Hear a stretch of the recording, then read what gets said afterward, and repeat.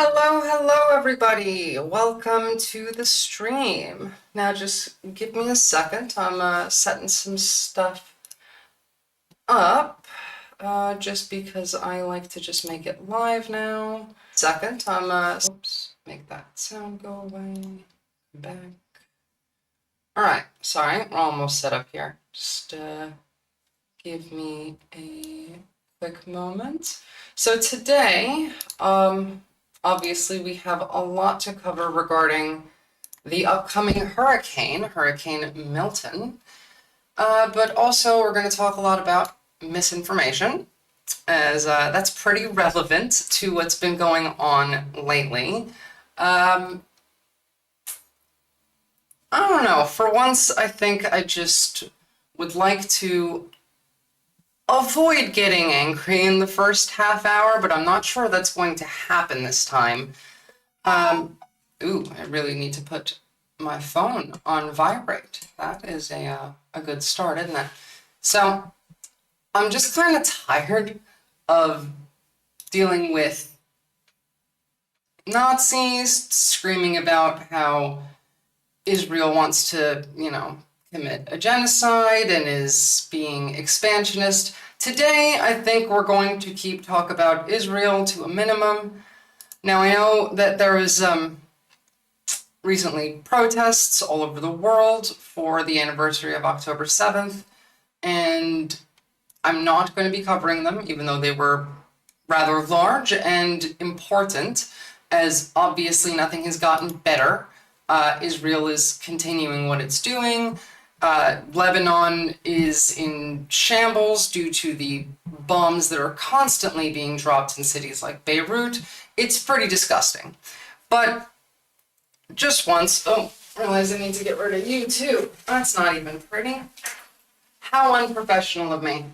No, but for once I just want to not scream about Israel. I'm just tired of it. We do this every stream. So today we're going to talk mostly about climate change. We're going to talk about Republicans in America, the proliferation of misinformation on essentially every social media site, as well as the mainstream media, by not only people like Elon Musk and Donald Trump, but elected officials generally in Congress, and obviously all over Fox News. This stuff is to be expected, but it's important to talk about. And the way that Hurricane Helene has been covered is incredibly concerning for the future here. We've talked about this before, and we'll see a bit more of it on stream today regarding Project 2025 and its plans for the weather services that we have in this country, and the misinformation being attributed to news regarding FEMA, emergency relief, what's been going on after Helene is concerning to me because it signals the kind of essentially the path that we can be expected to follow in the case of a second Donald Trump presidency, which should be concerning enough as it is to most of you. But when it comes to climate change, they give no fucks. Drill baby drill is kind of Donald Trump's catchphrase, isn't it? Or at least one of them. And they're entirely okay with things getting worse for everybody, things becoming more dangerous, storms becoming more frequent. They're entirely okay with all of this. And they're okay with lying about it. They're okay with blaming Democrats when it has nothing to do with Democrats.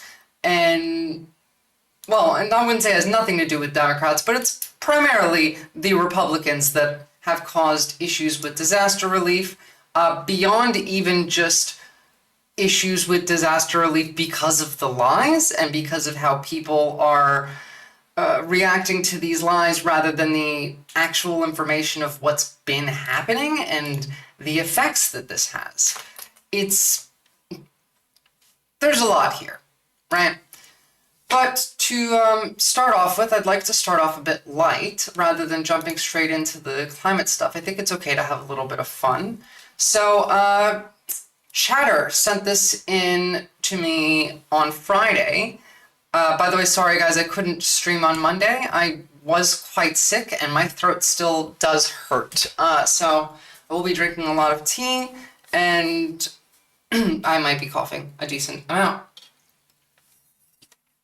But Monday, there was no way I could barely speak. So some of this is going to be, well, actually, most of what I have today isn't anything past just the weekend besides this. So I did want to watch this in full because it's incredibly funny. We saw a bit of it on Friday. We read through the actual article in relation to her conviction. This video hadn't come out yet, and so I hadn't had a chance to see it. Now, a lovely chatter who's, I can't remember which one of you it was, sent the clip in and we couldn't get the audio working. So I have already watched this. I do know what happens. I'm sure all of you have too. But I would like to, A, watch this and talk about the type of people that are committing these crimes, how prevalent this is, and how she is not the only one here. But also because I would very much love to see it brings me joy to see this demon getting punished. So I think that's a good place to start. You are no hero, you abused your position, and you're a charlatan who used and is still using your prior position in office to peddle a snake oil that's been proven to be junk time and time again. By the way, guys, if you have any issues with audio, just type it in chat. I think we should be fine this time. I fixed the issue during stream last time, and I did some tests today, but I have changed some stuff around, so if you're having issues hearing me or hearing the video, just type it out and I'll have a look at it. These convictions are serious. I'm convinced you would do it all over again if you could. You're as defiant as a defendant as this court has ever seen. All right, we're here today for sentencing in Miss Peters' case. Before I get into now again, comments, Tina Peters, for a reminder for everybody, worked on her state's election board, and oh hey Captain, welcome to the chat. So this woman worked on the state election board. She allowed a Trump official to come in. Thank you. I actually got new batteries for it and managed to find a screwdriver to open it. I moved house and I realized that I have no screwdriver. Somehow, after everything, I happened to just, I guess, use other people's screwdrivers. So I had to go and get me one. And now I have a high-powered laser beam inside this heart. Which, do you remember which Trump official this lady, Tina Peters, let into where the voting machines are to try and, like, fuck around with? It was the My Pillow guy, wasn't it? It was the pillow guy. Either way. Consistent with the jury's verdicts as to counts 1, 2, 4, 6, 8, 9, and 10. As it relates to fines, fees, and costs, a little bit ahead, I think, 2,000 is not the amount of time you are likely to serve. Corrections, then I'm required to inform you that the time I actually imposed or that may be imposed is not the amount of time you are likely to serve. It can be and very likely will be reduced by your accrual of good time and earned time credits within the department, meaning she got 9 years prison, the more that she'll likely get out in 5. And I don't think that's anywhere near enough, if I'm being honest. This woman should probably die in prison. I want to circle back to the request from earlier today in terms of the motion for a new trial based on a Brady violation. To the extent I needed to make findings on that today, I'll note that 1, the motion could have been filed weeks ago. Should be around here, I think. Favorable or exculpatory to the defendant. Here we go. I wanted to get to the actual case. Witness, motivations, the like, would fall under a Brady type of requirement to be disclosed.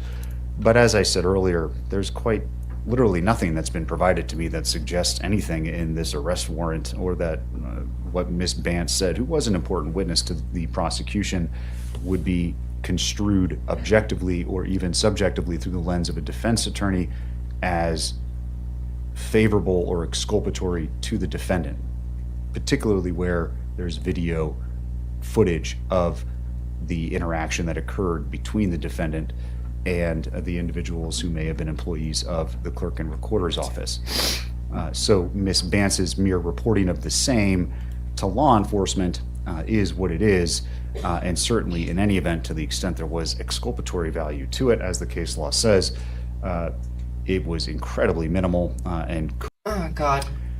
I just want the actual... the purposes of sentencing have been alluded to, particularly by the prosecution. I'm not going to repeat them all, but I say generally the same thing. That is, the purposes are statutory, and they include, but are not limited to, promoting the acceptance of responsibility. That doesn't mean that a defendant has to take responsibility. To the contrary. This woman has never taken responsibility in her life, might I add. Sorry, I'm just looking up. I'm looking up clips of her outside of this trial, saying literally anything, just because it's going to come in handy to show how objectively entitled this woman is and how she deserved so much more than the sentence that she got. To hold the people to their burden, and such cannot and will not be used by this court as a means just by to which show you, justification death threats towards this judge by Republicans, the sentence because of itself course, is to promote none of these people the believe responsibility in justice, none of these people believe in democracy, none of these people believe in reality, and they're perfectly happy and willing to send death threats to a judge who sentenced a woman who objectively committed crimes, did not really defend herself, but tried to defend the actual lie that she was trying to empower through her crimes that she committed, and was not even remotely apologetic. So these people just don't believe in justice or democracy. I mean, we know this, but it's good to remember on occasion. Acceptance, demons, not to ensure that someone takes responsibility, however, once they've chosen to exercise their right to go to trial. I consider deterrence in sentencing, that is, both general and specific, that the sentence I imposed must deter Ms. Peters from engaging in similar conduct in the future, but it also must deter others generally from engaging in this type of conduct. I consider rehabilitation where appropriate. There's about 70 of them in this country that are on the election board right now. I must ensure that the sentences I impose are consistent among offenders similarly situated, but I must also impose a sentence that is designed to meet Ms. Peters' unique needs. So he said that the sentence has to be structured to those uniquely situated, like her. There is no other that I know of, at least in court right now, that is in the type of situation as she is. She literally committed treason and tried to overthrow the democratic process in her state. She tried to corrupt it, and this is like the way that we're treating this as if it's a normal thing is what kind of scares me. There's 70 people like this right now on state election boards that are going to try and commit crimes. They're going to lie. They're going to try and find fraud where it doesn't exist. We should be paying more attention to these electors. There should be significantly more scrutiny. And I mean, it's too late now, but we really should have looked at all of these electors who had declined to certify in 2020, some of which who had done for midterm elections in 2022. These people should be investigated, and if their reasoning for not certifying those elections was invalid, they should be A, removed from their job, and B, if they committed any crimes, they should all end up right here, like this woman, Tina Peters, this ghoul. She is a danger not only to her state, but to the entire country and to the entire democratic process. And we are not paying enough attention to those like her. This is just one example of dozens. Here, The defense has, and Ms. Peters in particular, has remained quite defiant, which is her right, but certainly not helpful for her lot today. And in arguing why I should impose a particular sentence, she Just by the tells way, me about her ailments. you know what? I'll hold on loss, to it for a minute. I've paused too many times, but her defiance is pretty fun to watch, if I'm being honest. But in reality, for those of you who may have been here, Or rather, getting earlier shut down this morning, and seen some of the folks who've occupied that chair before Miss Peters, there could be not much in the way of a comparison Hey, Edgar, in welcome. terms of the type of sympathy one would extend to Miss Peters. Those folks didn't have 4 lawyers representing There them. should be no They sympathy. didn't have a team of assistants helping them. They're not getting rides in private jets all over the country. No, the people who sit in that chair suffer, generally speaking, immeasurable trauma in life, struggle mightily. What pisses me off is that these entitled people that pretend like their entire worldview that is built on essentially a hallucinatory delusion, and they're well aware that this isn't real, but they'll lean into it and then get angry when they're called out as if they're being singled out. And you can see this in the way she, like, the way that he just said is, what he just said here is that other people in her position don't have 4 lawyers. She has 4 lawyers claiming that she's done nothing wrong. This is what her arrest looked like. Okay, No. Randy, put your cup down and turn around. Ma'am? No. Let go of me. You let go of me. Let go of me. Let go of me. She's a brat. Let go of me. Well, you're being arrested by 4 officers at this point. Do you think that screaming, "let go of me," is going to do anything? And again, she knows that she's committed a crime. She's aware. But that's not the point. The point is that in her pretend fantasy world, she hasn't committed a crime, and now a crime is being committed against her. Whether she knows it or not doesn't matter, because she will not act on that knowledge. It will be superseded by the belief of whatever the hell gets her out of bed during the day, like in the morning. Oh, no. Let go of me. Her entire life is built on lies. I guarantee it. Let go of me. Give me my key. Do you understand? Stop it. No, let go of me. Yes, you are, Caleb. Give me my key to my car. Like, imagine talking to a cop like this while you're being arrested. Give me my key to my car. Stop it. No, let go of me.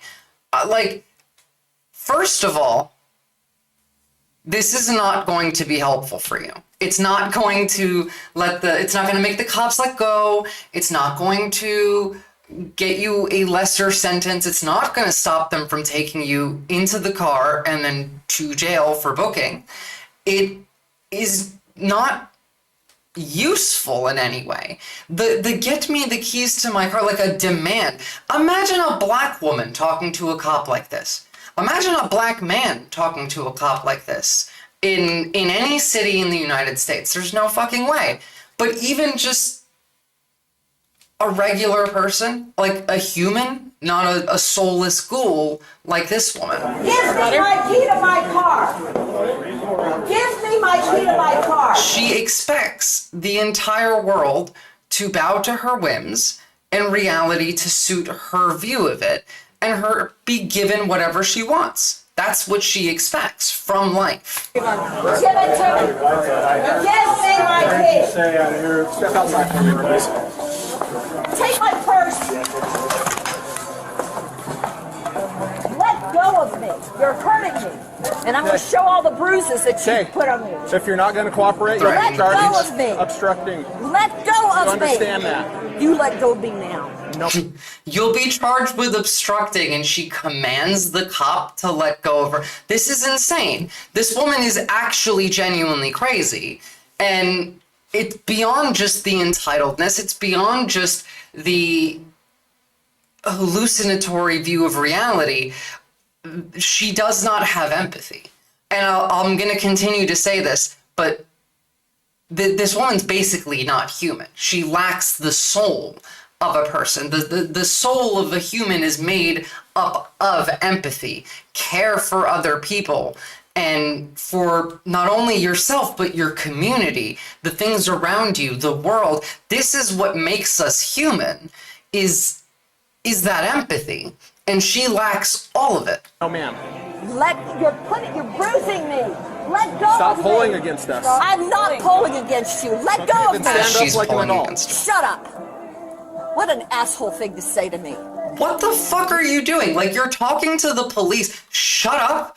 You're like, in that manner it's venomous. It's disgusting.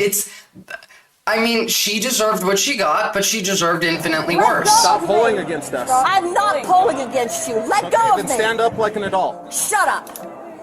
What an asshole thing to say to me. And then she ends up here. There's another side view that's apparently funnier of her getting arrested. Let go of me. Let go of me. She's literally throwing a temper tantrum. Let go of me. How old is this woman? Is she like 50? Let go. Imagine being a grown-ass adult and Let go of me. throwing a tantrum like this while you're getting arrested. Stop it. She's trying to run. No, let go of me. Yes, you are, Caleb. Give me my key to my car. I mean, look, soulless demon, ghoul, Give it to me. and a soulless ghoul who's also quite stupid, apparently. So this What was do you think about the a chances year are ago. that you and/or Donald Trump are in prison a year or two from now? Well, I'll tell you, if I thought I was going to prison, I would probably be on the beach somewhere. But She should have spent more time at the Idly beach. with alcohol abuse, substance abuse, mental health struggles, family loss. They come from broken homes. Does that description The seem like cards it that were fits dealt someone like were her? Never the cards that No, you were dealt. it doesn't. Spheres. So when I hear you discuss your husband, who sadly passed away recently, your family struggles, and your son, who served our country admirably and made the ultimate sacrifice, I consider it. And I note too that he honored his oath to the country, something that is not lost on me when considering the circumstances under which you find yourself here. Unlike her, she didn't honor her. I mean, do you have to take an oath to your, like, Your age, limited criminal history, and Not the like do are illegal certainly things to be an somewhat elector? mitigating. Your ties to the community are what they are, but your reputation at this point is poor because of what you've done here and after. Your lies are well documented, and these convictions are serious. I'm convinced you would do it all over again if you could. You're as defiant as a defendant as this court has ever seen. I love the contempt in his voice. He hates her. You don't have those histories of drug and alcohol abuse. There's no lifetime of trauma, not even close to the type of mitigating circumstances I would see from many folks who sit in that chair. No, to the contrary, Ms. Peters, you are a privileged person. He finds this woman disgusting. You are as And privileged she as is. they come. She is.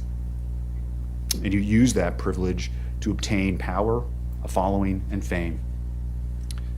And to be sure, there's no doubt in my mind that is exactly what you wanted, and it defies all sense of common sense to believe when you suggested to me a few moments ago that you didn't want this attention. No, you crave it, ma'am. And there is no one in this court does. who would consider She that does. to be anything other than the absolute truth. But to get to the point of what it is that you did here, it's my impression distinctly that you never took your job of clerking particularly seriously. You didn't complete the certification. One scandal after another followed you in your time as the clerk.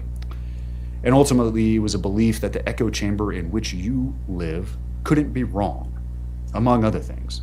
That led you to Exactly do what I you did said. here. Like, this woman will refuse to accept any reality other than her version of it.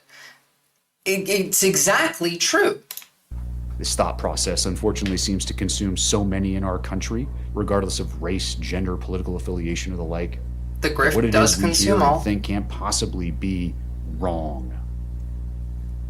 Again, I would argue that many of these people are well aware of the fact that they are not only wrong, but actively lying. And they just don't care. Her being one of them. I don't think that she's unaware that she's wrong. I think she just wants she wants to force this to be correct because she does not care. She doesn't care about who this harms. She doesn't care about the consequences on the country, on the system, on the culture, on our people. She does not care about you, about me, only about herself and her own power. I don't think she even cares about There are Trump. many It's things just a in my way to mind that are increase crystal clear her about this standing. case. You are no hero. You abused your position, and you're a charlatan who used and is still using your prior position in office to peddle a snake oil that's been proven to be junk time and time again. In your world, it's all about you. But at bottom, this case was about your corrupt conduct and how no one is above the law. No one in this country has absolute power. Your position as a clerk and recorder, a constitutional position, does not provide you with a means by which to do your own investigation, to not listen to the judiciary, to not listen to the executives higher than you, to not listen to the legislature who sets the law as it may be. This is nonsense. Our system of government can't function when people in government think that somehow, some way, the power they've been given is absolute in all respects. And that's where you fell. And I think that that sentence alone is, by the way, I've watched this, but I watched mostly the end of it. I haven't seen this build up here because I skipped around a bit. But that sentence right there really just describes the divide between Democrats and Republicans. The Republicans have fully submitted to the cult of Donald Trump. They believe that he does deserve to have absolute power, to the point where he has, like, he would have immunity. The president has presidential immunity now, of course. And Donald Trump has consistently made dictator-esque remarks. We're going to see quite a few more of them today. Whereas the Democrats don't believe that. They don't believe that anyone should have absolute power. They want to produce checks and balances that would regulate the Supreme Court more, as they have far too much power and no accountability, which is a huge issue. The difference here isn't about what reality is necessarily, because everyone in power does understand where we are realistically, even Donald Trump. Yeah, we're going to cover Florida in a bit. I wanted to cover some of the stuff that happened over the weekend, Jaeger, before we get to that. But it's not looking great for Florida at the moment. I don't know if it's God punishing Florida for Ron DeSantis, or it's just bad. I can get Taco Bell and KFC. It's my day off tomorrow. Do you live in Florida? Also, fuck, I miss Taco Bell. We don't have that where I live in Australia. Hey, you're from Jersey. Enjoy it up there where you're safe. Fucking Jersey represent. I didn't know you were from Jersey, You Jaeger. have no respect for the checks and balances of government. You have no respect for this court. You have no respect for law enforcement. And you do not have respect for your fellow colleagues when you were a clerk and recorder who weren't lockstep in your beliefs. Period. Indeed, just weeks before trial, you were apparently doing what I mentioned earlier. He is That a demon, over Jaeger. at the clerk and recorder's office, where you're not supposed to be, violating the protection order by speaking to employees of that entity with your camera crew in tow. Oh yes, I forgot about this. She, while on trial, was not only recording everything with a camera crew to, because the grift needs all of the content that it can, but was recording her doing talking to witnesses, being in places she's not supposed to be, talking about the case to the public when she's not supposed to. And again, this was normalized by Donald Trump because he would go out to the public, he would get a gag order and he would keep doing it.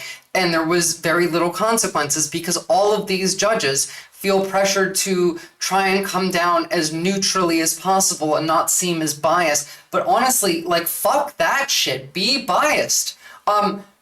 For the rest of the month, just so you all understand, I am not generally a Democrat. I'm not a liberal. I'm not the biggest fan of Kamala Harris. But for the next month until this election, this is a fucking hyper-partisan channel. We are all Democrats. We are all some sort of left. I don't care if you're a lib. I don't care if you're a socialist. As long as you are not a Republican and you are voting for Kamala Harris, you are welcome here.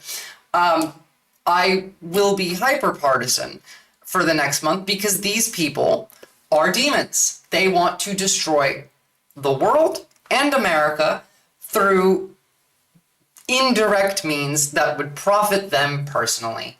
Ron DeSantis and I have a lot in common. Neither of us are a Navy SEAL. True.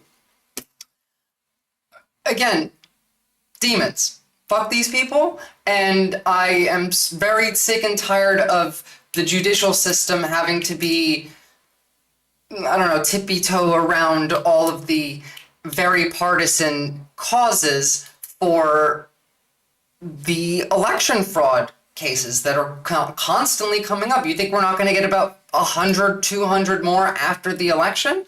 I am also hyper-partisan for Ukraine, and Kamala Harris will support Ukraine. Again, we've talked about this. We're going to go into that a bit later. We should finish this video because I have a lot to cover about Trump and all of that before we actually get to the hurricane stuff, which is the main part of this stream. You have no qualms with violating the court's orders because you're innocent, because you didn't do anything wrong.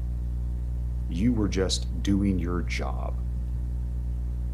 You have no problem trying to kick an officer. Your explanation about what happened is preposterous. It's on video. You have no problem lying to officers. It's happened multiple times. They're recorded conversations. It's just more lies. No objective person believes them.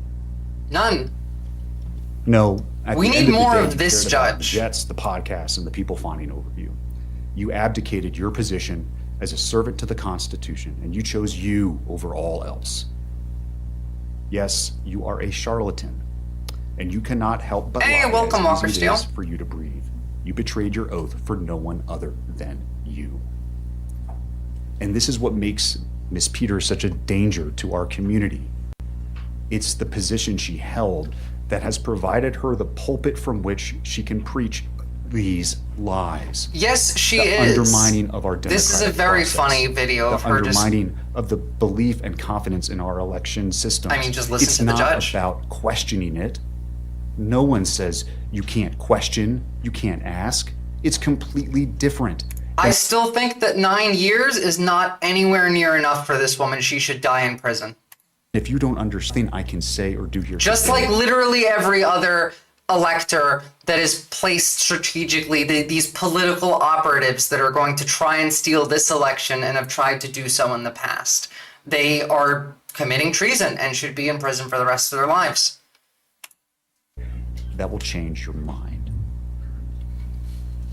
So the damage that is caused and continue to be caused is just as bad, if not worse, than the physical violence that this court sees on an all too regular basis. And it's particularly damaging when those words come from someone who holds a position of influence like you. Every effort to undermine the integrity of our elections and public's trust in our institutions has been made by you. You've done it from that lectern the voting public provided you with. Everything you've done has been done to retain control, influence. The damage is immeasurable. And every time it gets refuted, every time it's shown to be false, just another tale is weaved. Which is exactly what they do. So I'll begin by saying I've considered all of those purposes of staying of an execution of a sentence. I've mentioned all of them here generally in my comments already, and I find that a stay of any sentence I impose would be wholly unwarranted. All cases have a possibility of reversal on appeal, no doubt. I'm at peace with all of the decisions I've made here. If anything, I gave you and your counsel far too much leeway at times, but the rulings I made came after much consideration, incredible amounts of internal debate, Again, and I trust I in say the that this, with the applicable.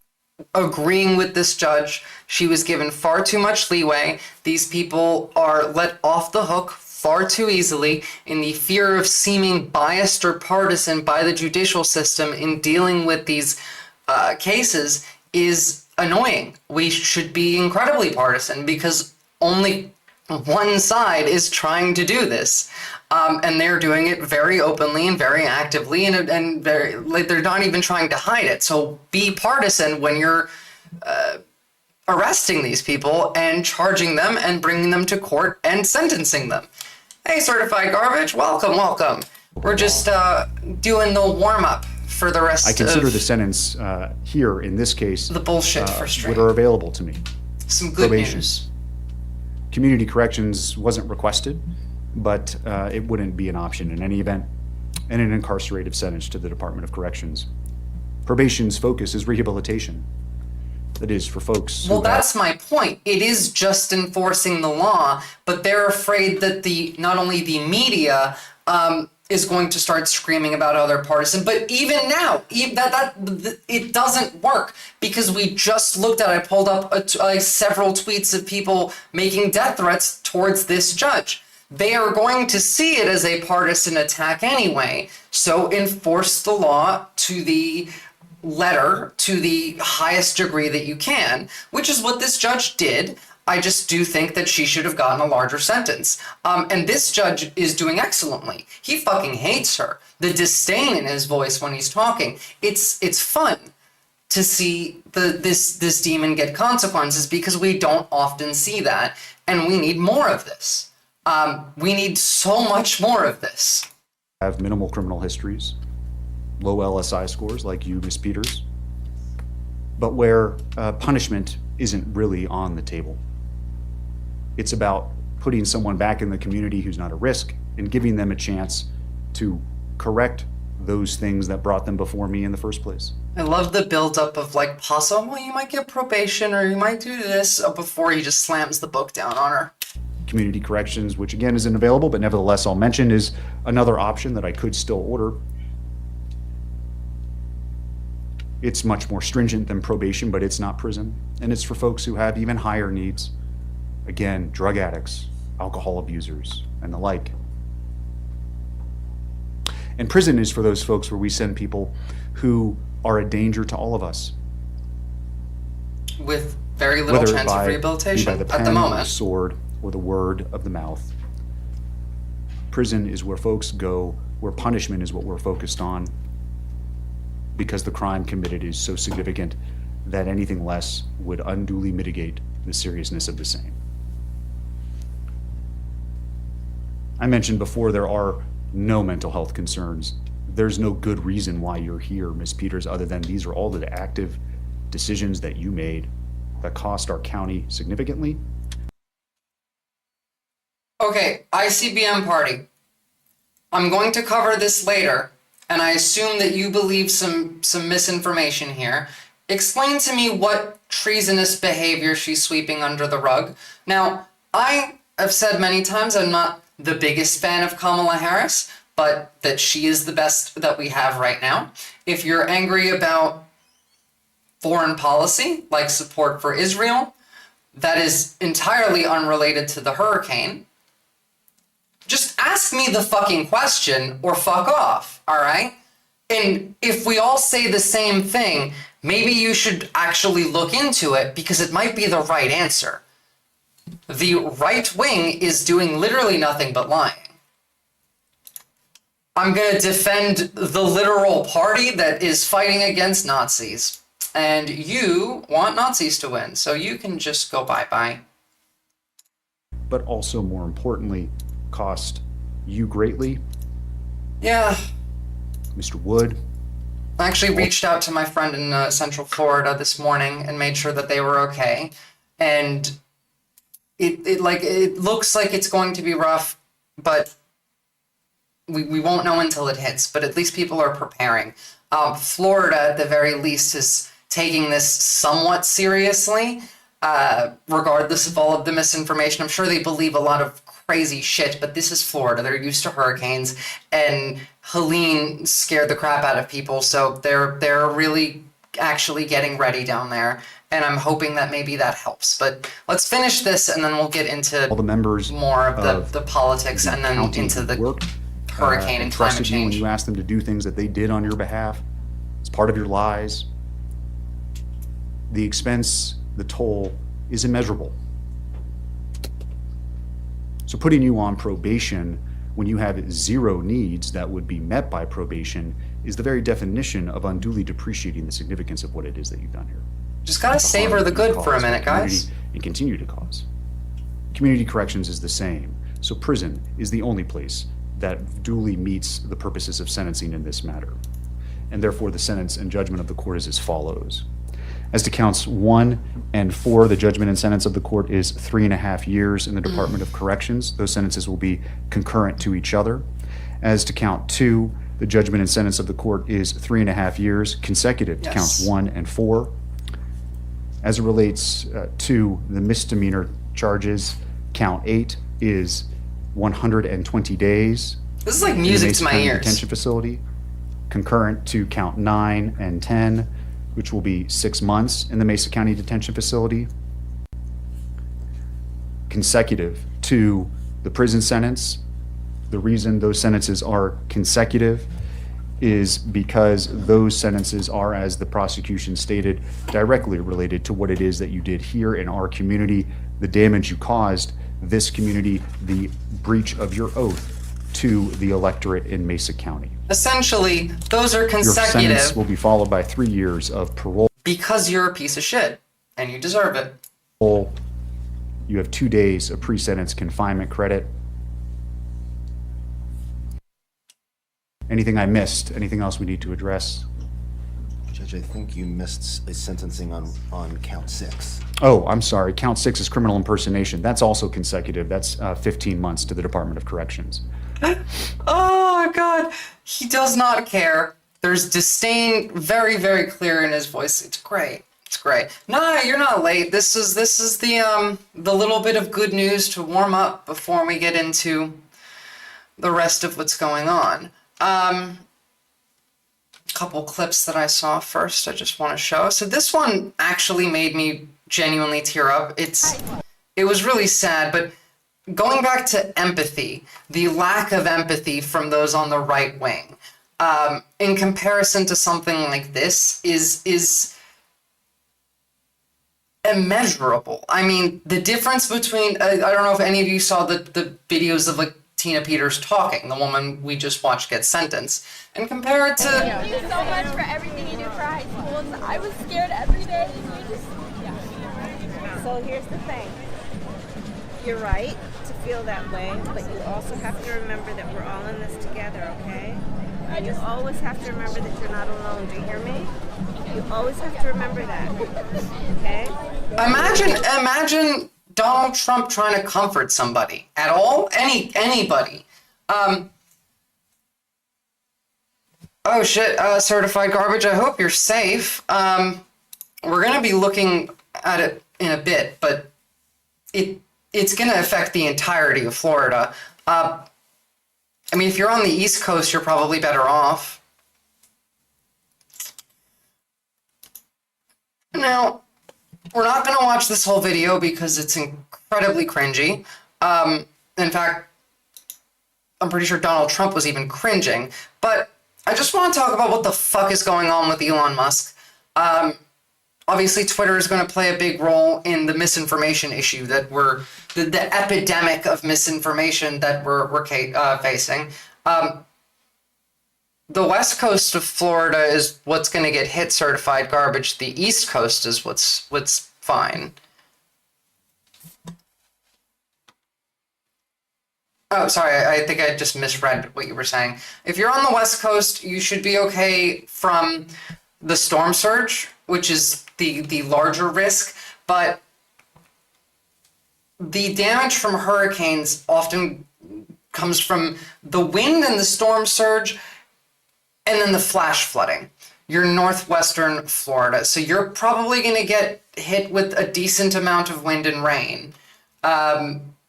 And they're saying power outages for the vast majority of Florida, but if you're in the Northwest, you might get spared the brunt of it because it looks like it's going to hit Tampa dead on. Let's just get through the Nazis and then we can get to the weather. The first major American car company in generations. You might be a veteran of hurricanes, but this, I mean, have you ever seen a hurricane make a meteorologist cry on television? Because I haven't. Yeah, we're just going to watch like the first 10 seconds of Elon Musk's speech. Well, you will in a second. Astronauts into space. Come here. Take over, Elon. Just take over. What the fuck is wrong with this man? He called himself Dark MAGA here.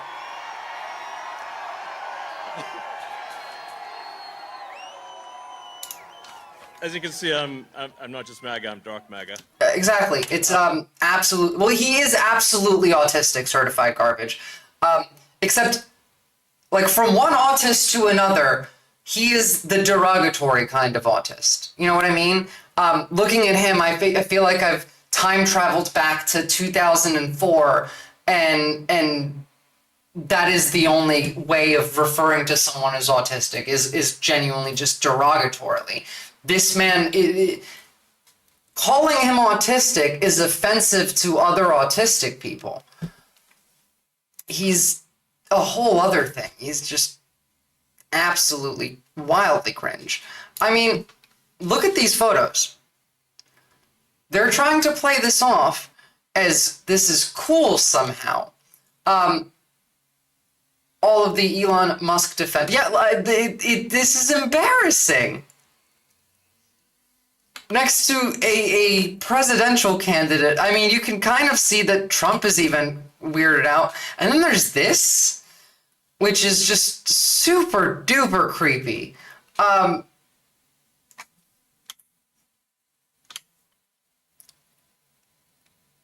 then obviously this is what Butler, Pennsylvania looked like after the rally, because none of these people actually care for the environment, for what none of these people care about what happens outside of their little circle of life. Them and the three people maybe they were interacting with here, they all leave, and in their mind, all of this disappears. It will be fixed by somebody else.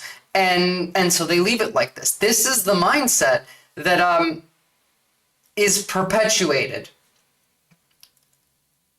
Who's taking a piss? Oh, yeah, no, you're kind of right, but I mean, these people are disappointing. And then, just to continue on Elon Musk being incredibly cringe and weird, first of all, this is his profile photo, which is a de-aged version of what he had up prior to this, because he's well aware of the fact that he's ugly and so won't post non-AI images of himself. But then there's this. Now this is where we get from weird and cringe to actually concerning. Whoa, what's happening with my chat? You think Elon is very low-key taking the piss. I think that he's lost his mind because he's offering to pay people $47 to sign up for a PAC in swing states specifically, a petition in favor of free speech and the right to bear arms. In appreciation of your support, I'll pay you $47 for each registered voter you refer to sign the petition.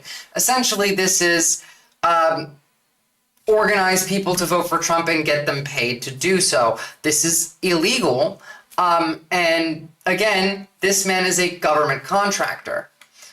Hold on, sorry, my network seems to be having issues. What's going on with my stream health here? Give me a second. See if I can fix any lagging and glitching. Anyone having any issues seeing me at the moment? Hello, Gem and TikTok chat. Just bear with me while I check some internet speeds out. No, it's absolutely organized bribery, Captain. There's no other way to describe this, you know?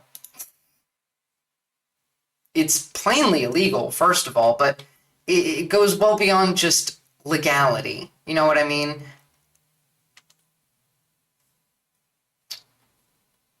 Hold on. Why am I not getting enough bitrate?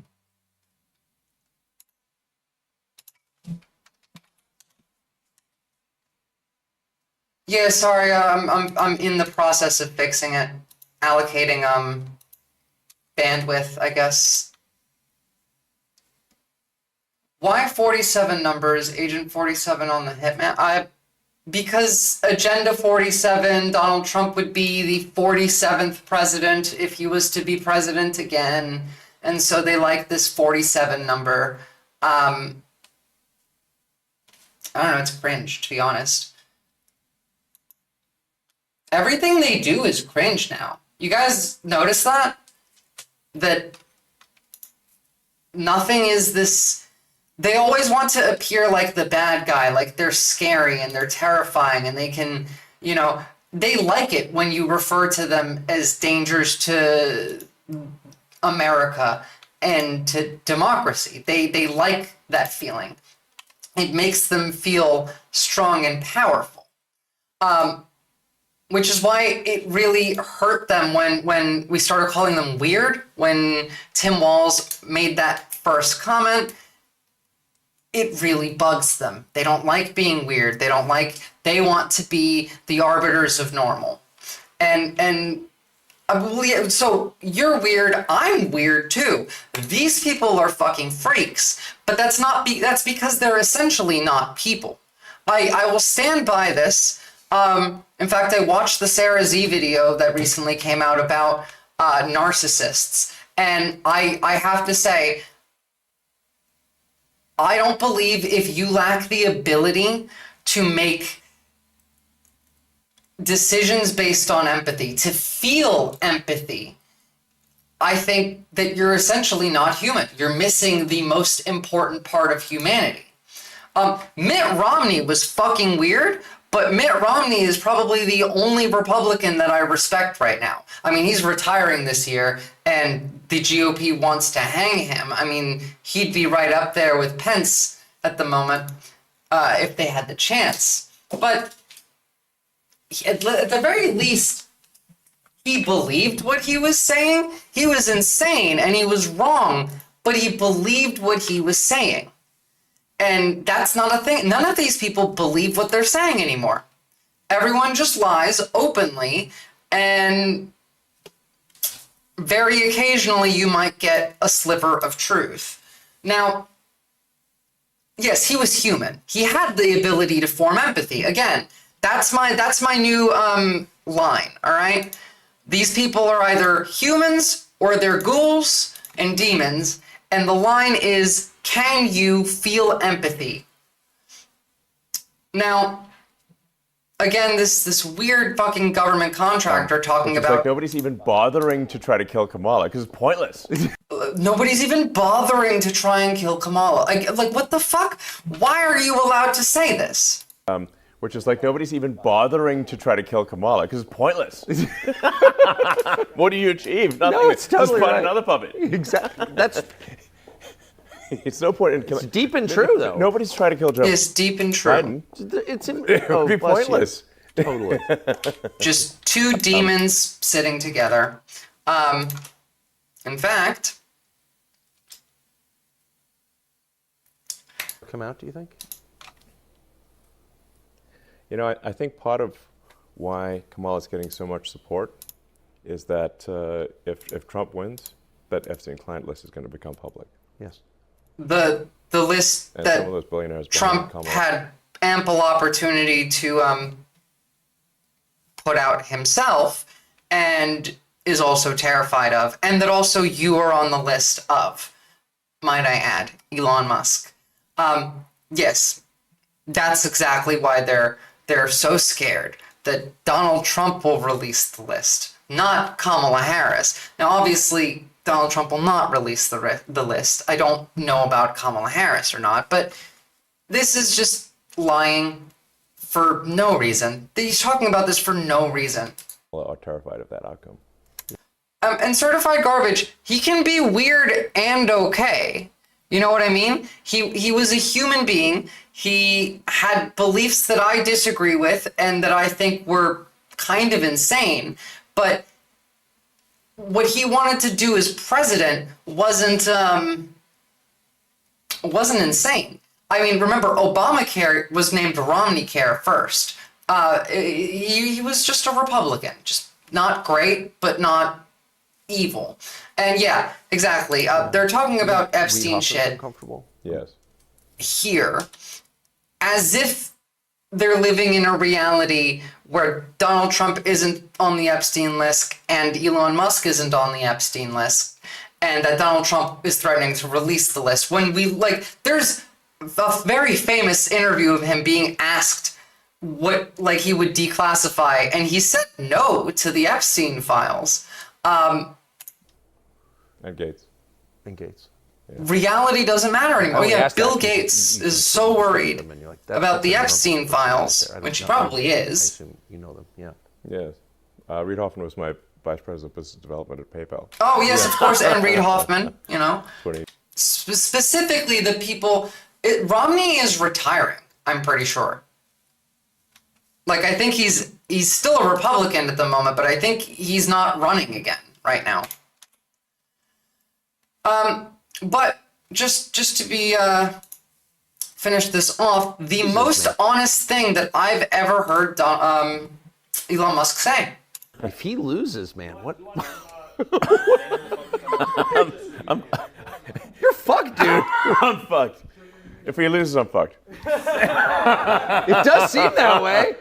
You can't just be like, yo, Yeah, I'm like, how long do you think my prison sentence is going to be? I hope forever. He deserves to be in prison. This is going back to they know that what they're doing is wrong. They know what they're doing is against the law. Him saying, I'm fucked if Donald Trump loses is just evidence of the fact that he knows that he will be tried. He's doing very many illegal things. I mean, it's a miracle that Twitter hasn't been shut down by the government already. And to be honest, it should. It is just infested with Nazis. Tucker Carlson, yeah, he's also a demon. He got fired from Fox News for lying too openly. The literal channel of they're so not news that they're not classified as news. They're classified as entertainment. He got fired from that for lying too obviously. He is a clown. They're all clowns. All of these people are failures and losers. You guys understand this, right? There are essentially two methods to become this type of person. To move this far to the right and to have this level of disdain for reality. One of these is like Elon Musk. You are a loser. Nobody likes you. You have intelligence, but you don't know how to use it. You don't actually do anything for the world, and you blame other people for your mistakes. And the other method is just the straight sexual insecurity to Nazi pipeline, which Elon Musk is also on, because you can be both. And if you guys are unaware of this pipeline, essentially the biggest indicator of whether somebody is a Nazi or if somebody is fully right-wing is sexual insecurity, and honestly pedophilia. But I think that really just is a cornerstone of Nazism. Not the cornerstone, obviously, but it's a big one there. I mean, look at people in America that have shifted so far to the right. It all starts with immigration in relation to culture.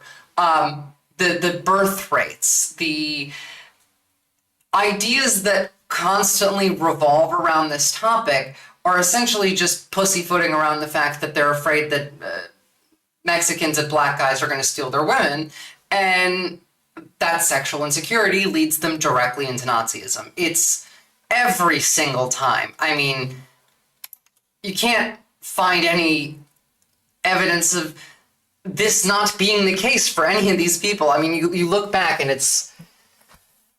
it becomes clearer. Look at Jordan Peterson. He used to be somewhat relevant. A lot of what he said was based around sexual insecurity as well. What I'm on about is how sexual insecurity leads people into Nazism. And I'm also on about the fact that there's the 3-minute ad break at the top of the hour. And if you want to find out what I'm really on about, you're going to have to wait until after the 3-minute ad break. Which I'm just going to put on now, because I don't want to wait the other 50 seconds. And when we come back, we'll finish up with the Trump segments and head into climate. And now while we're on the ad break, I need to go pee, guys.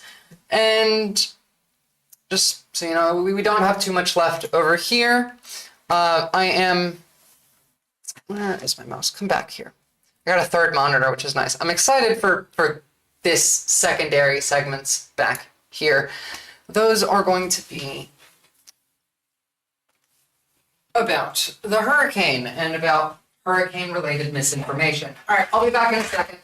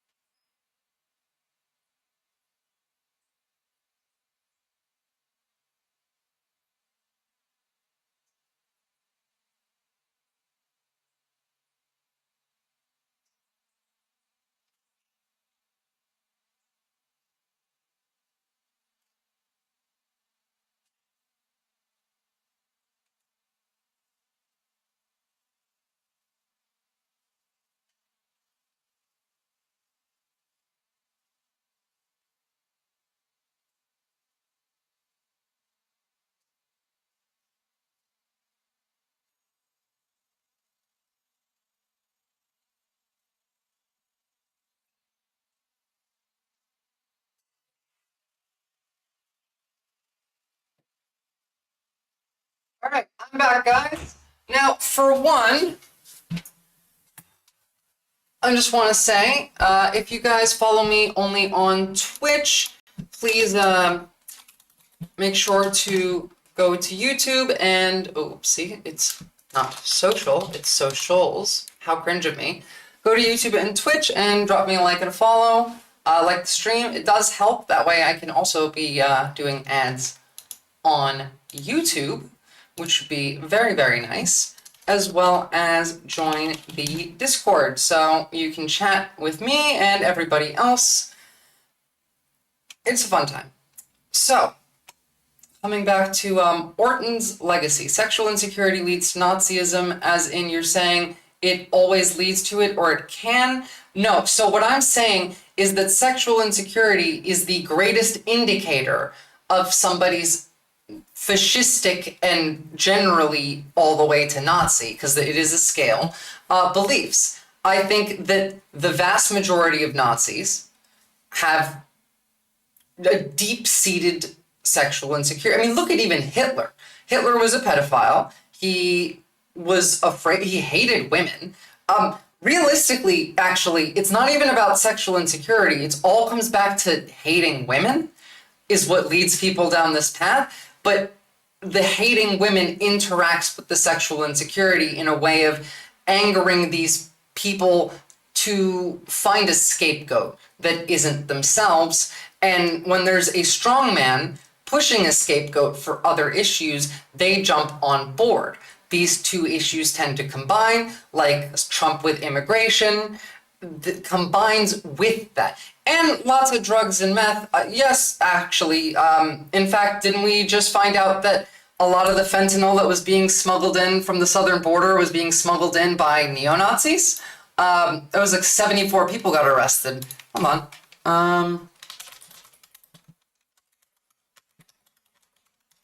Just a little sidetrack here. Sorry, it was 68 defendants. Is it? Here we go. A group of neo-Nazis that are in the MAGA world. Investigation led to seizure of Nazi paraphernalia, including Adolf Hitler posters, and 97 pounds of fentanyl. It looks like it wasn't the undocumented immigrants bringing fentanyl into the country, it was the Nazis. Yeah, I know several of my friends and people that I went to school with have died from fentanyl as well. Sorry for your loss, certified garbage. It's hard. It's killed a lot of people and continues to around the country. 97 pounds of fentanyl, by the way, is not a little bit. If you know anything about fentanyl, you know that it does not take a lot to do really massive amounts of damage. It's scary.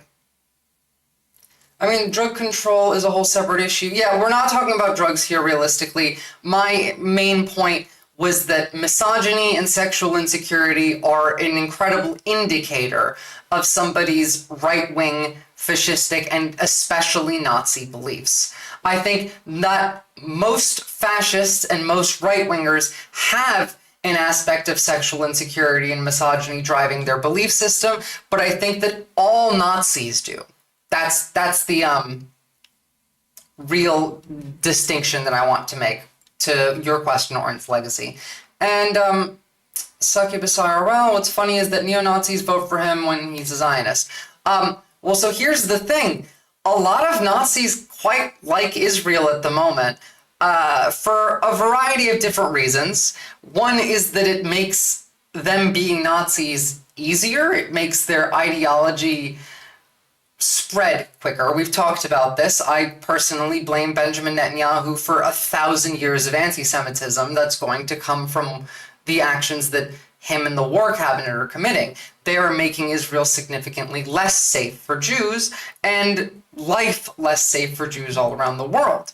The other part of the Nazi subgroup that actually likes Israel is because Israel is an ethno-state and is going out of their way to just slaughter Palestinians, the Nazis kind of look at this and they're okay with it for the time being. Obviously, they wouldn't always be. But yes, there are also Swedish Twitter. Not quite sure how that looks like, but I would imagine that they're the type of Nazis that are pro-Israel for the time being. How would you define sexism and sexual insecurity? Well, I mean, first of all, I said misogyny, not sexism, because misogyny is very specific. It is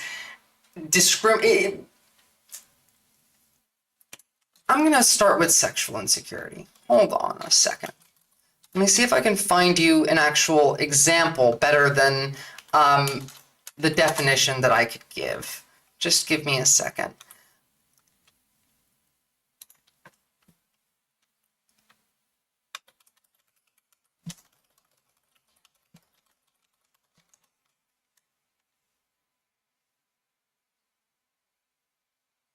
You got timed out because you were stun locking me and I muted you for 10 minutes because I wanted to get through what we were talking about and you are saying nonsense.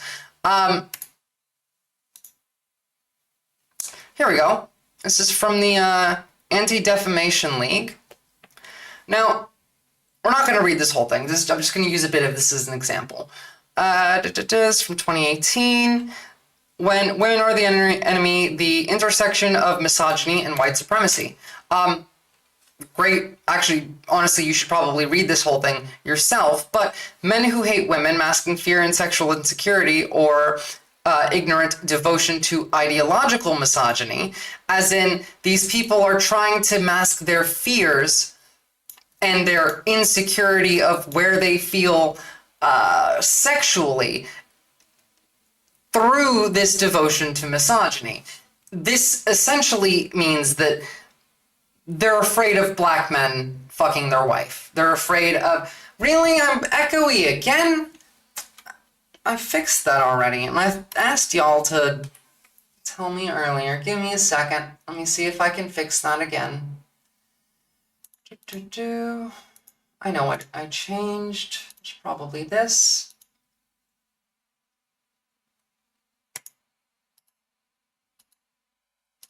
Alright, tell me if that's better, Blue Brother. The point is, they're afraid of... Yes, actually, Nick Fuentes does watch trans and gay porn. In fact, most Nazis like trans porn. Look at Mark Robinson, the guy who's running for the governor of North Carolina. He was a black Nazi and loved trans porn. It seems very biased. What about women? I'm sure they can be sexually insecure. Well, so women can be sexually insecure. That's perfectly normal, and it does happen. It just doesn't tend to lead to this type of thought process in women because they don't hate women. The hatred of women is what pushes this original insecurity, which is just human. All humans are insecure from one time to another. It pushes that insecurity up to a secondary degree, and then that is essentially overtaken by the wave of scapegoating and fear-mongering that is done by the strong man, and then they follow along with the strong man. This is what I mean by all Nazis have sexual insecurity, and most fascists do. They develop it by going along with the crowd. At the beginning, most of them just have some deep-seated misogyny, which is very common in our society, and they use it to mask their fear. Like this, and especially like incels. Incels, all of them obviously have sexual insecurity. That's how you get to being an incel. Because it's funny, ICBM. That's why I'm excited about it, because it's so common that, and first of all, you're getting banned just for that slur.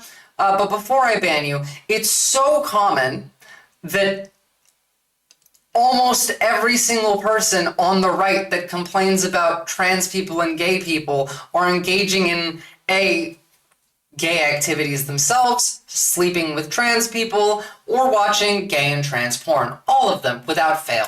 Goodbye. Coming in here and thinking that you can just say slurs like that out in the open. You cannot, by the way. I do not approve. If we're talking about something and you're quoting somebody, that's fine, but fuck that guy.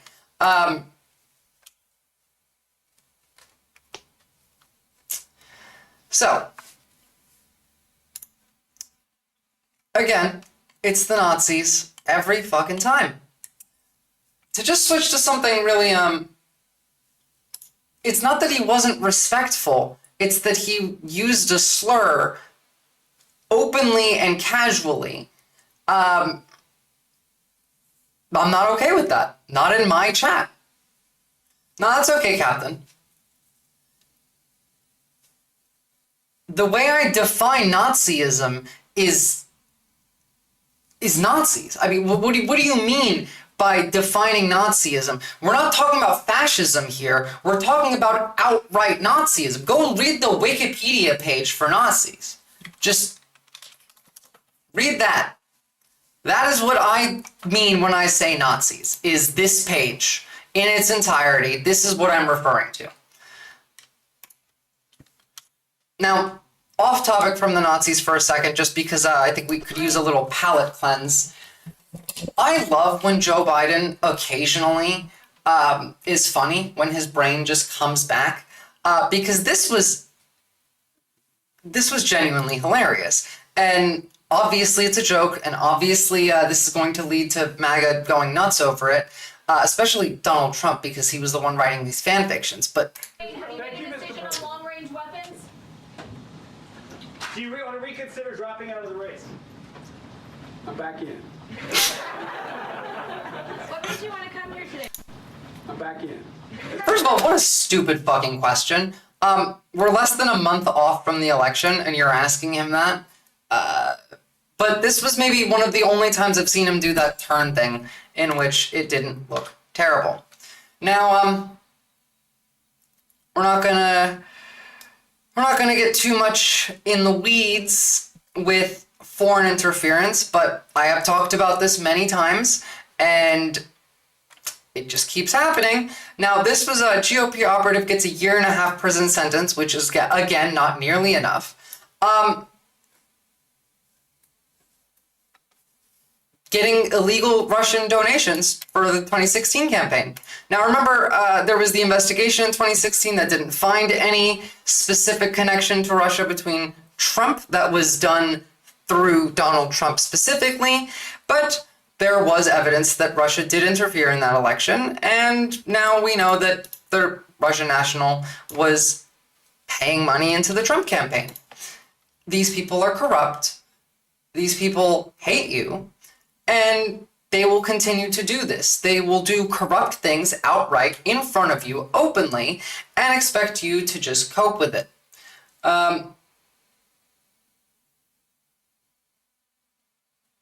That's wild, succubus, IRL. I mean, obviously, they're doing whatever they can to cause more issues, because that's what Nazis do. They just want to destroy the social cohesion.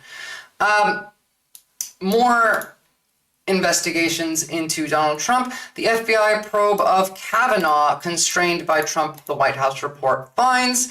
Now, when Brett Kavanaugh was originally being confirmed for the Supreme Court, there was an FBI investigation into him as there were allegations of sexual misconduct. White House never authorized the agency to independently probe the sexual misconduct allegations, which Kavanaugh staunchly denied.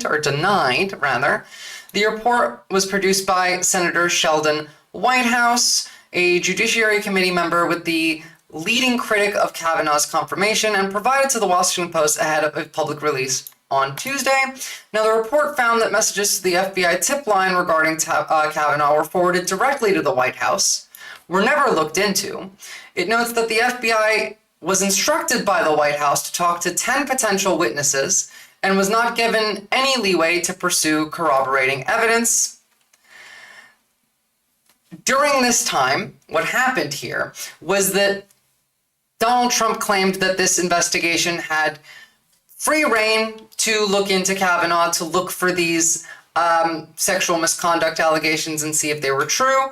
It found that at the time, the FBI was not conducting a criminal investigation in which it would have broad authority, and because of that, they didn't actually do anything. The White House prevented the FBI from properly investigating. Until 2021, the only information Democratic senators said they were able to obtain about the procedures for a supplemental background investigation was publicly accessible YouTube video explaining how the FBI tip line works.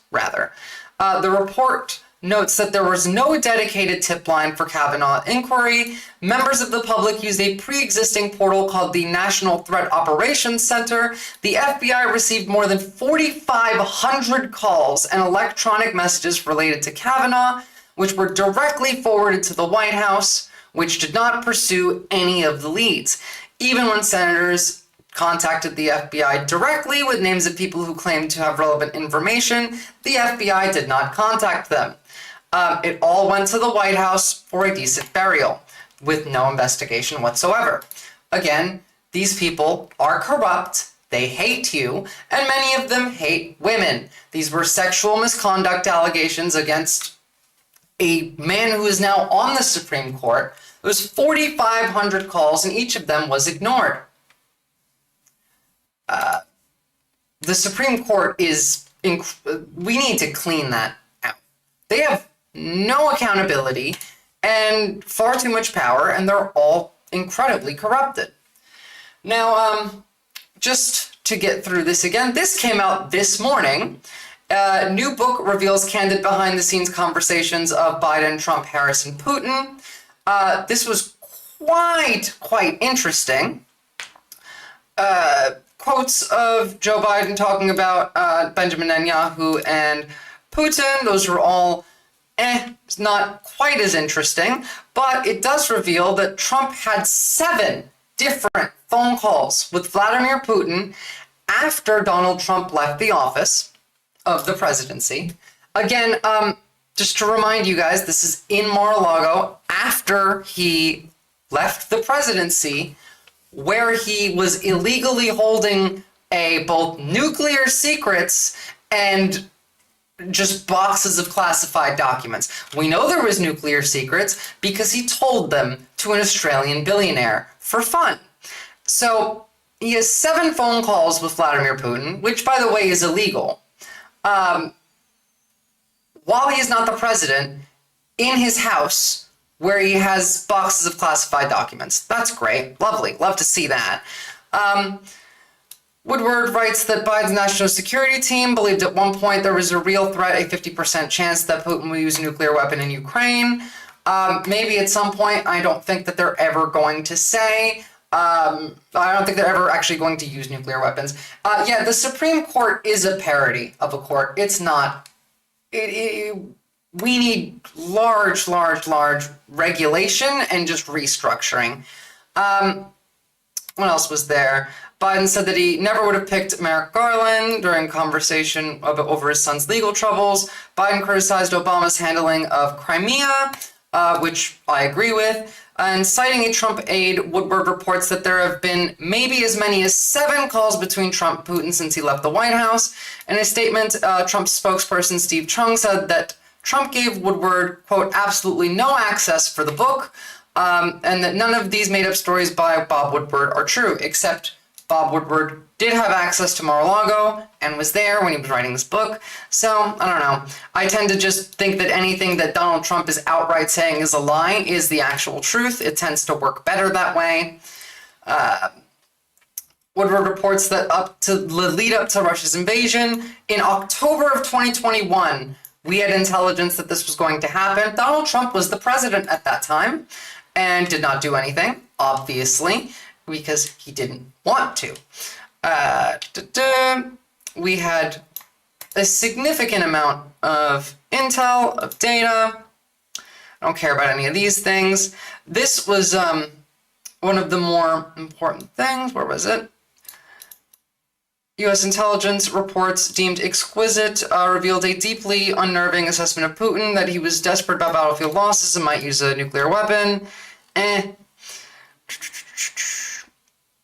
There's records here of Lloyd Austin talking to Shoigu and the conversations that they have, but I just wanted to focus here more on during the height of the pandemic. Woodward writes that Trump secretly sent Putin a bunch of Abbott Point of Care COVID test machines for his personal use. During the height of the pandemic, Russia and the U.S. did exchange medical equipment such as ventilators, but Putin, who infamously isolated himself over fears of COVID, told Trump on a phone call to keep the delivery of the Abbott machines quiet. Woodward reports, quote, "Please don't tell anybody you sent these to me," Putin said to Trump, according to Woodward. "I don't care," Trump replied. "Fine." No, Putin said, "I don't want you to tell anybody because people will get mad at you, not me. They don't care about me." These people are quite fucking friendly, obviously. We know this. It is not a surprise that they were this close. We didn't know that they were having 7 phone calls when Donald Trump wasn't president, which is very concerning and actually illegal. But, I mean, we knew this. What's up?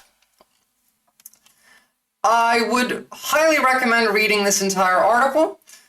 I'll save it in case we have a bunch of extra time, but generally, I would wait for the video to come out about that. Again, more stuff about the COVID test machines that were sent to Russia, which is, again, would be fine. What's up? What's your suggestion for a topic while we get through the early stuff?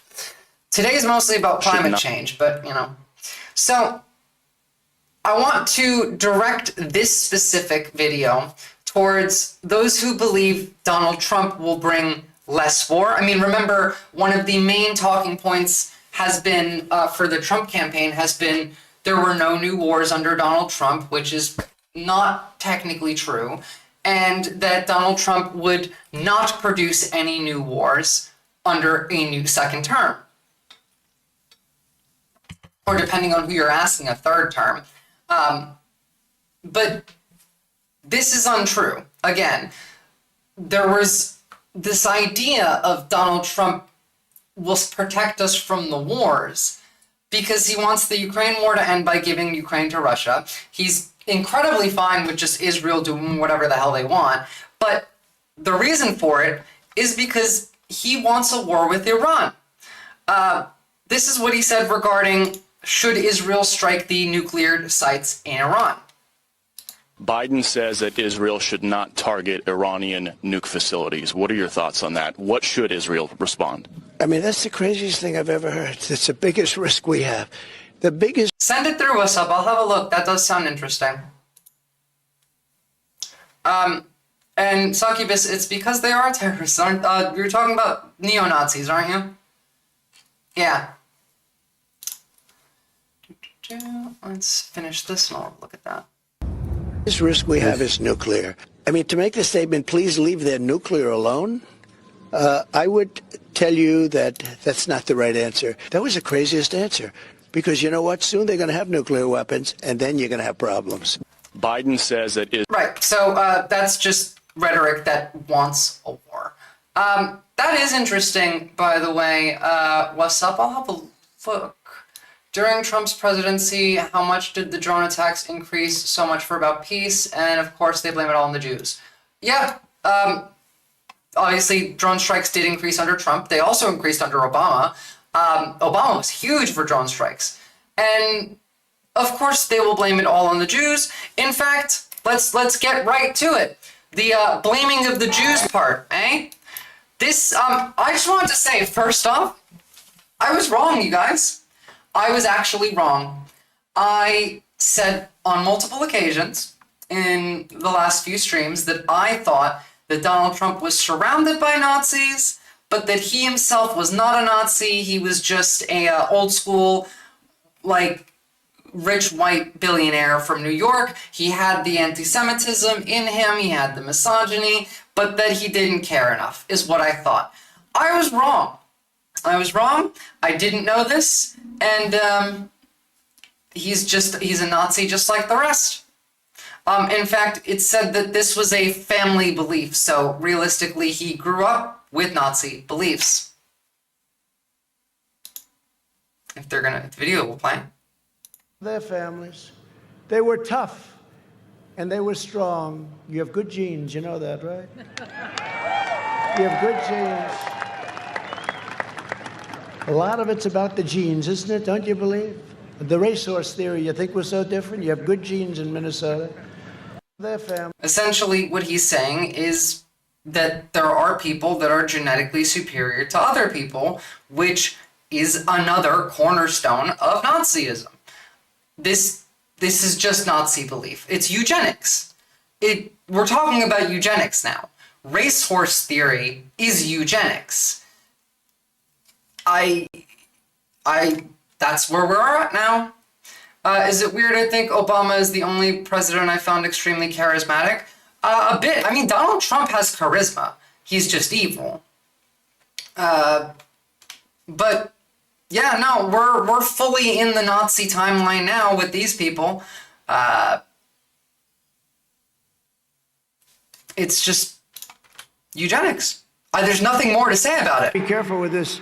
I said once about a month ago, you only have to vote this one time, and after that, everything will be good.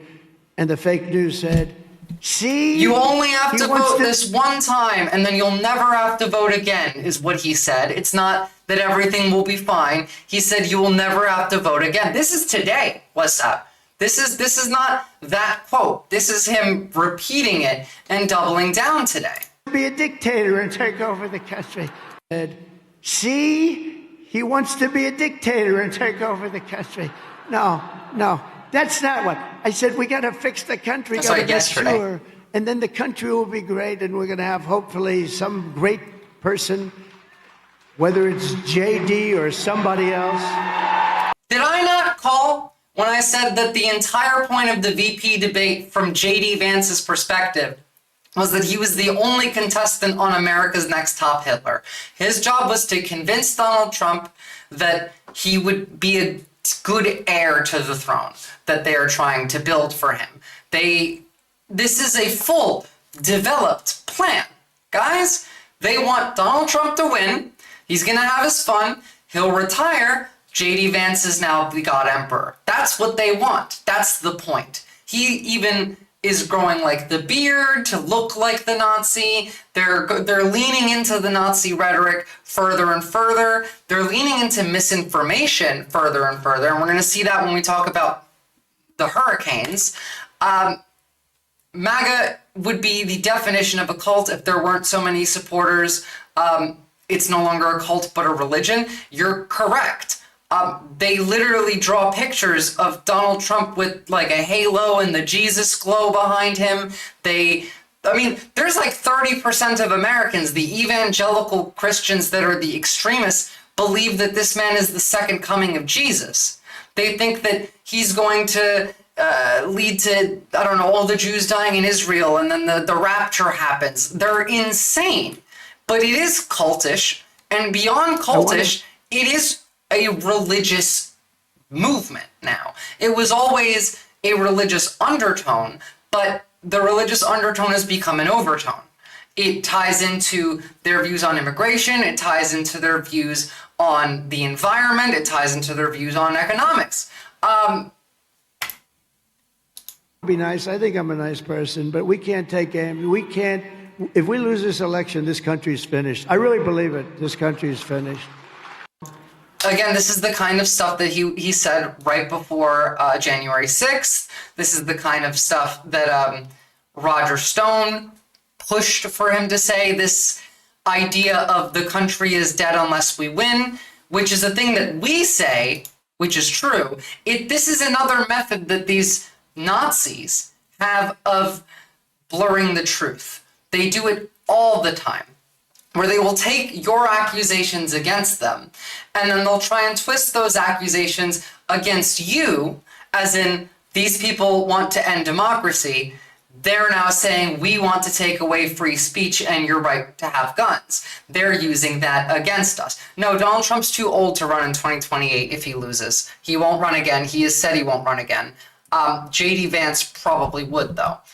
So here's the thing. We can't just stop at beating Donald Trump this election. We have to dismantle the infrastructure of this Nazi movement. We have to denazify the conservatives in America. And again, the voters generally, they're not evil. Some of them are, but many of them are just misinformed and misled. It's the people that are pushing them in that direction. It's the leaders of that movement that is causing people to believe this kind of thing and to behave like this. I'm worried that Donald Trump will lose the popular vote, possibly even lose the Electoral College, but that there are 70 electors all over the country, many of them in swing states, that will refuse to certify the election. Like Tina Peters, like the video we watched. That's my main worry. The idea that they're doing now is to get this fear of election fraud ingrained in people's minds, and they want to create cases that once, in 2020, when they made all of these lawsuits for election fraud, they went to court and they had no evidence and these got thrown out because they were trying to prove something that didn't happen, which would be they were trying to prove something didn't happen through something that did happen, which is confusing to understand. But let me put it to you this way. If we went to court at the time against these election fraud cases against Donald Trump in 2020, and we pointed to instances in which there was no fraud, they had nothing to point to. Now what they're doing is they're setting up these risks of fraud. They're talking about voter ID, about non-citizen voting, and all of this, that, and the other thing. And during the election, there's going to be videos coming out all over the place at election poll places. The FBI recently put out a high risk of terrorist and extremist activity during the election. They put out a notice saying that there is a significant risk of escalation of activity by extremist groups during the election. A lot of this is going to be people like the Proud Boys, the Nazis, the General J.D. Vance, the MAGA in crowd.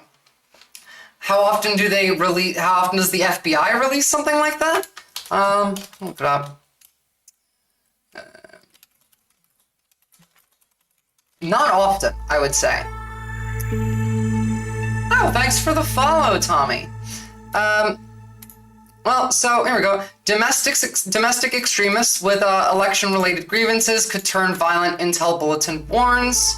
Joint intelligence issued by the Department of Homeland Security and the FBI warned for a potential domestic violent extremists with election-related grievances to target political candidates, elected officials in the coming weeks. Dated October 3rd says that these extremists pose a threat of violence to a range of targets directly and indirectly associated with elections through at least the presidential inauguration on January 20th. I mean, like, good that they're aware of this, but this should not be the state of our elections. And the state of our elections are this way because of the people that are pushing these Nazis to the mainstream. This is now mainstream belief. They're going to do all of this. There's going to be these cases of violence. Maybe some of them might even be false flags. Not that I think that they're smart enough to do that. Again, every case of election fraud that we've seen. I did open your link, but I haven't read through it, Succubus IRL, because I've been talking. I'll look at it in a minute. They're going to point to these cases after the election when they make if they lose. Normally, like they lose the Electoral College, they don't certify, these go to trial, they're now able to point to instances of, well, look, like we were worried about this before, I think this is the problem, which gives them a lot more leeway and opens up the chance of the court actually opening a case. The idea for them is bring this all the way up to the Supreme Court, so the Supreme Court can just toss them the election. We need to prevent that. That's what I'm mostly worried about. And obviously this is the same all over the world. Swedish neo-Nazis chattered about killing Justice Minister Gunnar Strömmer. I don't know who this is, but I mean, like the Nordic resistance movement are terrorists, according to the United States, and according to me, they're terrorists as well, because they're Nazis. Nazis are terrorists, by definition, to me. And as we're talking about people's genes, making them inferior, be aware that I'm seeing all over Twitter posts inundated with these illegal immigrants are bad for the country because of their genes, because they're murderers, it's in their genes. These people absolutely have no basis to make these claims, and that's not true, but my fear is Patriot Front, they try their best to make themselves look good, and people are falling for it. Well, so that's the thing. They all fall for it. All of these Nazi groups pretend to not be Nazis unless they go back and forth.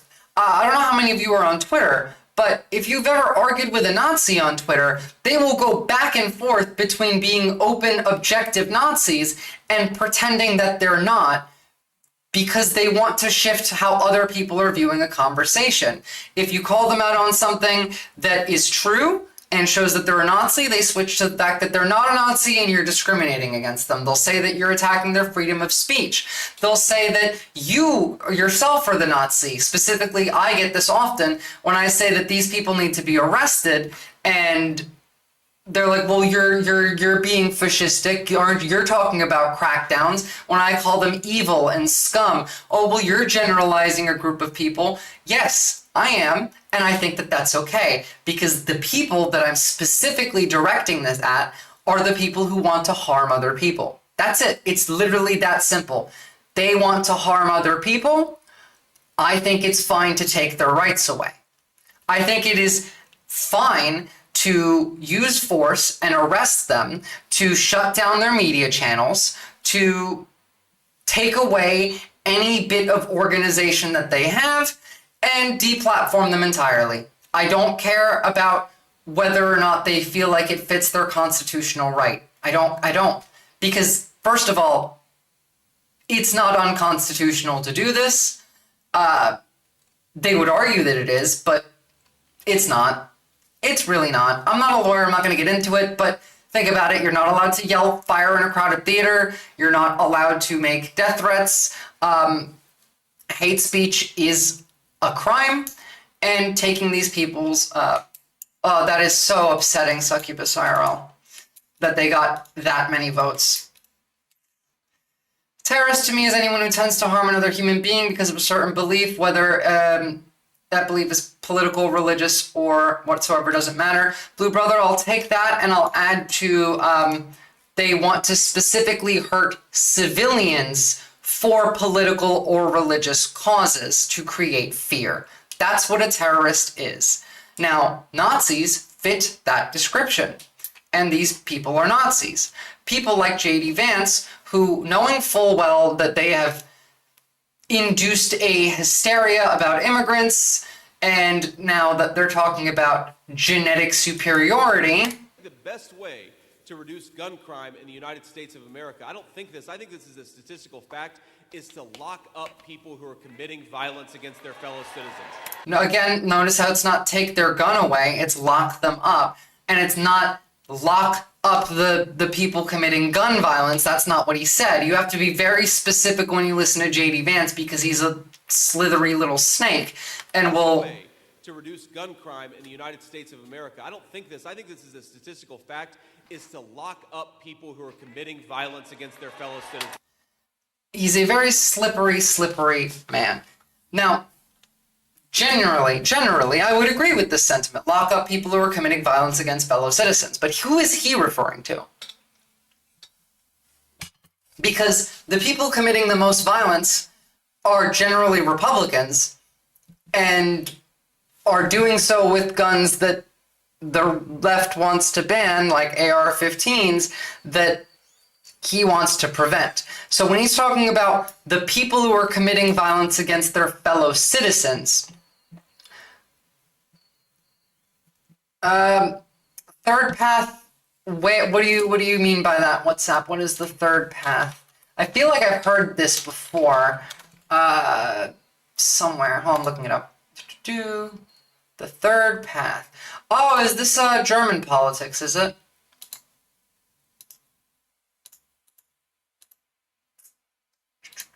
Hold on, I'm looking. No, that's Nazis as well. Those are also Nazis. Look, again, Germany's fucked, by the way. So is Eastern Europe, and most of Europe is just inundated with Nazis. We got Meloni in Italy. We got, what's her name? Le Pen in France, the AfD in Germany, the entirety of the Balkans, Poland. He left this entirely up to interpretation. Thank you for bringing me back, Blue Brother. Or, sorry, yeah, Blue Brother. It is specifically left to interpretation because they want to use this to point to anyone who is against MAGA. By committing violence against your fellow citizens, this language can be used to point to Democrats, to immigrants, actually not even to immigrants, because fellow citizens implies they're talking specifically about Americans. In the same rally where we're talking about eugenics, this is quite worrying. If you took that clip with no context, it doesn't really seem all that scary, but... That's the most important thing. This is at a rally in which we talked about eugenics. So there's really not many ways to describe it. You guys can argue about Europe. I don't know enough about it, and I don't care. So we're just going to watch Anderson Cooper for a moment, and then after this, we can move on to the hurricanes.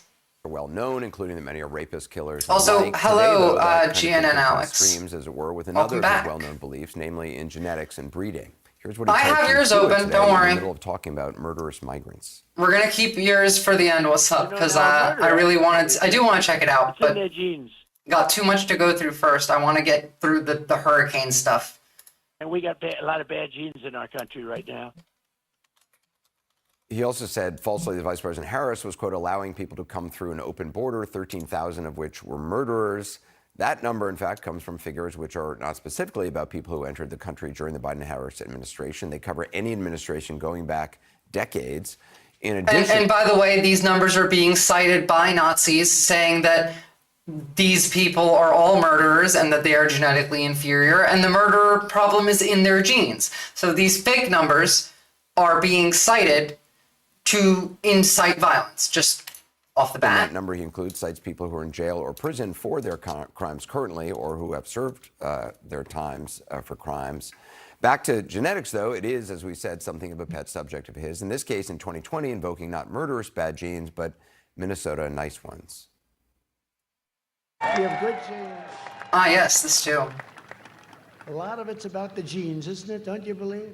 The racehorse theory, you think we're so different? You have good genes in Minnesota.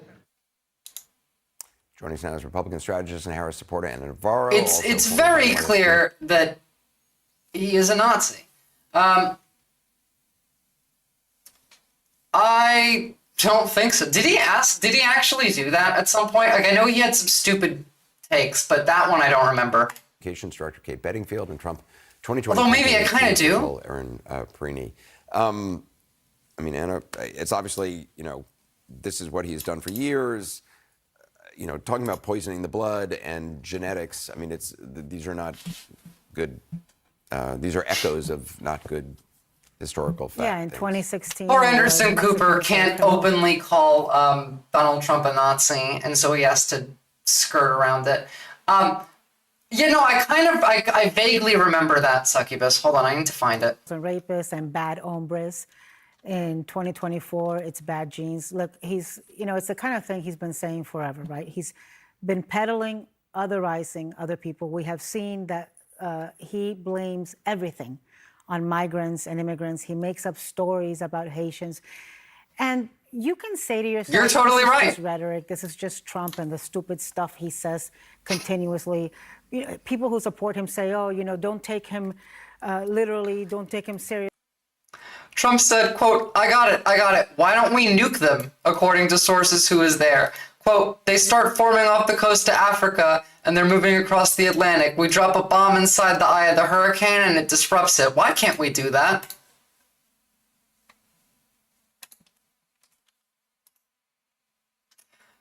After the meeting ended, we thought, what the fuck? What do we do with this? Fair, valid. Here's the problem. Because of the things he says, people get triggered. Because of the things he says, he inspires people like the mass shooter that drove miles and miles and miles to an El Paso Walmart and killed 23 people because he was hunting down Latinos. Because of the things he said, kids stochastic terrorism. Latino kids in school get called racial slurs and have that trauma forever. So Muslims as well. Like this is very specifically a battle for the soul of America. Remember, the United States was never made to be a white country. We became the power that we are because of immigration. And this hateful rhetoric towards immigration is one of the most anti-American. It is entirely antithetical to the the concept of our nation. the Statue of Liberty. Give me your what is it? Your poor, you're sick, you're those with the heart yearning for freedom or some shit like that. I don't know the quote. Hold on. Like, this is a core part of what it is to be an American. Give me you're tired, you're poor, you're huddled masses yearning to breathe free. I did know that. I don't know why I forgot it all of a sudden, but this is what it means to be American, not this. His words matter. His words matter, and this is just who he is. Aaron, I mean, is the sort of language, bad genes, poisoning the blood, is that stuff moderate swing voters want to hear? There's a reason that people outside of the United States hate the United States. Targeted message towards swing voters. I thought I banned ICBM Party, Blue Brother. How are they still in here? Going into a general election, the voters are being very clear about what they care about right now. It's about the economy and about immigration. It's about their families and their communities. And the way that politicians of every stripe and color need to be talking to them is on a humanizing level. When they're talking about the economy, it's about affordability. It's about groceries. When they're talking about immigration, they're talking about their communities and the safety and sovereignty of this nation. Make it something people can relate to and not something you need to fearmonger on. We're in the closing days of this election. Well, so here's the thing. They can't do that. They wrote their policies down. The Republicans told us what they want to do. They wrote a 900-page document about it.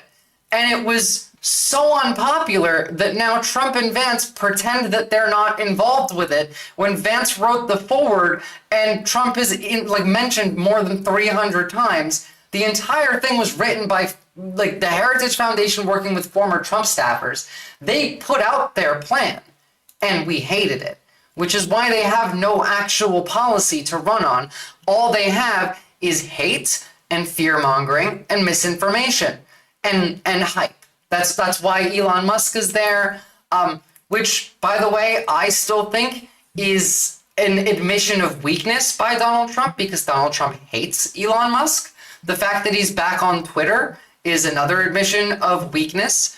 Why do you think Donald Trump made Truth Social after he got banned from Twitter and stayed there when Elon Musk invited him back to Twitter when he bought it? He stayed there for more than a year. He didn't come back to Twitter. He hates Elon Musk. He doesn't want to be seen as in debt to somebody. The rumors that are going around right now of, oh, well, Elon Musk is going to secretly puppet the government because, Trump can't win against Musk. This kind of shit pisses him off. He hates that. It's incredibly funny, honestly. But that's all they have. And so he had to compromise on his personal view of Musk for the hype that could come from having the world's cringiest autist on board. Election, and every inch matters. We're seeing young Latino voters in a USA Today poll move more toward young male voters, more toward Donald Trump. You're going to see that poll is misleading. Again, I read some, hold on, what was that? I need that poll because that poll is actually misleading. Where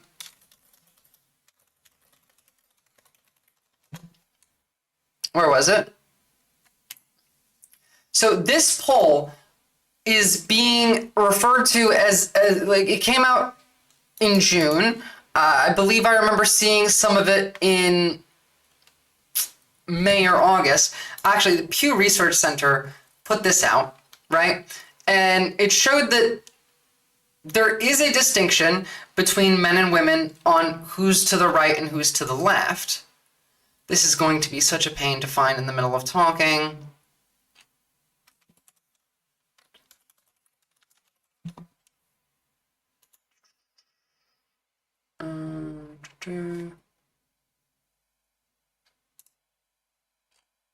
Give me the section on voting between men and women. Men who support Biden and Trump are more likely than women to say obstacles standing in the way of women's progress are now largely gone. I just want to make the point clear that that's not true. Men overall are shifting to the right, but young men, Gen Z men, are not. Millennial men towards the younger end of the spectrum are not.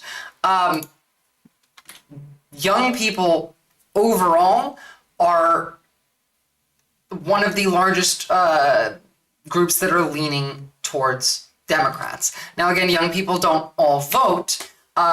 If everyone between the age of 18 to 25 went out and voted, this wouldn't be as scary of an election. But it does show that there is that sentiment.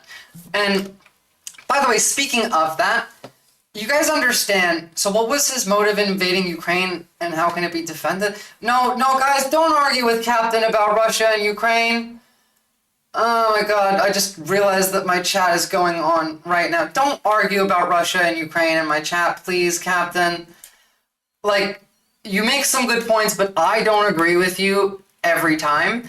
And I can't be like watching chat go by when I'm talking when it's this big conversation. The invasion can't be defended. Yeah, the invasion of Ukraine is bad. Obviously, I know you agree with me that Russia never should have invaded Ukraine, and that they're fucked now. But you have some questionable opinions on some other things in relation to that sometimes. I don't know. It's just talk about it when we're talking about it so I can pay attention.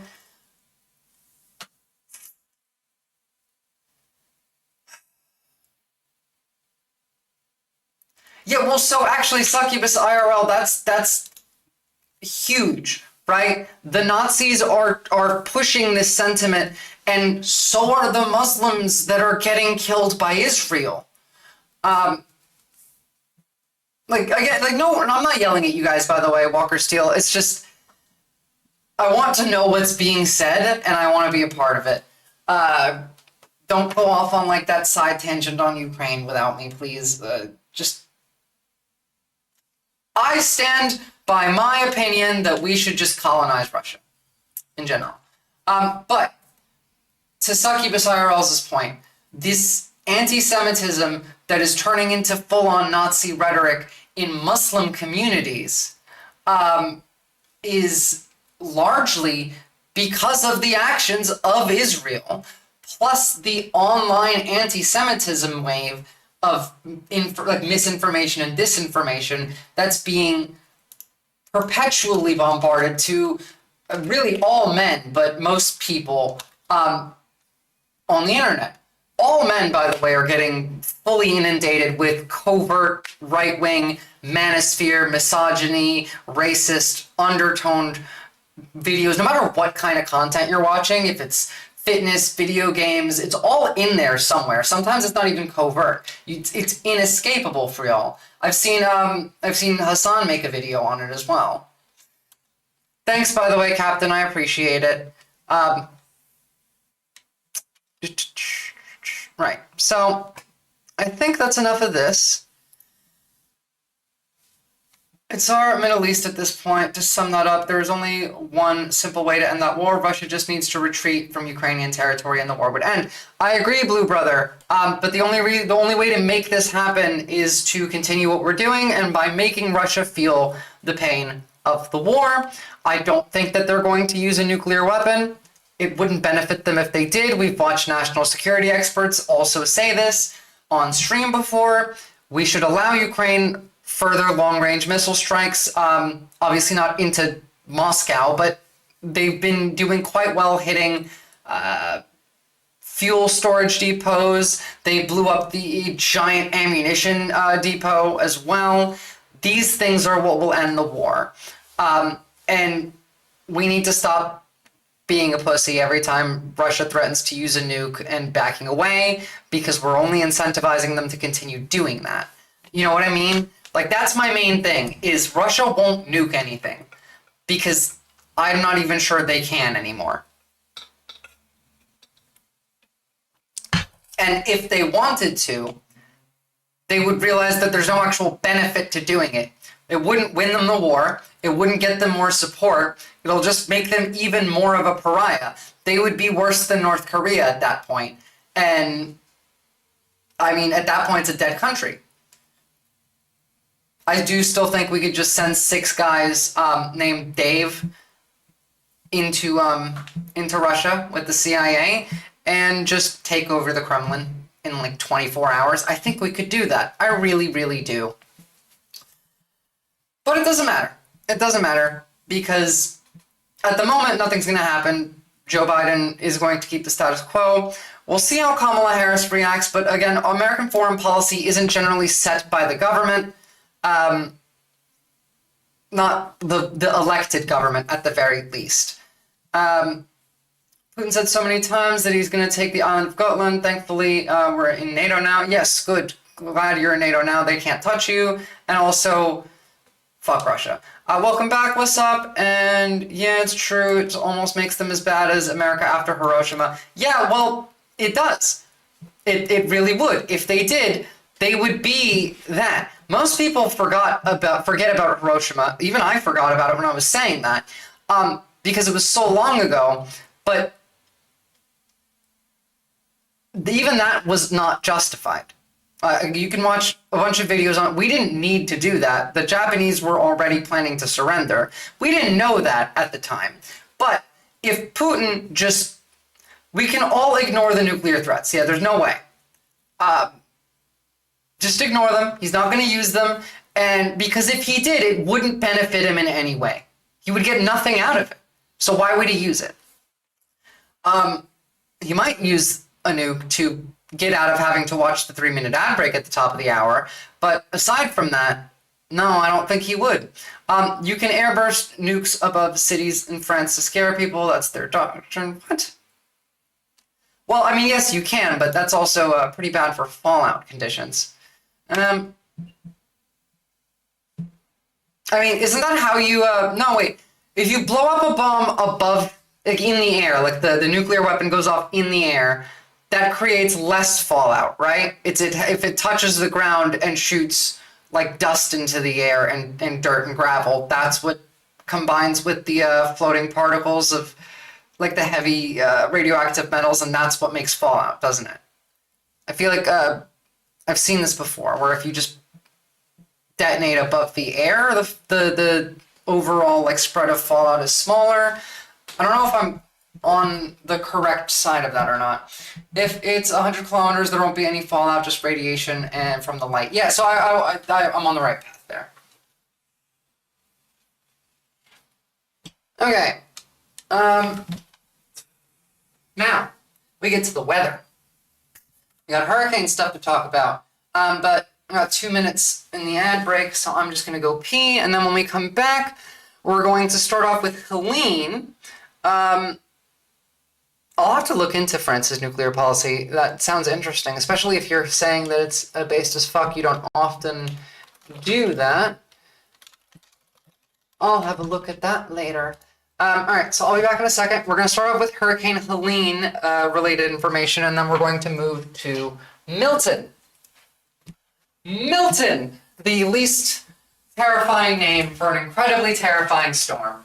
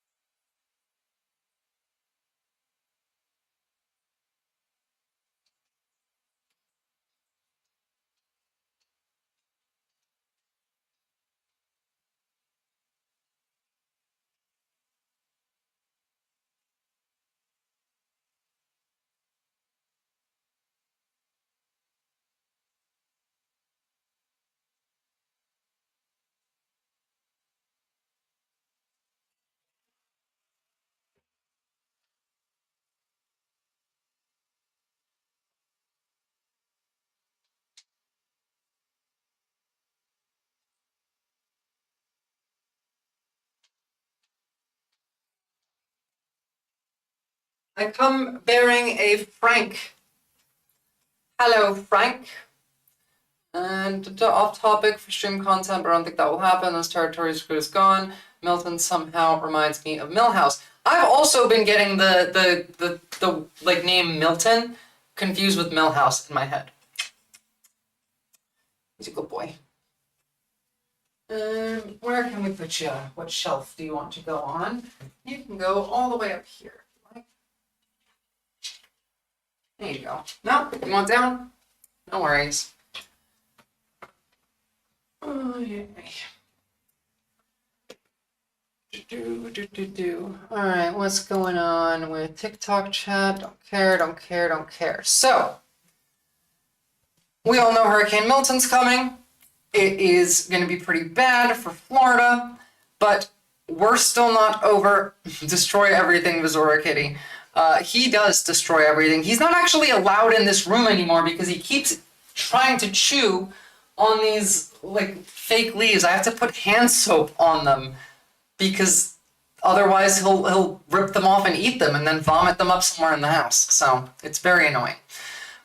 What else is annoying is that we can't focus on Hurricane Milton as much at the moment because we still have fallout and damage from, try lemon on them? That's not a bad idea. I was looking for a spray that's like apple cider vinegary spray that you can spray on them that doesn't taste good, but lemon juice might just be a good idea. I might give that a go.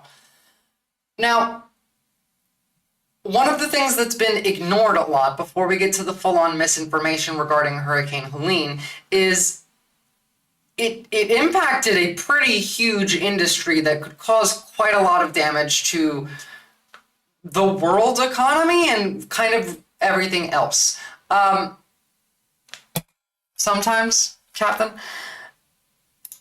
So we all know that semiconductor chips are what makes the world go around. These little microchips that are generally built in Taiwan, which is a big reason of American foreign policy in Taiwan, and the ones that we are now trying to build a factory for in the United States. It's in the process of production. They control everything, your phone, your computer, your car, military technology. These advanced microchips are used in everything. But to make them, there is a very specific material that is required. And most of this material, this very fine quartz, this incredibly pure fine quartz, comes from a town in North Carolina. What was it called? I can't remember the name. We'll find out in a second. But this town is where almost all of these come from. And that mine is now entirely covered in water.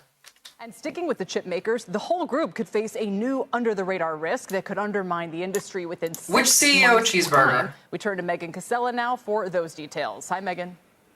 Hey, Kelly, that's right. So the semiconductor supply chain is entirely dependent on one mineral called high-purity quartz. And virtually the entire global supply of that quartz comes from one tiny town called Spruce Pine, That's North what it Carolina. was. Now, Spruce Pine saw 2 feet of rainfall from Hurricane Helene. And now, nearly a week later, city officials tell me that there's still no water, power, or cell service. The infrastructure is completely disrupted to the point that roads and railways... It doesn't surprise me, but no, I haven't seen it. Are so torn up that in some areas in the western part of the state, mules are being used to transport materials in and out.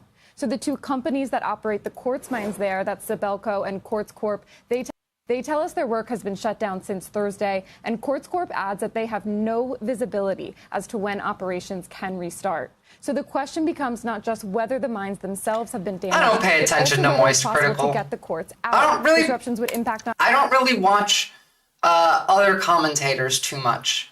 I'll watch them on occasion if I've been incredibly busy and I haven't had a chance to check the news. I'll look at a few of them and see what's been being talked about, but I try not to actually watch them too often, just because I don't want my opinions to be influenced by people I might agree with or that I disagree with. Not only the $5 billion quartz market, but the $600 billion semiconductor market that depends on it. And that quartz is also used in solar panels, fiber optic cables, and some light bulbs. And so here's the large issue here, is that This mine produces most of the world's supply of the precursors required to make these chips, to make solar panels, to make optical fiber, and I mean, it is now flooded. I watched an interview with someone who worked at the mine at some point, or an industry specialist or something like that, talking about how 6 months to clean this up would be quick. And honestly, you don't even need anyone with a degree to tell you this. It's a big hole in the ground where they're mining that was flooded with 2 feet of water that now needs to have the water removed, all of the machinery checked, most of it probably won't work, so replaced, and the mining activities will eventually start up again, but it is incredibly difficult to do all of this quickly, to do all of this safely, and to make sure that the supply chain can manage. 6 months of a lack of material will like, it won't hit us immediately. We have chips that are being made. We have some of this stuff like already. The companies it takes a long time to make the semiconductors, to make the solar panels, to turn this high quality, ultra pure quartz into other things. So the market will be fine for a little while, but once they need more supply to continue producing and they can't get it because, was it 85% of the world's supply comes from spruce pine, that's going to cause some significant issues. Issues as well. And Kelly, But this is the least of our problems right now. Genuinely, the actual least of our problems. Because we're talking about this kind of nonsense now. Marjorie Taylor Greene, and this is in regards to Milton, yes, they can control the weather. It's ridiculous for anyone to lie and say it can't be done. This is the woman who famously said that Jewish space lasers were causing the wildfires in California, or was it the wildfires in Hawaii? It was one or the other. But yes, they can control the weather. Who is they in this equation? She's obviously talking about Jews here, right? Like, there's no disagreement here that the lady who said Jewish space lasers cause wildfires is talking about the Jews controlling the weather. How are we supposed to do anything useful when this is the level of discourse that we have? She gets called out for this, and in return posts this meme of allegedly a list of different ways that the government can control the weather, or that the Jews can control the weather. She switched it to the government, obviously, after her initial post. The first one, she meant Jews. Now she means the Democrats and the US government, and it's just, what a great Christian she is. Jesus was a Jew. This is true. But all of this is a lie, might I add. This is now the longest community note on Twitter, showing that all of these patents that she's listed don't actually do what she has said. What is this? I think I saw this. Hold on. Oh no, this isn't the one that I saw, but I've heard of this one. Let's have a look. Why are people mad at it? I'm Gerald O'Connor, founder and president of Impact Plastics in Irwin, Tennessee.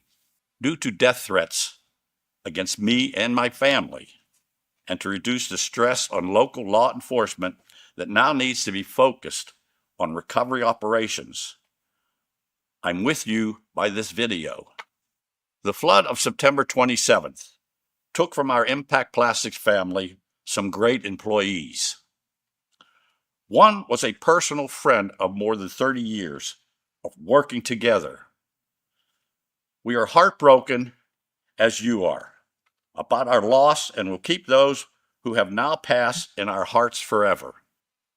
Yeah, thoughts and prayers. Following that day, I ordered an immediate review of the events and the timeline of what occurred that morning, beginning as soon as the last surviving employees and a count of those who are missing were addressed.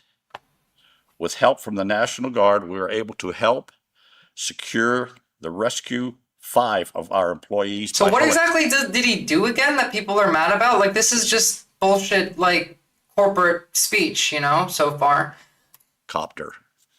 Today, we share that preliminary report with the public. The findings are that employees were told to leave the plant at least 45 minutes before the gigantic force of the flood hit the industrial park. Oh, that's fucked. Yeah, hold on. We're going to continue on this, but I don't want to forget. Blue Brother, imagine how many of the right could have just been comedians or actors and how much better life would have been. Now, so for a storm, they had over 1 week notice for. These people were not allowed to leave work until 45 minutes before the storm hit. I mean, corporate America for you. Escape. It's right there. They hate you. This man hates you. Employees were not told at any time that they would be fired if they left the plant. After checking to make sure everyone was out of our plant and to rescue important files, I was of course, 45 minutes is not anywhere near enough time to evacuate. This man is a ghoul, and again, corporations exist for profit and to suck the joy and life and happiness from your life and to make money off of it. That's his entire purpose. He's a piece of shit. He's a demon, just like the rest of them. Of the last people to leave the plant and luckily escape. Those poor people. To our knowledge, no one perished while on company property. My company will cooperate fully with the inquiries not on company from the property, Tennessee Bureau of Investigation. What did they do? Just pick up the bodies and move them to the road and then call the ambulance there? And the Tennessee Occupation and Health Administration in days ahead. For now, our focus is on our employees. Thank you for your hard work as we all try to recover from this tragedy. What a piece of shit. And MTG is also a piece of shit. That's the point, guys. You can say anything you want now. The floodwaters washed them 10 miles downstream. It's not on us. Yeah, exactly. That actually is exactly it, though. They will never claim responsibility as a corporation for the deaths that happened because of them. They don't want to take that. That's the entirety of. I mean, we're talking about corporations here, not the right wing, but that man is certainly voting for Trump anyway. So they don't want consequences for their own actions. They only want poor people to have consequences for their actions. No, I get why the internet is pissed, and I understand that man is not going to get sued for it, or at least not going to get sued in a way that results in deserved consequences. And that makes me mad. Yeah, fuck that guy. Now, prepare to keep being mad because we're going to fact check some information about Hurricane Helene as we make our way towards Milton. Federal officials prepare for Milton to make landfall in Florida as a Category 5 hurricane. They're also working to combat misinformation and conspiracy theories surrounding the last storm, Helene. Rumors about the federal response to that hurricane have been circulating on social media, many of which have also been spread by Republican presidential nominee Donald Trump. FEMA's deputy administrator told CBS Mornings this. I would just like to say that they're around on social media because they're being spread by Donald Trump, not Donald Trump is also part of it. He is the cause of it, or one of the main causes of it, rather. Misinformation is seriously hindering rescue and recovery operations. Republican Senator Tom Tillis of North Carolina expressed similar concerns on Face the Nation Sunday. It is really a shame that individuals, instead of lending a helping hand, would lift up lies and false information. We have they don't want to lend a helping rumors hand page, and it's unfortunate that we even have to do this because it keeps disaster survivors from obtaining the resources that they need when they have fear in their community. Quite honestly, most of what I've seen out there is a distraction and not helping the core of the effort right here, which is to save lives and start rebuilding. Here to fact-check these claims for us is Rona Tarrant. She's Just to make it clear, the Republicans don't care about the facts. They don't care about reality. They want to make you afraid of the wrong thing. They don't care if you die because you listen to what they said, you listen to what Fox News said. They're blaming Joe Biden for people suffering under Hurricane Helene because FEMA can't help them enough, while the Republicans are voting against funding FEMA. FEMA is tapped out, by the way. Milton's gonna hit, and we're gonna see the same thing that they're doing of blaming FEMA and blaming Joe Biden for a, quote, failed response when they won't fund FEMA. We're gonna see it in a second. I have a list of literally every senator that has voted against funding FEMA in the literally just before the storm hit as well.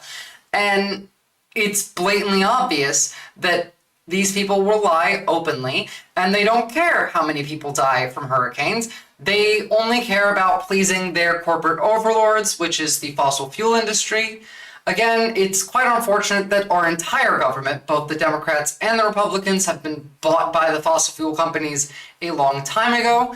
But there is a very real, very huge distinction in the Democrats who are bought by the fossil fuel company and the Republican Party as a whole, which functions at the moment as one of the main outputs, actually has functioned for a long time as one of the main outputs of fossil fuel company propaganda, anti-climate change messaging.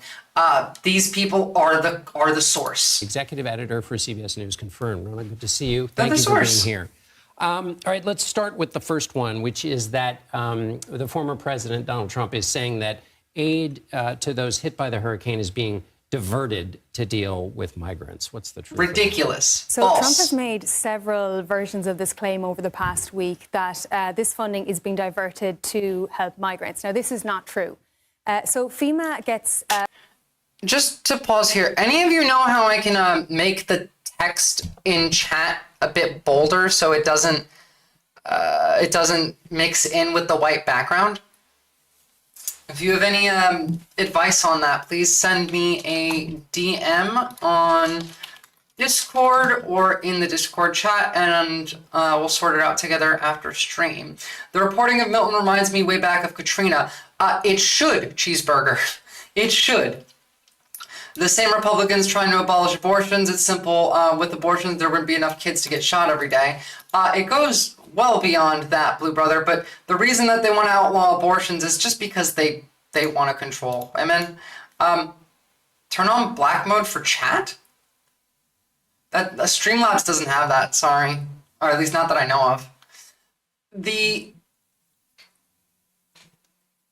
It is Twitch, but it's not Twitch chat I'm looking at. I meant the chat on the screen here. I want that to be bolder so that down here in the white area, it's not blending in. Like if I had money. This site's, or sorry, Reuters. Reuters works. Reuters is a white background, so you can see how chat looks almost invisible with the white background. And that's what I'd like to fix. It's quite annoying when I have something like Reuters up. But we'll get to that later. Let's just come back to misinformation. Approved by Congress for very specific functions. One of those is disaster relief.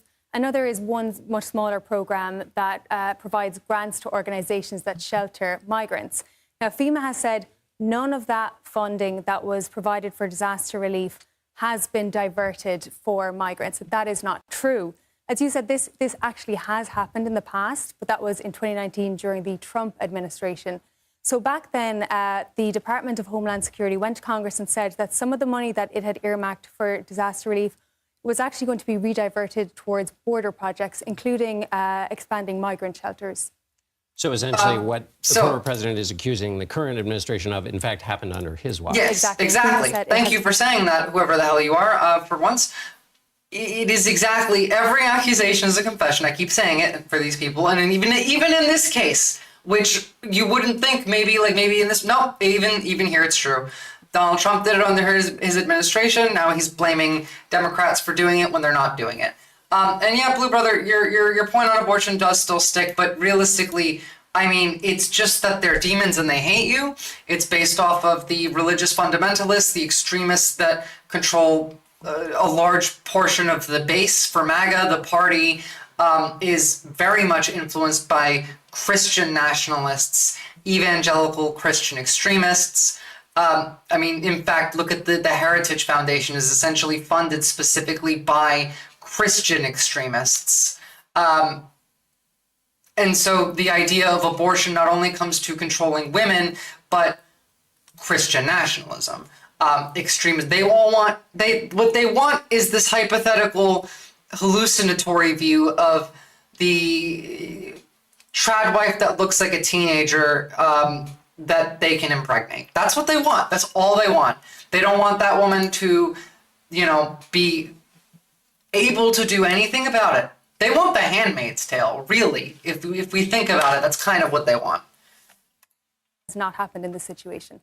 Roger. Okay, we got that one taken care of. The next one is that the former president is saying that volunteers and donations to storm victims are being blocked by federal and state officials. So this is also something that's taken off on social media over the past week. These claims that there are these bad faith efforts to block volunteers who are showing up to help and to block their donations. Now, on a these people that are showing up to help, if you do it in the wrong way, you're a hindrance, not helping. If they're telling you, no, you can't do this, it's not helpful. They're not trying to block you from helping. They're trying to block you from making it harder for them to do the helping. Federal level, on a state level, and locals on the ground have said this is simply mischaracterizing what's happening on the ground. It's a very complex situation. And what's actually happening is there are multiple organizations trying to coordinate, essentially. And, I guess they're not going to reference the $750 figure that's on screen at the moment. Well, I will explain that to you. That is a one-time payment that FEMA pays to literally everybody that was impacted. It's the first payment you'll get. That $750 is meant to go buy you food, water, diapers, just basic essentials that you'll need.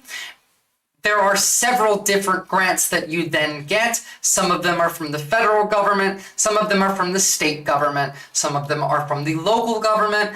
All of the disaster relief does not fall on FEMA or the federal government. They do help, but there are specific ways that they do it. There are specific routes that they take. This $750 is earmarked to be the first payment that you get for essentials. If your home got destroyed, like it says, they're offering them $750 to people whose homes have been washed away. That's not how that works. You can get up to $47,000 from FEMA to fix your home, and sometimes possibly even more than that. Usually, though, a little bit less. They will come and they'll look at your damage, like the damage to your home, and they will give you an estimate accordingly. Now, can they keep doing that? Well, not for long. They're going to run out of money pretty quickly if we don't fund them. And the idea of just there's one payment is ridiculous. The idea of all of this falls on the federal government to fix, ridiculous. The state government has to be very much involved, and your local government. There are a litany of factors that go into what happens in hurricane disaster response. That we have forgotten how to do nuance in this country. There are roadblocks, yes, that is or at least we've been taught to forget. Threats of landslides. They're also asking people, who are interested in volunteering, not to self-deploy, to actually go through official channels to do so, because actually just showing up is not often the most helpful thing to do. Yeah, no what shit. They're also asking people to do is, if they want to donate, to make sure that they are, giving funds to vetted organizations as well. And oftentimes, if they're showing up with large amounts of donations, that, yes, it can sometimes be helpful, but it can also add to a strain because these organizations are having to deal with large quantities of donations. Final question is, the former president has said that victims are only receiving $750, and that in fact sometimes aid I is guess being now they're going to withheld address it from Republican Well, areas. That's so the bullshit. claim about the aid being withheld from Republican areas is something he actually floated very early on. Now, FEMA came out very strongly and said this is not the case. There's no evidence of this. On the $750... Blue brother, they don't even believe that. They don't think life is worthwhile in the womb either. They don't believe in IVF. They don't believe in prenatal care in some instances. They don't care about assault against women, even pregnant women. They don't care about that life in the womb. They only care about the womb. It's the life in it doesn't even matter while it's growing. It's the idea of it that is what's floated as worthwhile. But again, and we're not talking about the voters here. We're talking about the people pushing these ideas. The people that, like the American people, broadly believe in abortion. They believe in women's health care. They believe in men's health care. They believe in mental health care. They believe in equal rights and protections. They believe in free health, like health, Medicare for all, like Bernie Sanders level Medicare for everybody. They believe in free college. They believe in so many leftist principles. The average American, in fact. But the issue is that a lot of these people don't vote, and a lot of these people are also very easily swayed by what they see online because they're not engaged and they're not active and they're not paying attention. So a lot of people who don't view abortion this way, who don't view his life as only worthwhile as long as it's in the womb, who don't fit the Republican narrative, can still be pulled over to this side with fear. Why do you think Donald Trump keeps talking about abortions after the 9th month, post-birth abortions? These are nonsense lies that are specifically tailored to create a fear response. And I mean, sorry to say this, but there is a very clear line between a lack of intelligence and a high response to disgust and fear stimuli and being a conservative. These things all tie in together. Here's a simple abortion flowchart. Do you support abortion? No. Are you a male? Yes. Opinion invalid. Honestly, I would just make it, do you support abortion? No. Your opinion is invalid. Just, that's it. I don't care. There are women who go anti-abortion too, and I don't think their opinion is valid either. I don't think your opinion is valid as long as if it's based on controlling the life of another person that doesn't affect you. Trying to stop people from doing whatever the hell they want with their bodies, as long as it's not harming anybody else in the community, I think that's invalid, and I think that's ridiculous, and I think you should shut up. It's just that simple. Is it your body? No. Is it harming your body or someone else's body? No. Then your opinion is invalid. Period. Done. It is true that storm victims are being offered $750, but that's part of a much larger package. Latest estimates that FEMA gave out today was $210 million so far has been given to this effort, this recovery efforts. So they are being offered $750, but it's part of a much... Look at this road, guys. Like, look at this road. Well, Cheeseburger, Murph, opinions don't really matter anymore because they're drowned out by just the litany of lies anyway. Whether you have a real opinion or not, even if it agrees with the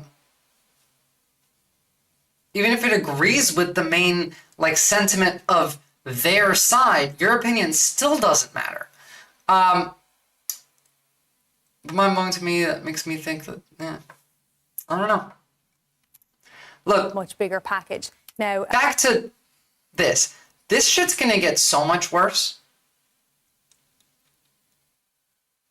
Well, there could be some, I don't know, really, no, honestly, I don't care. No one's having an abortion after like 3 months anyway, usually, unless there's a medical condition that requires it.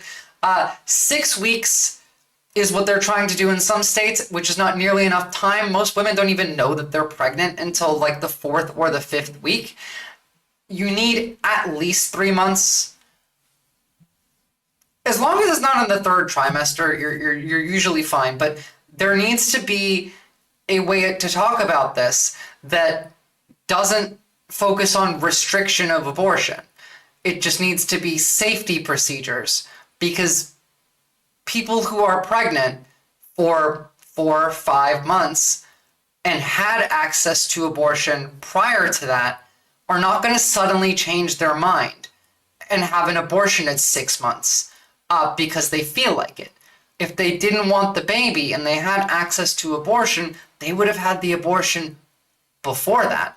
Or they're planning to give it up for adoption.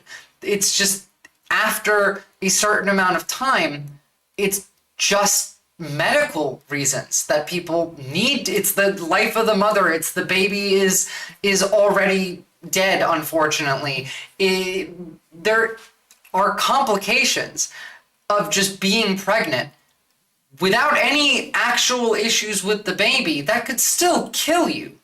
And so there needs to be more of a focus on safety for the pregnant person. Again, because men can be pregnant and so can NBs. It's not just a women thing, but the pregnant person, their safety should be the priority, not restricting their ability to get an abortion.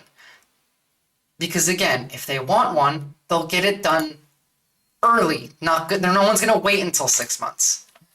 Now, coming back to hurricanes, we have this excellent ad about Project 2025 from the Lincoln Project. Now, I've talked about this before. They want to defund the organizations that give us weather alerts, the NOAA. These people are cultists of death. They want you all to die, and they want you all to suffer.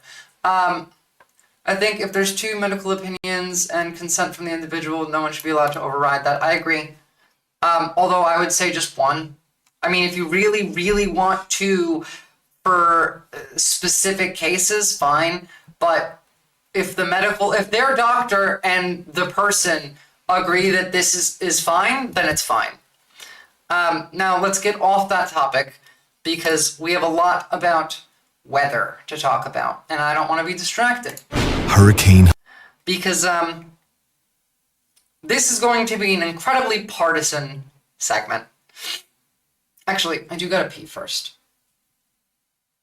Seen the TikTok where the guy was talking? Yeah, no, it's bad. It's pretty bad. But just bear with me. The monster storm that tore through Florida, Georgia, North Carolina, and Tennessee. The damage, catastrophic. So many lives lost, and recovery will take years. Not the first one this big, and it won't be the last. But it could be the last time the federal government can help the victims of this kind of disaster. Donald Trump's Project 2025 has a plan for the states that hurricanes and disasters hit hardest. Cancel the National Weather Service so we won't even know what's coming. Close the National Hurricane Center, which tracks these monsters, and give... They literally want to, like, it's in Project 2025. They want to get rid of our ability to know when something is coming, to track the storms, because again, if you can't see it, it's easier for them to lie to you. It's easier for them to place blame on parties that aren't involved if you can't get accurate radar information. If you're not safe because you can't check the very available weather radar and you die, they don't care.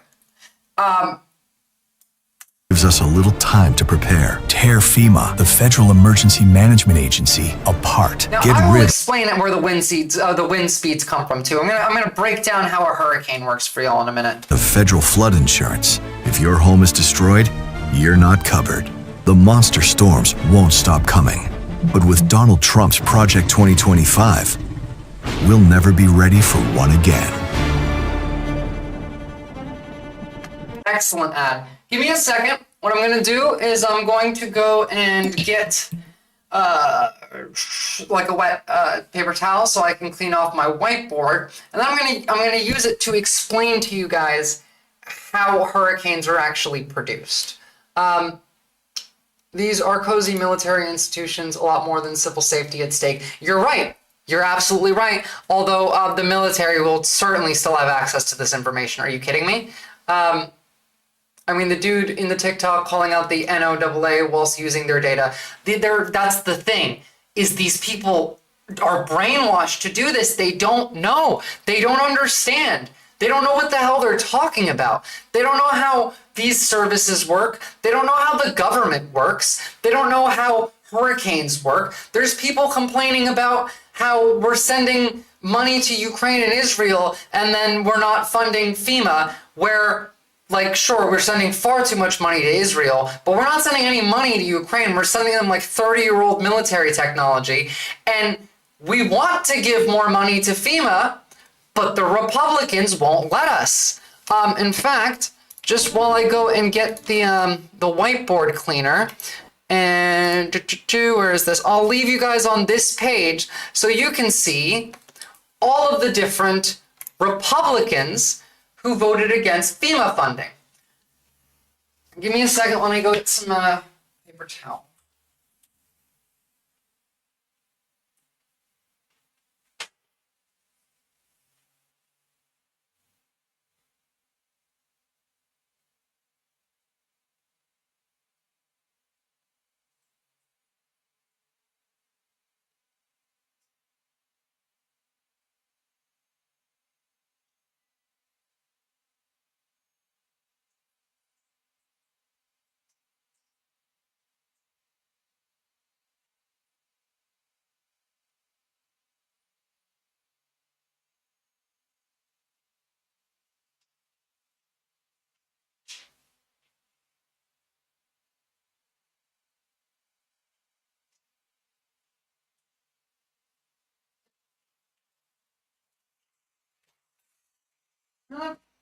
There it is.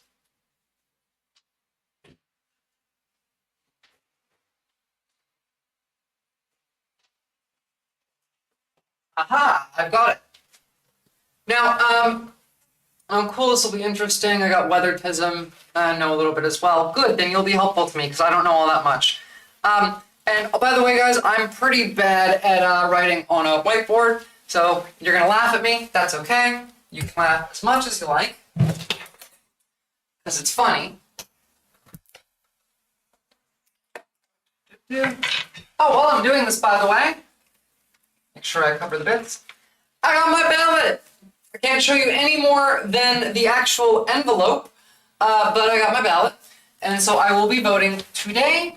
I am going to vote and then drop that off in the mailbox. I was getting quite worried, honestly, because it takes a while for mail to get from the US to Australia, and we have less than a month till the election. We have less than 1 month, and my ballot just got here. So I am still a bit worried about it getting back on time. But it is what it is. We're going to do the best that we can. There we go.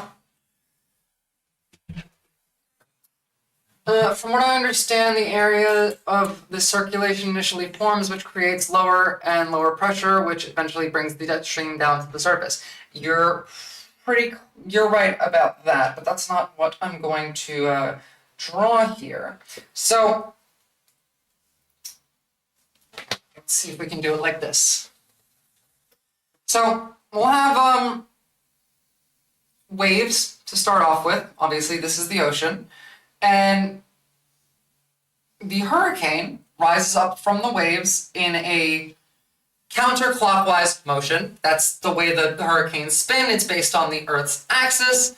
And while it's doing this, obviously, there is water being sucked up, water vapor, creating a big cloud cover all around the edge of the hurricane, obviously leaving the eye open.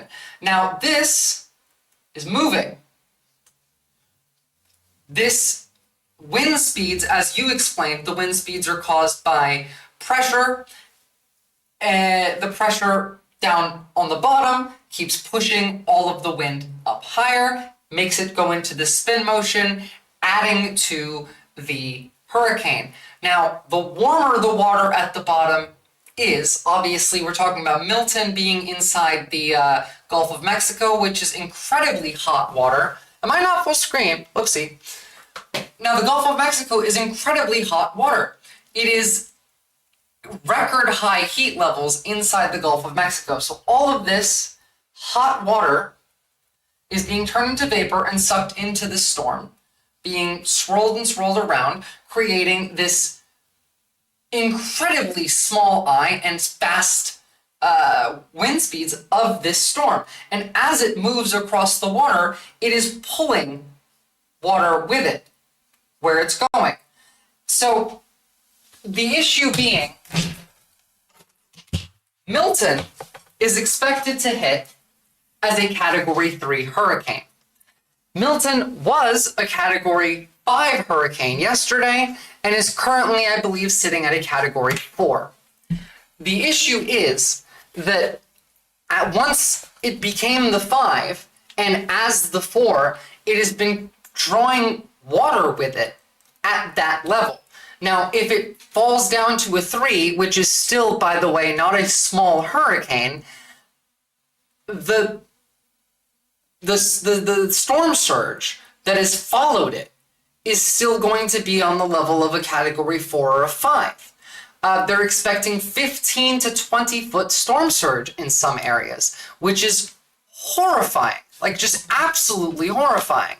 We'll save this Project 2025 bit for the end of this, but yes, it is. It is the only hurricane to do that. It is also yesterday during the press briefing. I think it's one of the strongest hurricanes of the Atlantic on record. I think it might be number 4th at the moment.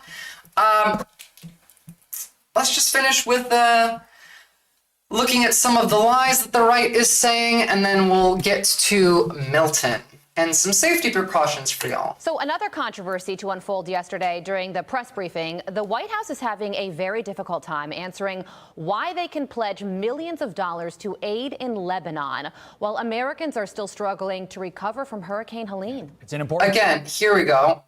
This is the same argument that I'm being given by lefties on Twitter.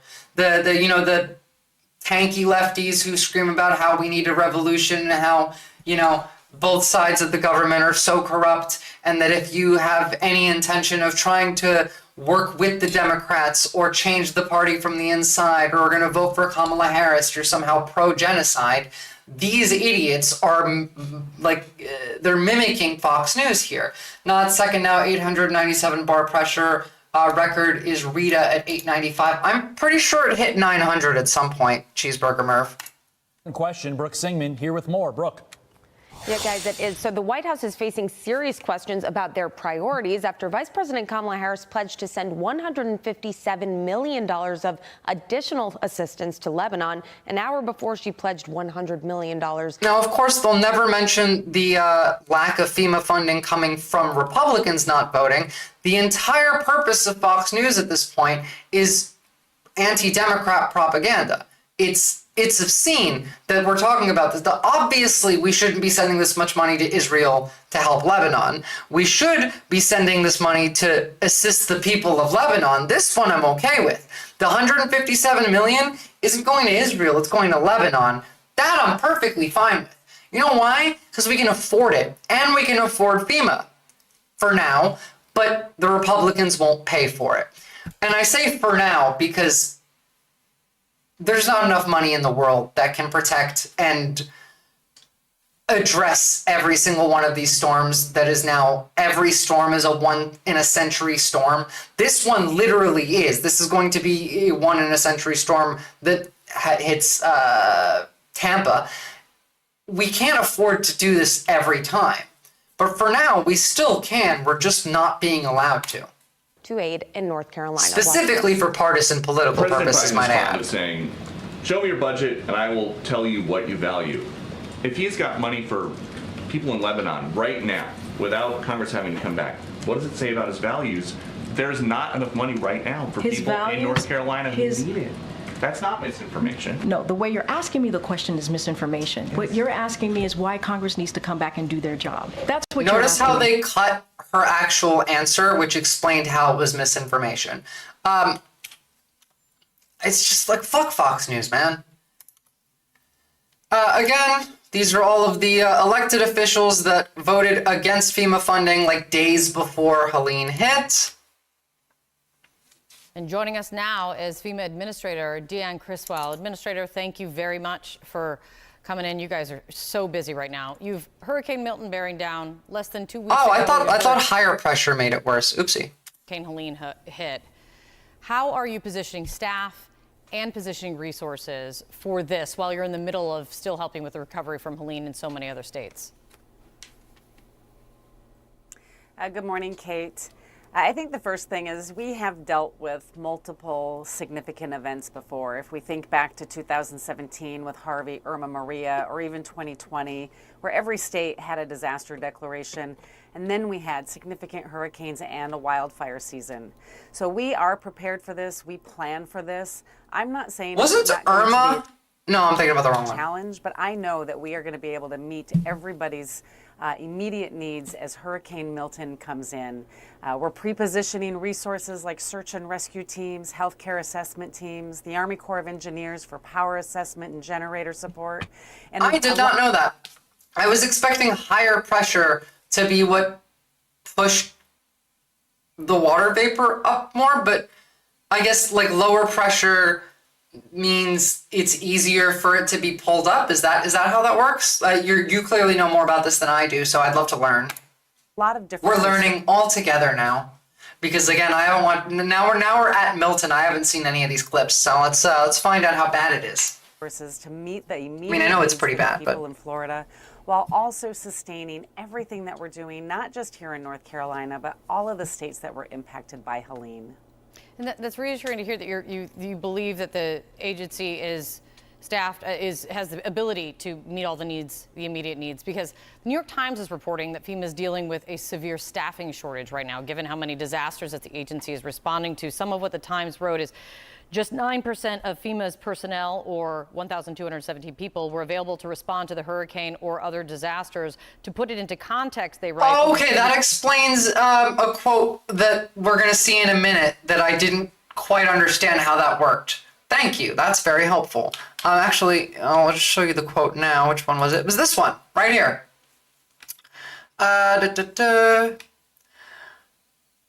And this was yesterday. This is nothing short of astronomical. I'm at a loss for words to meteorologically describe you the storm's small I in intensity, 897 millibars of pressure with 180 miles per hour max sustained winds and gusts of 200 plus miles per hour. This is now the fourth strongest hurricane ever recorded by pressure on this side of the world.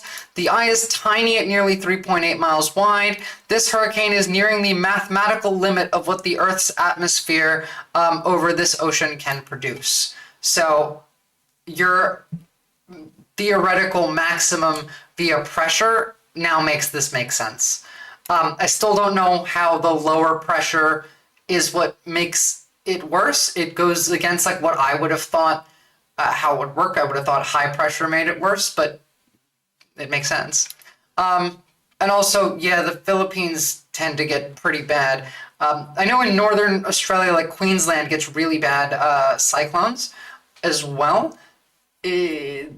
This shit's gonna get worse, guys. No matter where in the world you live, whether you're in America and we're talking about hurricanes, you can be in the East and Northern Australia, the Philippines, Malaysia, Japan, China, anywhere where you have water surrounding you, this is going to get significantly worse. There's certain theories that haven't been proven yet of the line in which hurricanes and cyclones tend to form is just above and just below the equator, not at the equator, but that could move further up north and further up south, meaning that hurricanes, instead of forming off the coast of Florida and by the Bahamas, could be forming off the coast of Virginia within 10 years. We don't know this. This might not be true, but that's an actual risk. I just know that L is bad and H is good on weather maps. Good to know. Previous 5 years, 1/4 of the agency's staff was available for deployment at this point in the hurricane season. Just 9%. What are we going to do when they of can't the help staff. anymore because Does we this won't staffing pay them? shortage hurt FEMA's ability to respond fully to Hurricane Milton? I think the numbers that we're talking about there, Kate, are the incident management personnel that we have. We also have our steady state personnel. And again, one of the things that we always plan for is how do we tap into the full strength of FEMA? Cheeseburger, Merv, the moisture convection does play a big role as the replacement air that comes into the hurricane has to be warm. That's actually why this hurricane, as we can see it down here, becomes a 1 after it makes landfall. It's not because it's losing power over land, it's because there is a cold front that it encounters, and the wind shear is what's going to bring it down, because the cold, dry air mixing in with the hurricane weakens it. But also the full federal family. So a few of the things that we're doing is we are looking at all of our open longer-term recovery offices and reassigning people to help support some of the immediate needs right now. We also can tap into what we call the DHS surge capacity, where we've got members from across the different agencies within the department that also come in and support us. We have these layers of staffing models because we know that we are going to have to face multiple events at once just like this. The rumors and misinformation swirling about FEMA can't be helping efforts right now. Of course some not. of it, like rumors that funds are being diverted or stolen to house migrants, which is a false rumor, has been pushed by former President Donald Trump. You have talked about this. FEMA's even launched a webpage to correct the record on the rumors that are swirling. But last night, The issue Donald there Trump is that no continued one believes FEMA. But even if they did, the second Donald Trump says something, they would stop believing FEMA. We live in a post-truth world now. And that's the most dangerous part about all of this, is this hurricane is coming. It's going to hit Florida. It's going to hurt. And nobody knows what's true or not. Nobody knows what's true or not about the last hurricane. Nobody knows what's true about this hurricane. And it's not going away. This problem is continuing to grow and will continue to grow. Quoting another false rumor about FEMA. Let me play this for you. So we're into almost $300 billion for Ukraine, and yet they're offering people $750 For immediate needs. for the worst, but for the worst hurricane that anybody's seen. But more importantly than that is they don't have the people. They're not doing it. It's a very bad thing. How would you do it differently? I'd have a tremendous team of people here. They don't have any people here. The people are all, I was in North Carolina yesterday. I was in Georgia. And Georgia's different. You have a good governor. He's doing a very good job. But North Carolina is a disaster. And it was also hit very hard. Don't you love how, like, he'll say someone's doing a good job if specifically it's someone that he likes, and if it's someone that he doesn't like, it's a terrible job. Can you believe anything that comes out of this man's mouth? I mean, no. The answer is no. No, actually, Kid Vicarious, that's entirely true. Just to say. Don't have the people, and they're complaining there's no people around. I'm kidding. It's not true. Can you respond to that, Administrator? Yeah, I mean, It was a good his joke. accusations are just completely false. I think the first thing I would say is just because you don't see somebody on the ground in a FEMA shirt doesn't mean we don't have people there. We have people that are embedded in the State Emergency Operations Center. I have teams that are walking around neighborhoods. I have teams that are embedded with all of the county EOCs. People are on the ground, but we're also bringing in resources, and it's not just FEMA. We are one part of the federal family. We have over 3,400 members from across all federal agencies in North Carolina helping to support this response. We will continue. North Carolina isn't going to recover anytime soon. This kind of hurt. I mean, Helene left damage that is essentially equivalent to that of Katrina. I don't know how many of you are old enough to remember Katrina. One of you mentioned it, but it was bad. And Katrina was bad to a further extent because the levees failed. But we're talking about North Carolina and Tennessee. These people are not coastal. Well, like, FEMA sucks because they're not funded enough, Kid Vicarious. They might suck, that's fine, but they're not lying and they're not stealing the money. That's the point here is that is the lies around FEMA, not saying that FEMA's good. We need to pay them more. We need to give them more money. Look at this list of Republicans who voted against FEMA funding days before Helene hit. This is why FEMA sucks. So, you know, if you're mad about FEMA sucking, be mad at Republicans. They want to literally get rid of the National Weather Service, let alone FEMA. They don't care about you. As we go into the recovery and the long-term needs that these You should communities sue them have. for that if that's true. We really have just got to stop this rhetoric, because what it's doing is it's putting fear in Or the rather, people sue the state government, the federal government, and your local government, and the agencies involved, because that is a joint issue. But regardless, it's not the fault of the organization for not being able to provide you adequate care when they're not provided adequate funds to provide adequate care. They weren't properly funded before this. They weren't properly funded back in 2005 either. We've never really taken this seriously. After Al Gore started talking about climate change and was absolutely right in 2000, it became sort of like an embarrassing thing to talk about on the media, or in general, people would make fun of you because, like, oh, look, it's snowing, there's no climate change, there's no global warming, and it reduced the amount that people care about the environment, and it's been a fight to get anyone to pay attention ever since. But you know what you won't have to fight to pay attention to is the 3-minute ad break at the top of the hour. And while they're on their ad break, Al Gore was entirely right, and I will stand by what I say, that if Al Gore had become president in 2000, we would be living in an entirely different timeline of humanity. Now, I'm not saying things would be good.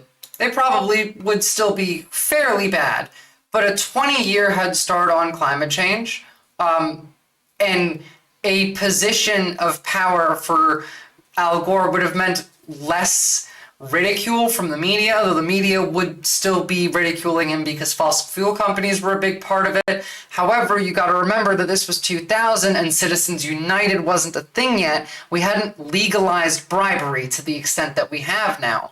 There was a real chance, a real ability for us to make actual change on the subject, and it never happened. And that's the biggest issue. I'm really sorry that your family got put in trailers with asbestos. And you should absolutely seek justice for that. But I don't just blame FEMA for that. I blame FEMA, I blame the state government, your local government, and the federal government, because it's all of their jobs to ensure that you are safe. That's why we have the government, is to work for us. Their job is to keep us safe, keep us secure, help us when we're in a time of need, better the community, advance the community. Their job is to take care of you in one way or the other. Now, I know a lot of people might disagree with my categorization of government there, but this is the socialist way I view government, and I do think that that's how the government should function.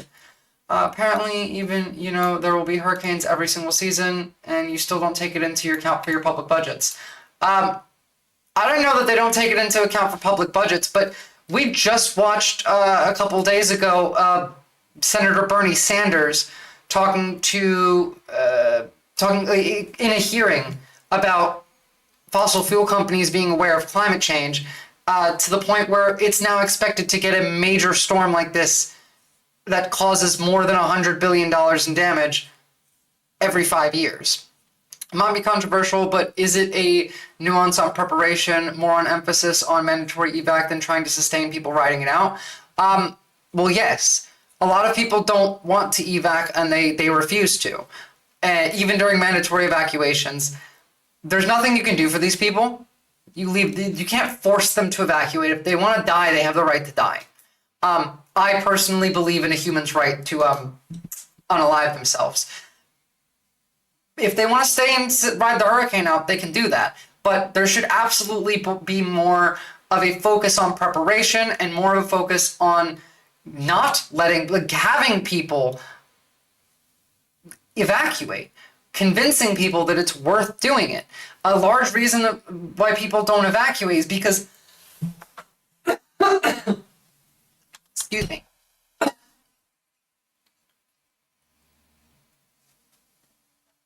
is because they don't think it's necessary.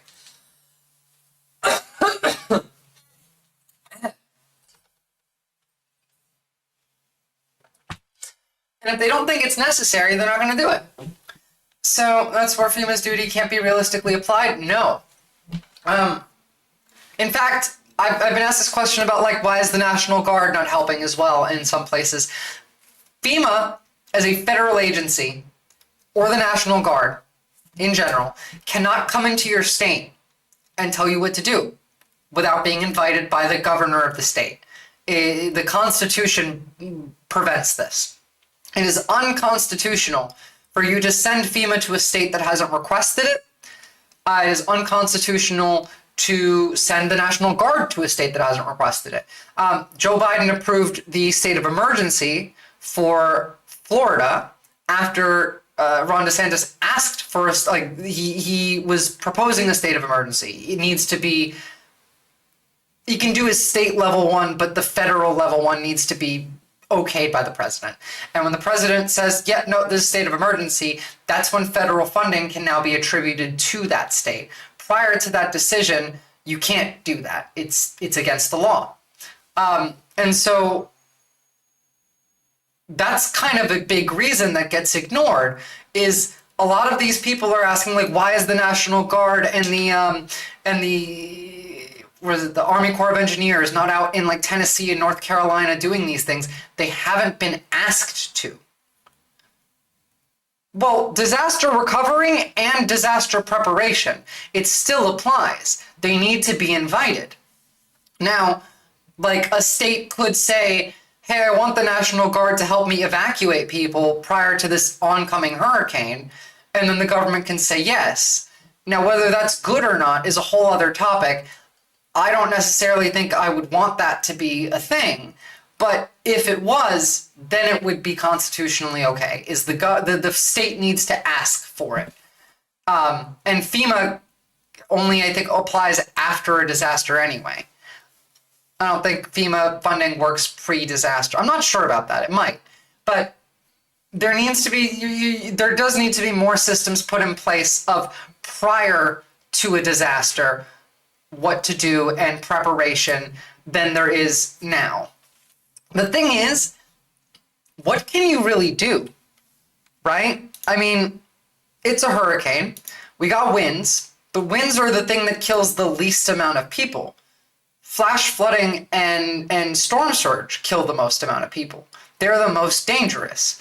Flash flooding, when it, like, the risk here for Florida overall, Tampa's going to get knocked, and the coast on the west side is going to get knocked by a massive storm surge. But it's been raining in Florida for 3 days. It's been pouring rain. And now this is going to come and just dump more rain on top of that, causing a risk of flash floods, which, like, as we've seen, cause quite a lot of damage and kill a lot of people themselves. What can you do about that? You can't build a wall to keep the water out. You can increase sewage systems and you can increase infrastructure built to funnel that water out, which is a good idea. I think we should do that, but there's not much we could do. To be fair, I'm not sure I've ever seen any government handle disaster recovery well, even in Australia. Well, the last big disaster here I remember was Black Summer, in which the Prime Minister was in Hawaii hanging out on vacation. Or was that COVID? I don't know, one or the other. He was out on vacation, while more than half of the country was on fire. So, politicians don't tend to do disaster recovery well. Agencies do. If you fund them, the agency has enough funding. You have to fund them to handle the response to Hurricane. FEMA today said the agency has enough funding to handle the response to Hurricanes Milton and Helene.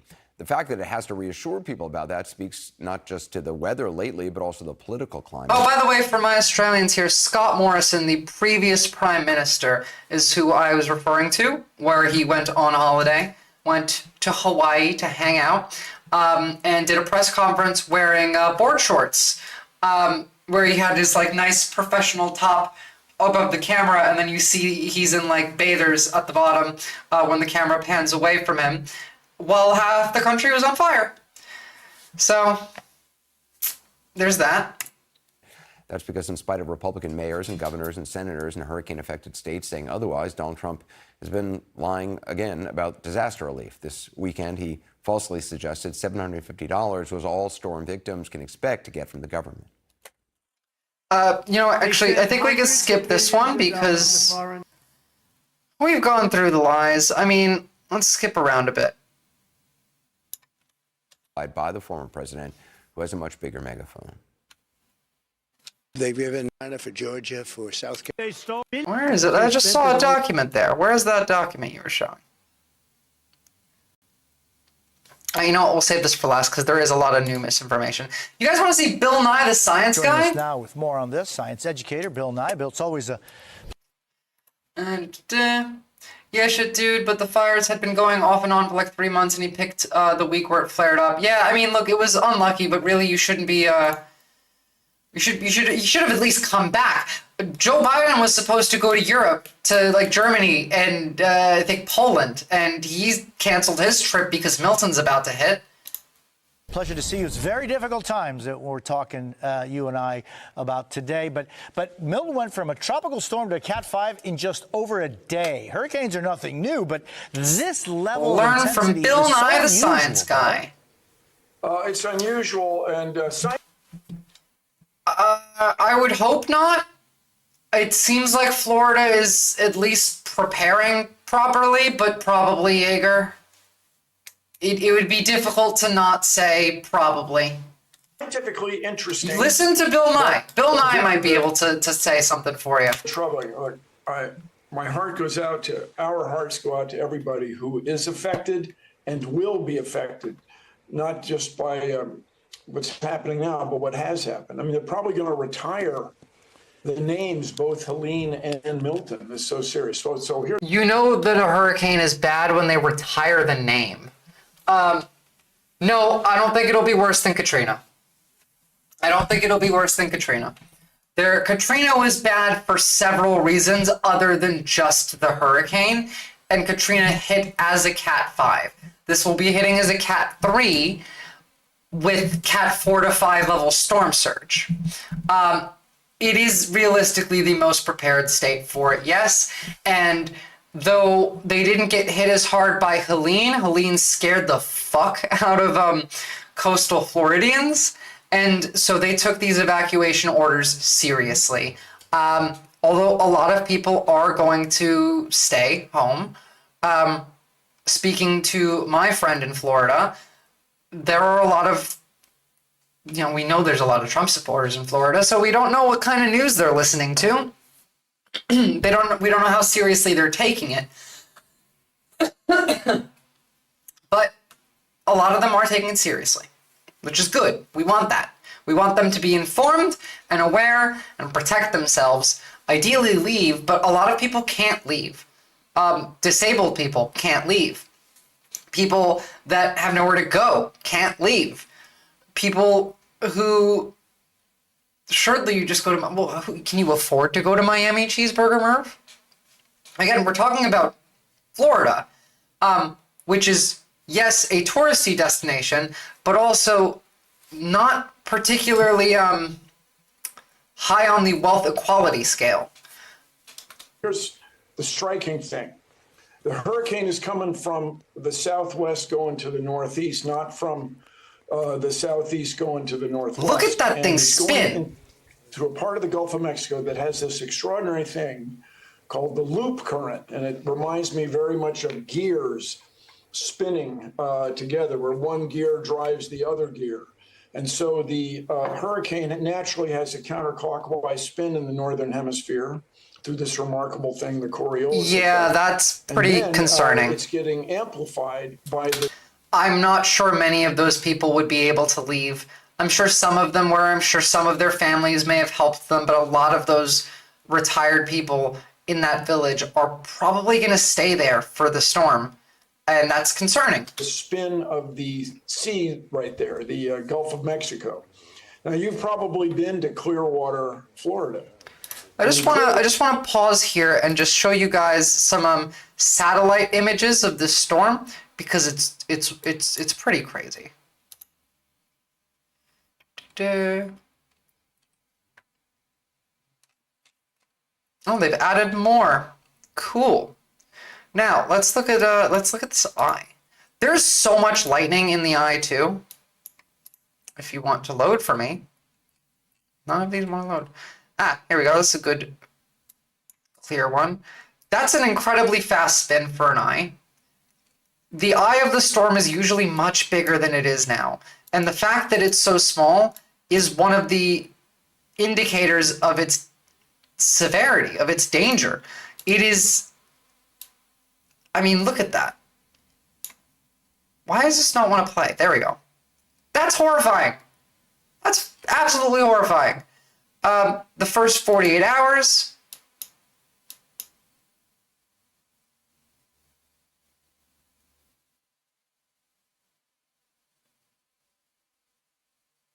Watch, you're going to see it grow suddenly to bam. That's when it hit Category 5. Right off the coast of the Yucatan. I just wanted to show you where is the... there's a photo of 3 different hurricanes right now in the Atlantic Ocean. Oh, that's cool, by the way. Very high-res photo. Or sorry, video, rather. You can almost see through the eye. I've never seen something like that before. Where is it? Here we go. We got 3 hurricanes in the Atlantic. There's Hurricane Kirk, Hurricane Leslie, and Hurricane Milton. Kirk is going towards Europe. Might rain a bit on France. Leslie's not going to do anything of note to us. Might hit some Caribbean islands. Milton is the big one. But 3, just that's remarkable. Right, guys? Like, this is... It's beyond scary.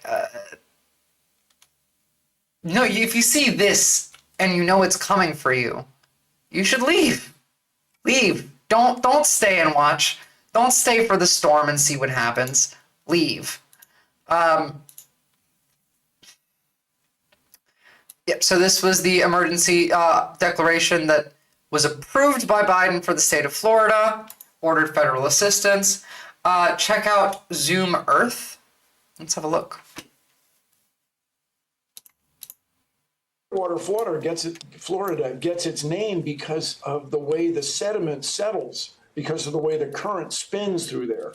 Well, this current is going to help amplify this hurricane, and it's even going to spin off tornadoes on the outer edge. I mean, this is a very, very big storm, and the whole thing is driven. Yeah, that does not surprise me. Of the ocean in the Gulf of Mexico. I mean, everybody's been talking about this literally for decades. Well, here it's really happening so quickly. This warm water provides all this energy to these storms, and the cool air, the relatively cool air around, drives it up.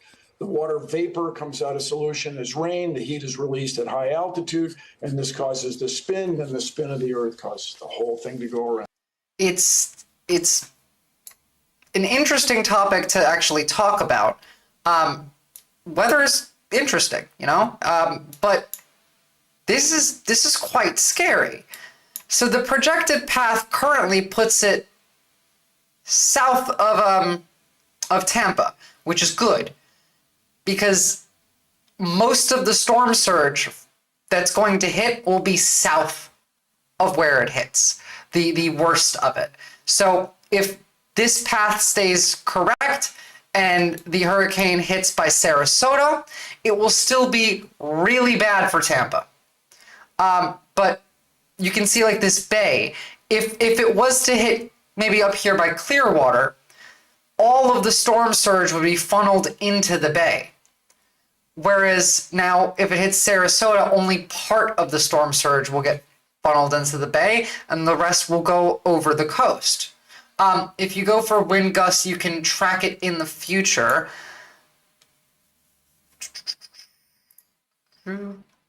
So again, wind speeds are a big concern, but they're not your biggest concern.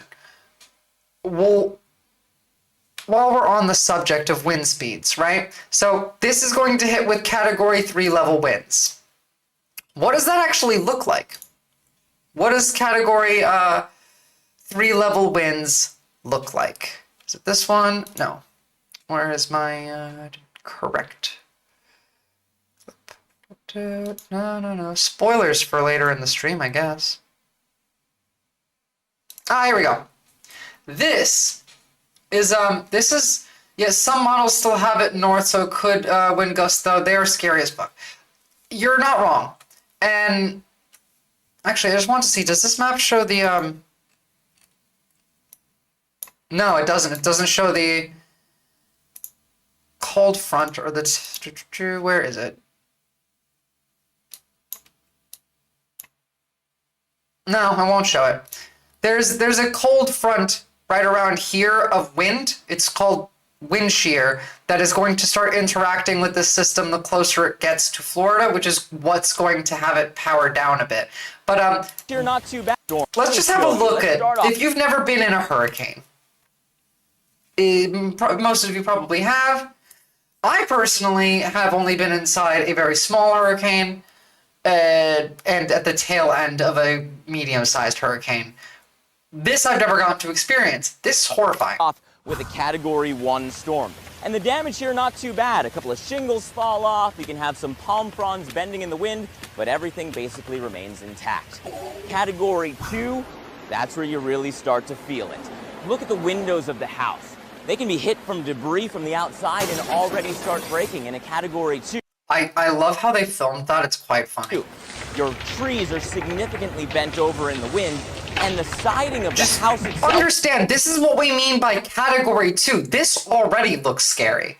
And we're not even at a 3 yet. Can break, flapping there in the wind, adding to those eerie noises inside. Category 3. I've heard only a Category 3, but it's not only anything except really bad news. In a Category 3, you can have the door of the house blown in because the winds get so strong. You can have the roof of the house start to flap up and down in the wind because it can lift off Look at that. points. And That's a Category 3. Category 4. That's the minimum estimation of what's hitting Florida tomorrow night, guys. Minimum estimation. Lift off those weak points, and a lot of those trees start to fall.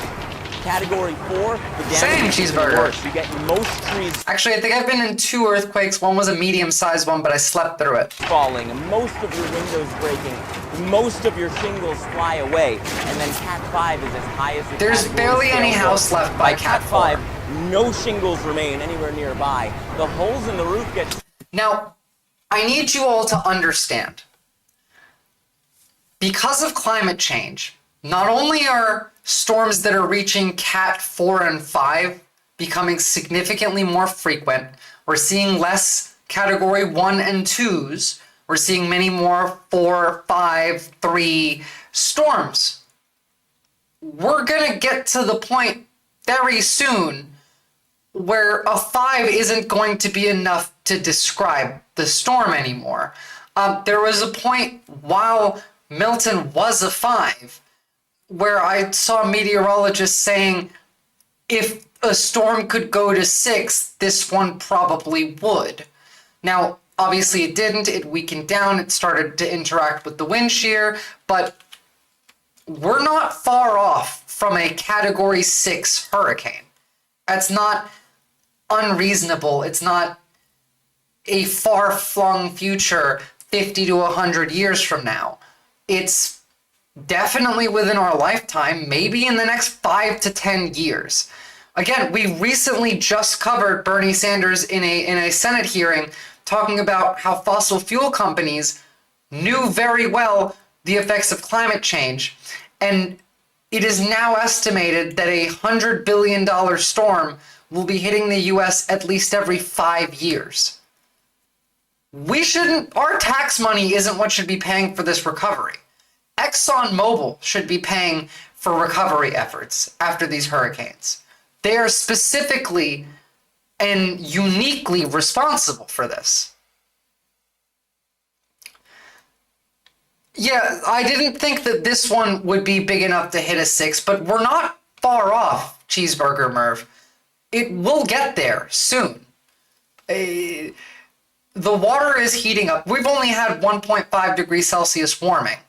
And in fact, let me just jump to here. This is a very long thread that is well beyond my understanding.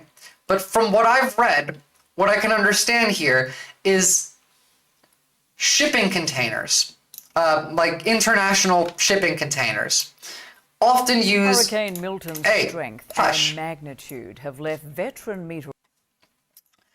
They produce something. Well, so it would change how we categorize things, Cheeseburger Merv. From what I can understand, global emissions of carbon are what's causing, global warming and methane and other greenhouse gases. However, there is a cooling effect that comes from fuel sulfur. Now, most of this fuel sulfur comes from specifically international shipping. And regulations have been reducing the amount of sulfur that they're putting out. Now, up until this point, this sulfur was actually contributing to limiting the amount the Earth was warming and that the water was warming. Part of the reason why the Gulf of Mexico is this warm is because of this. As this scientist put it, it's like a reflective blanket was lifted from the oceans and caused them to experience rapidly accelerated warming.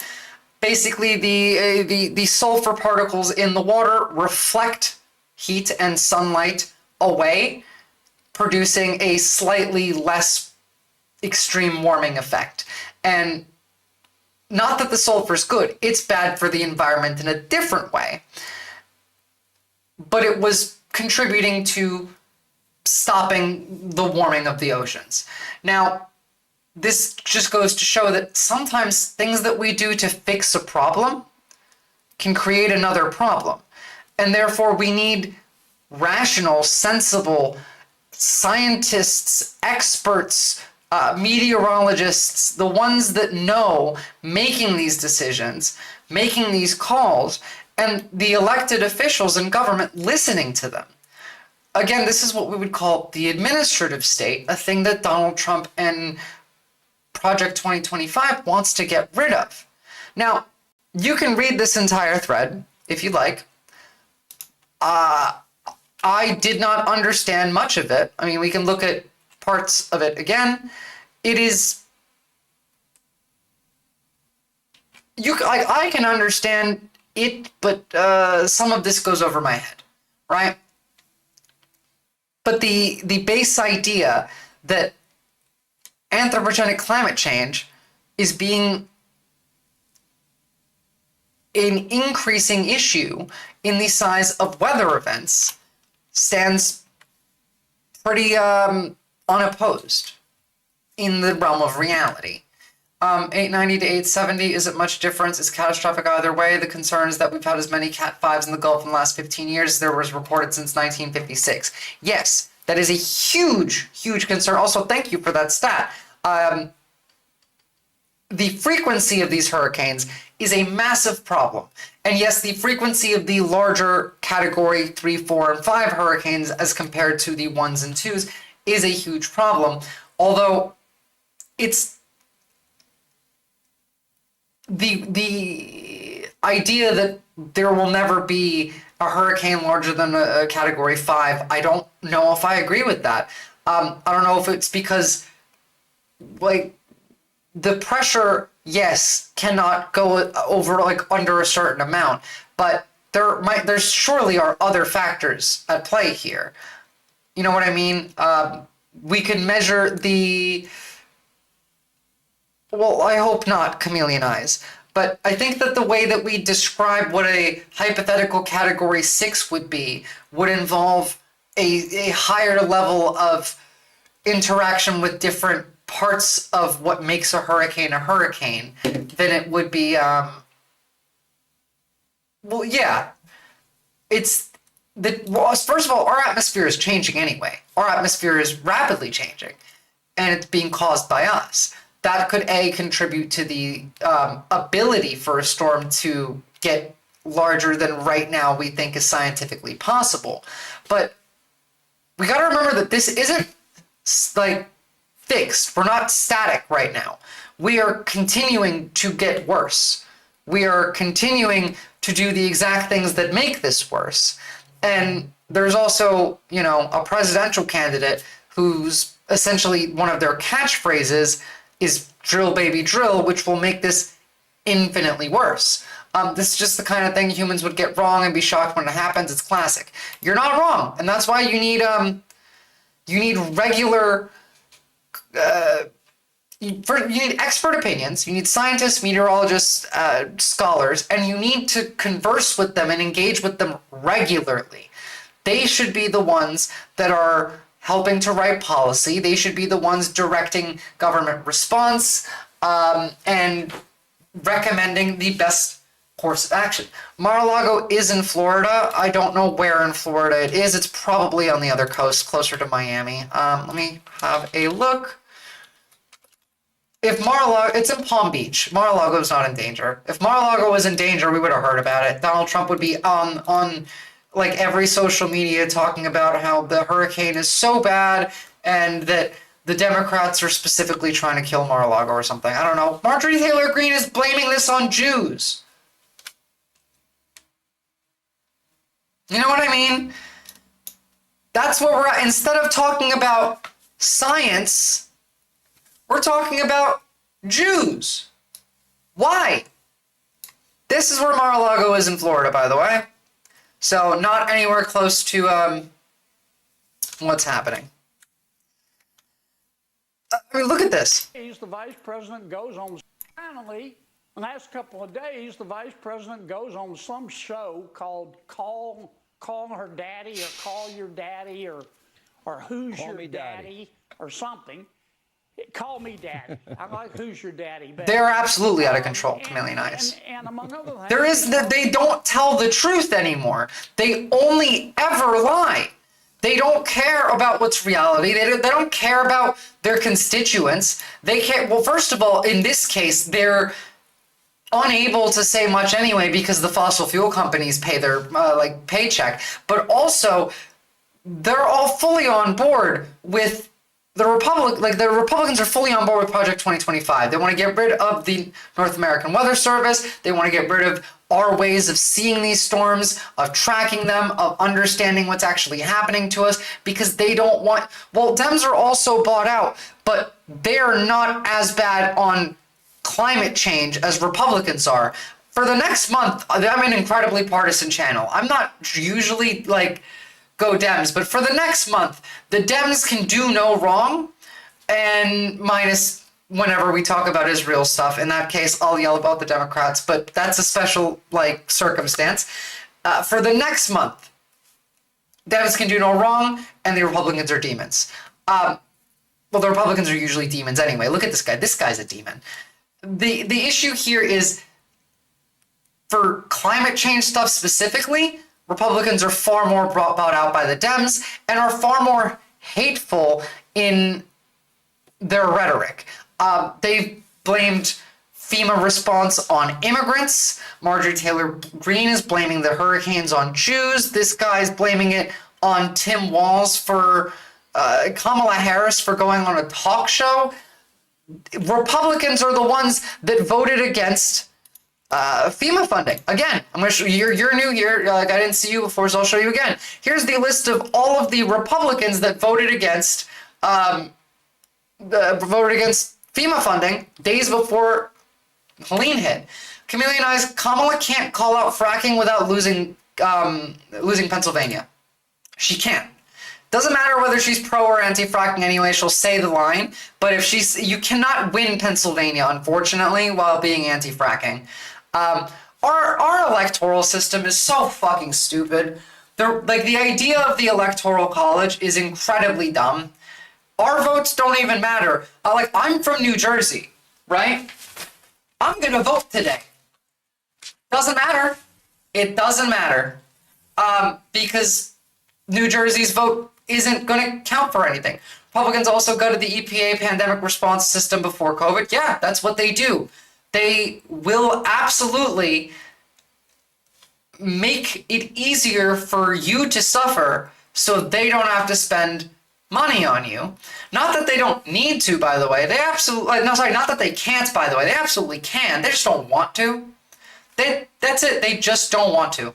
They would rather use that money and funnel it into their private donor friends or to themselves. They would rather use that money to create a project that's entirely unrelated to any of the issues that's going to end up with them making more money. Do you know how much money Donald Trump embezzled from the government while he was president? All the infectious disease people were like, a global pandemic is coming, don't do this. I've just recently watched a documentary on this. There was an entire team of experts that were just ignored and then disbanded until almost a year into the pandemic. I think it was when Joe Biden became the president is when they actually started paying attention to these officials again, which is another reason why they want to get rid of these agencies.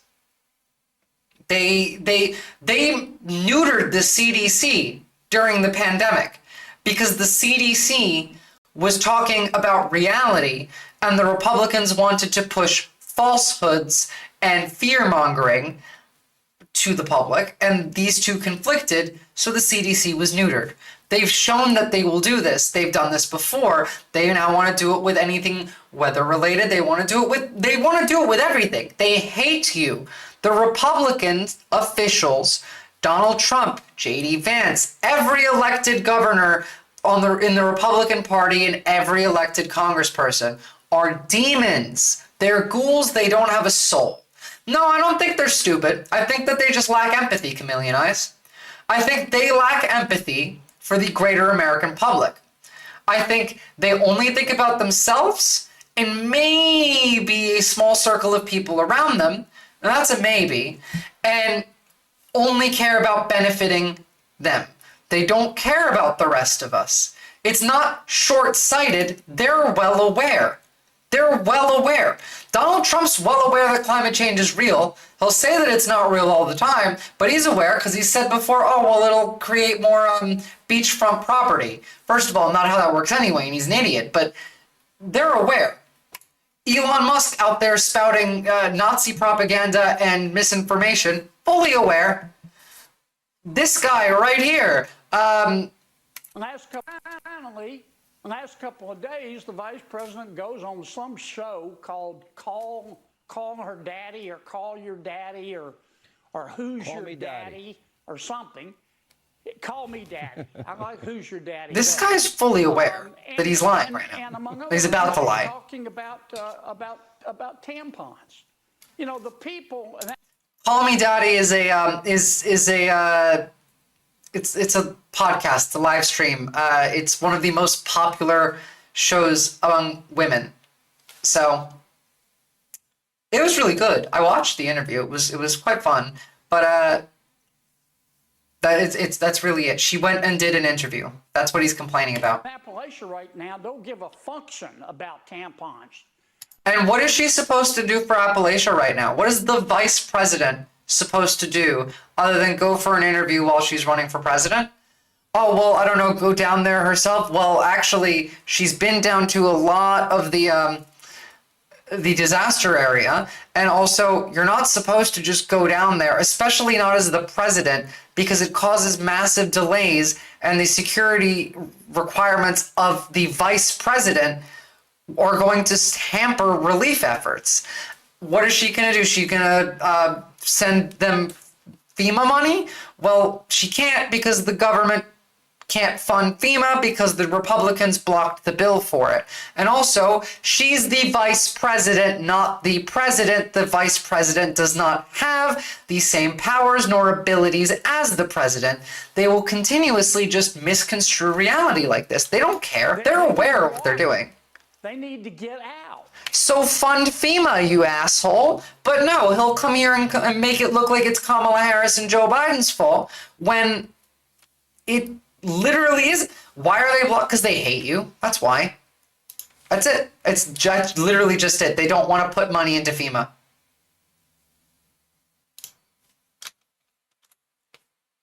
They're evil. They're soulless and they have no empathy. That's why. Look at DeSantis on Hannity. To try to.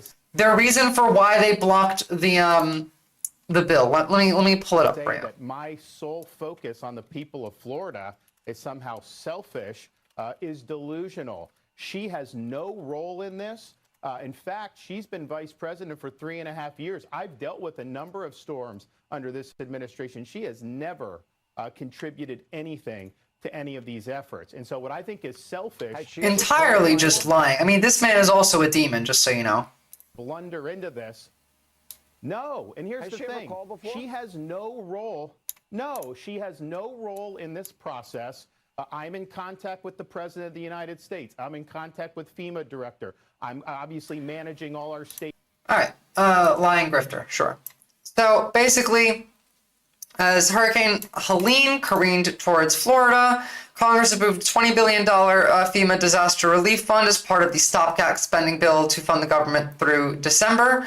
The measure left out billions of dollars requested for supplemental disaster funding. The Senate approved the measure by 78-18, vote on September 25th. It was passed in the House by 341 to 82.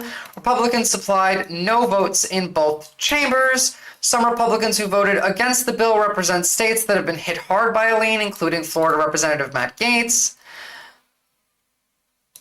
Devastation cost up to $160 billion. Some Republicans railed against FEMA funding being allocated for assisting migrants, which we covered already. That was A, untrue, and B, actually did happen once. It just happened under Donald Trump. So I guess immigrants is their reason for not funding FEMA. Yeah, the fake immigrants, that's their reason. We're meeting the immediate needs with the money that we have. We're expecting another cane. America said FEMA does not have the funds to make it through the season. America's comments led some Republicans to accuse the Biden administration of diverting funds for intended disaster relief, which was not true.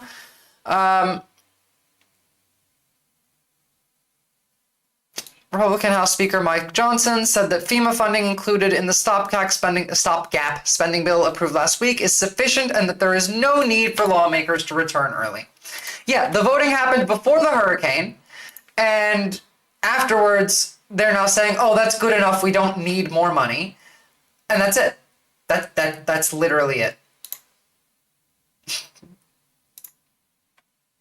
State agencies, we're supporting all our local government, and I will say this: I've had storms under both President Trump and President Biden, and I've worked well with both of them. She's the first one who's trying to politicize the storm. And she's doing that just because of her campaign. How is she politicizing the storm again? Sorry, let's just start over. Kamala Harris to try to say that my sole focus on the people of Florida is somehow selfish is delusional. She has no role in this. In fact, she's been vice president for 3.5 years. Okay, so we're gonna go back to the calling the vice president is the same as the president because you have literally nothing else to say about it.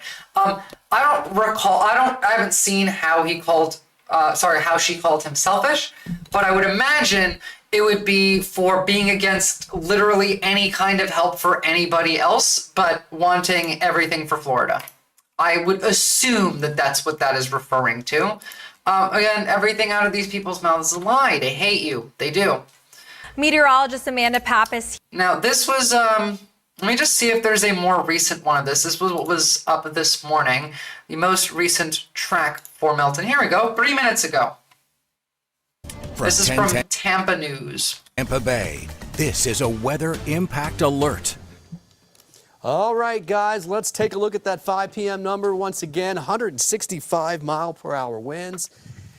Yeah, back up to a Cat 5. Cat 5. Oh, we're back up to a Cat 5. I didn't know that. When did we go back up to a Cat 5? Jesus. Scale, and it's actually now called the wind scale. If you're an old timer like me, it used to be just the Saffir-Simpson scale, and it had the winds, it had the pressure, and it had storm surge kind of categorized on it. And we've learned over time that they're not always the same. And so this just the wind scale. A Cat 5 starts at 157, and there's no top end to it. So yesterday at 180, it was still a Cat 5, but it's at Cat 5 now at 165. 905 is the pressure, and that eye obviously looks very, very good right now. So here's that 5 p.m. forecast track. You can see turning to the northeast, finally starting that turn today. And then gradually tomorrow, this is tomorrow at 2 o'clock in the afternoon, it's weakening a little bit. But also, you notice it's also starting to turn a little more back to the east. So we've gotten to the point where it seems like the hurricane doesn't start hitting until Wednesday evening, which is good. Gives people more time to prepare and more time to evacuate. So the longer this takes to actually get there, the better it is. That's that wind shear and the trough coming down to pick this thing up and kick it out. It's going to kick it out over to the east. In fact, you can see the forecast track takes it east-northeast across Florida by Thursday afternoon, and then it's off the coast of Cocoa Beach by the time you get towards Thursday evening, and it's moving out almost due to the east. So we've got... This is 3 minutes ago. It's not live, and that angle is interesting for a hurricane. This is what I mean by weather is going to start acting weird, and we're getting more and more powerful storms that don't behave the way that we expect them to. Jacksonville is over here, right behind where this guy is standing. In Mississippi. Now, what you have to understand is we didn't expect Helene to make it all the way up to Tennessee, you know? They don't usually do that and stay as strong as they did. It's the behavior, not... Oh, Jacksonville, Florida. Somewhere around there, I think. I actually have no idea. Let's find out.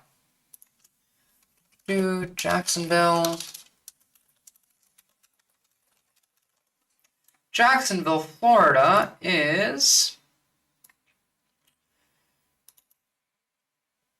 on the East Coast, so the safe side. Back here. Jacksonville is right over there. In this, oh, sorry, up here, in this area, right here. So they're pretty much safe from the storm. Like Miami, Orlando, Palm Beach, they're gonna get rain, but it'll be fine for them. It's the West Coast that's gonna have a rough time. Got a lot of things that we're trying to get to happen all at the same time and figure out where this is gonna go. Now, there's the line now. You can see it's pretty much, this is obviously where it has been. This is the forecast line from the Hurricane Center. So this thing will wobble a little bit, but what we're watching for is does it end up on the left side of the line for a while or on the right side of the line? Because what happened earlier today, it was on the right side of the line. And so instead of coming up like this, it's coming up like that right now. And so that shifted it. So the track ended up coming. Where's that sound coming from? So coming down towards the track again is still really important because as we've talked about before. Let's see. Welcome back. Well, actually, as Hurricane Milton. I just wanted a map, but as we can see, it's going to hit right by Tampa. If it hits north of Tampa Bay, the damage is going to be significantly worse for Tampa than if it hits south of Tampa Bay. And that's a pretty important distinction. So because of that. So eye wall replacement cycle. Look at that, guys. Not much of an eye there that you could see. Wow, that is impressive. 165 mile per hour winds around there. They've been talking about all kinds of turbulence, as you can imagine, for the hurricane hunters that are out there. And in fact, you can see them flying all the way around. So yeah, that's insane. Here, I mean, the fact that these planes are flying in are insane. These guys online have been crazy the last few weeks especially, but it seems like the last 6 months. This circle that you see here, that one right there, that is one of the Gulf streams. And that's a smaller jet that flies around the outside of the storm and then especially out ahead of it. And so they're taking measurements. On land, we've got a lot of weather stations, right? And we can feed all of that actual data into the models. We don't have a lot out here over Now, there. would you rather trust these people with your news about the weather, or would you rather trust the people on Fox News who are screaming about immigrants? This guy's giving you actual facts. This guy's explaining how things work to you. On the other side, they're yelling about immigrants and a person who isn't the president. Yeah, cloud seeders, of course. Yeah, you know, chemtrails and all of that. Stations, right? And we can feed all of that actual data. Conspiracy theorists are ridiculous. We don't have a lot out here over the water. So they fly the plane in what looks like a weird kind of shape to some people. And they're being fueled. But that's what it's doing. By the Republican Party. P-3s and the C-130s that are going right into the middle of the storm. And they're the ones giving us those wind speeds and pressures. Now, from that data, the model goes in the Hurricane Center and those other models. And they're saying that by 4, 5, 6 o'clock tomorrow, we start seeing tropical storm force winds. Highest impact for the winds as it moves on shore are going to be Pinellas, Hillsborough, Lakeland, Manatee, and Sarasota County. Those will be the most, and then you can see it does push inland. So, oh wow, Hardy County, quite high wind speeds in the middle of Florida is higher than kind of expected.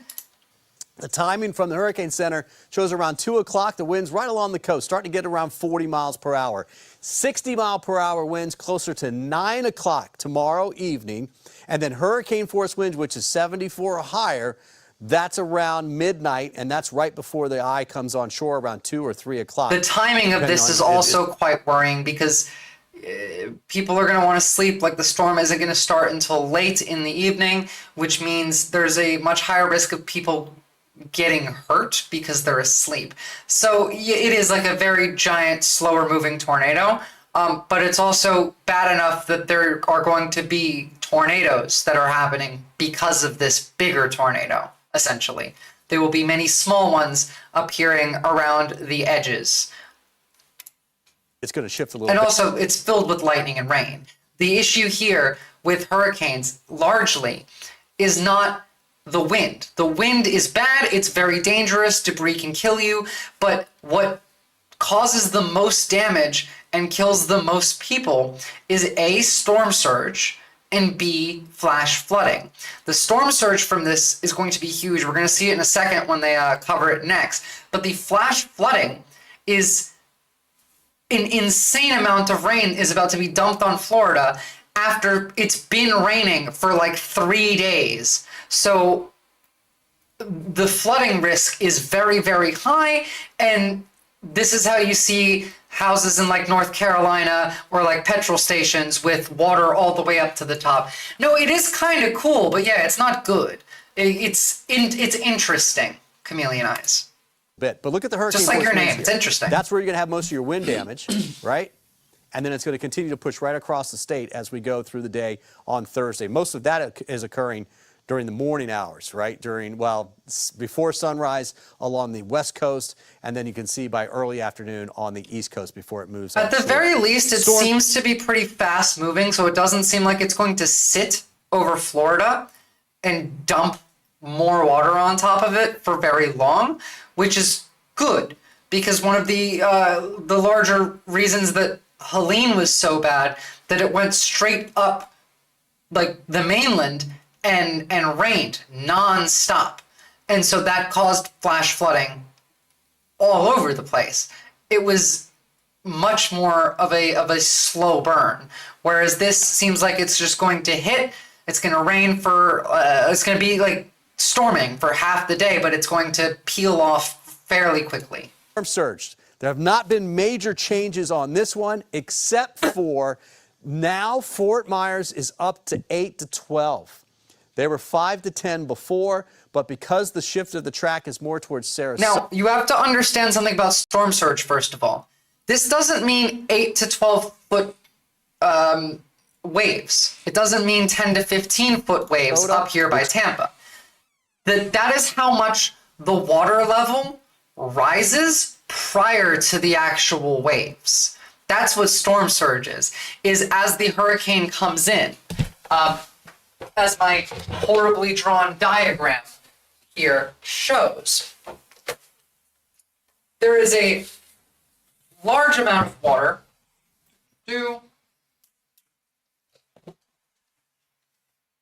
there's a large amount of water around this level.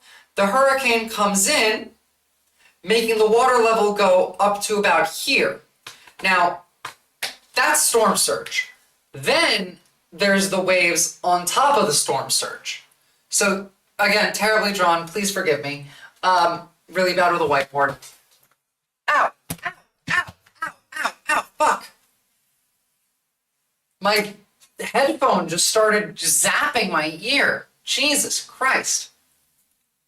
Ow. Well, the water level goes up because think of it like kind of a reverse tsunami. Instead of the water being pulled out to shore, away from the shore to build up and move towards the tsunami and be grabbed and go with it towards the shore, it's the water is being pushed as the storm gets closer and closer and is pulling water from behind it. That water from behind it mixes with the water in front of it as it slows down, as it comes near land. And so the water level rises as the water behind it mixes with the water in front of it. So that 10 to 15 foot storm surge is not the waves. That's just the water level rising. And then we have the waves on top of that, which in themselves can be about the same size of the storm surge, depending on the context.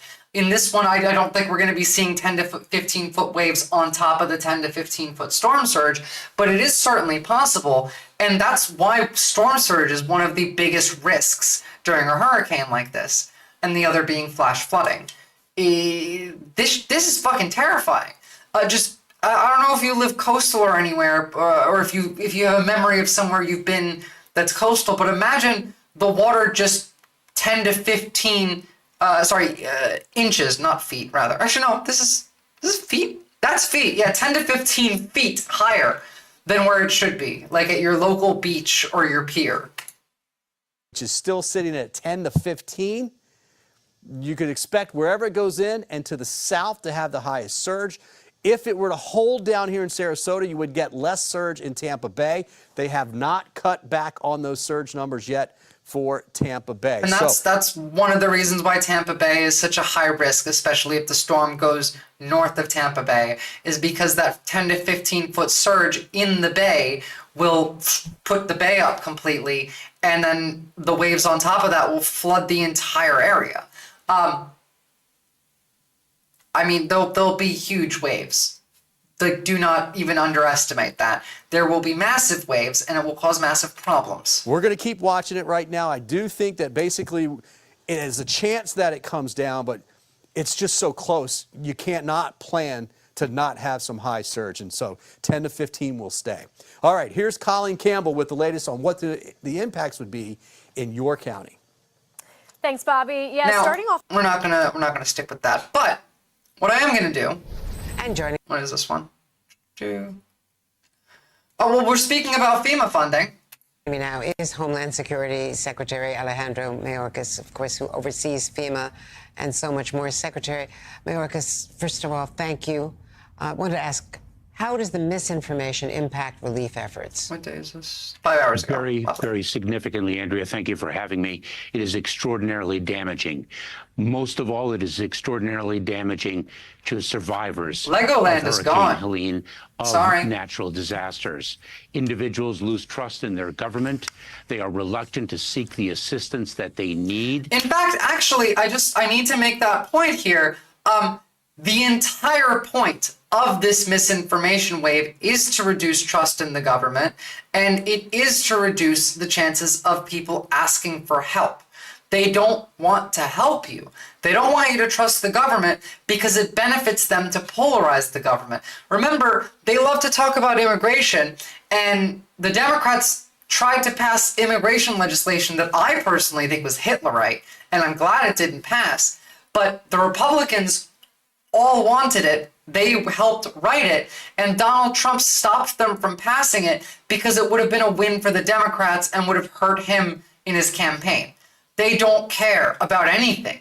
They just want power for themselves. They will compromise on any of their own actual ideals even for the chance of more power or because Donald Trump said so. They don't want you to trust the government. They want you to trust Donald Trump. And that is the entire point here. That's the goal that they have in spreading all of this misinformation. There are going to be bricks scattered everywhere for miles. Imagine if they hit Legoland. Probably, yeah. I mean, you might find those Lego bricks all the way up in Virginia that got just tossed out of the side of a out of the hurricane, launched at, I don't know, Mach 3. I mean, that's theoretically possible. I don't know. I don't really like to rely on ChatGPT. I just hate AI, to be honest. But that does sound reasonable. I just don't understand if that 30 to 50 foot is including the storm surge or if it's separate from the storm surge, because I feel like separate would be too much. If that's including the storm surge, that's a bit more accurate to me. To meet their immediate... Don't get me wrong, it is cool.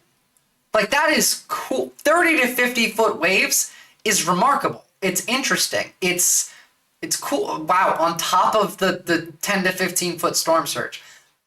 That's horrible, but it's also really cool. The world is filled with beauty and majesty, and people want to ignore it. They just ignore it. They ignore it for nonsense. Demands food, water, shelter.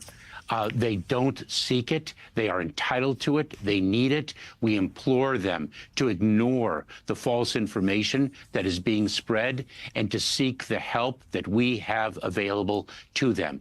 It is also extremely demoralizing to our federal law enforcement. Didn't you hear Marjorie Taylor Greene? It's actually the Jews and Kamala Harris working together to do election fraud. I mean, like, how are people supposed to ignore the misinformation and seek the help that they need if Joe Poseidon is who they're being told to blame right now, you know? Joe Poseidon and the Jews with Kamala Harris are working together. It's ridiculous. Fuck these people. They're all liars. They're all liars, and they deserve to get stuck perpetually in my 3-minute ad break. Forever. That's what they deserve. Fuck these people. I mean, look, we got Bill Nye talking about it. We got I don't know. Just, it's so bad. This is only going to get so much worse. So much worse every single time. It's going to be more serious. There's going to be more devastation. We're not funding fucking FEMA because the Republicans don't want to. They want to blame everyone else while also not funding FEMA. Yeah, exactly. Climate change is it only exists if Democrats are responsible. While at the same time, they're planning to get rid of the National Weather Service, drill more oil, and make this infinitely worse, while Donald Trump is talking about how hurricanes and climate change is going to create more beachfront property like a fucking psychopath. These people are demons. They don't have empathy. They don't care about you. I keep saying this, and it's getting tiring even for me, but I'm not wrong. Again, like he offered to nuke the hurricane last time around, but think about people like Matt Gaetz, who is on the list, voted against FEMA funding for his own state. Because, thanks for the follow, Chameleon Eyes. Because remember, at the time, Florida was still going to get hit with Helene, but Matt Gaetz decided, no, we don't want more FEMA funding. Where is he? He's in here somewhere. All of these Republicans, how many? So look at this. North Carolina, bam, right there. Florida, right there. Florida, Tennessee, Florida, Georgia. Like, please vote these assholes out. Mississippi, South Carolina, Florida again. These are the people that voted against funding, and these are the reasons that you're not getting help. More help, rather. Instead, they want to lie about immigrants and they want to blame Joe Poseidon. There's no word other than evil to describe this. None. How else could you describe it?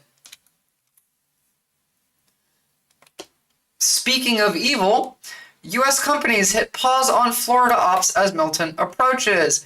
Airlines, energy firms, and Universal Studios theme parks were among the companies beginning to halt their Florida operations.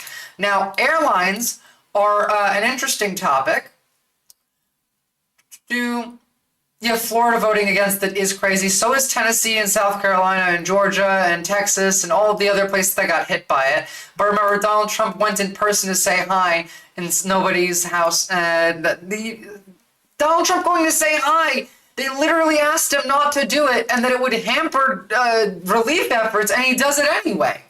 And then he complains about Kamala Harris not being there, to the point where Fox News had to fact check him because she did go there in a way that she was invited to go there. But I just want to yell about airline companies for a second. Airline companies are one of the companies that are beginning to halt Florida operations because of the storm, but they're also...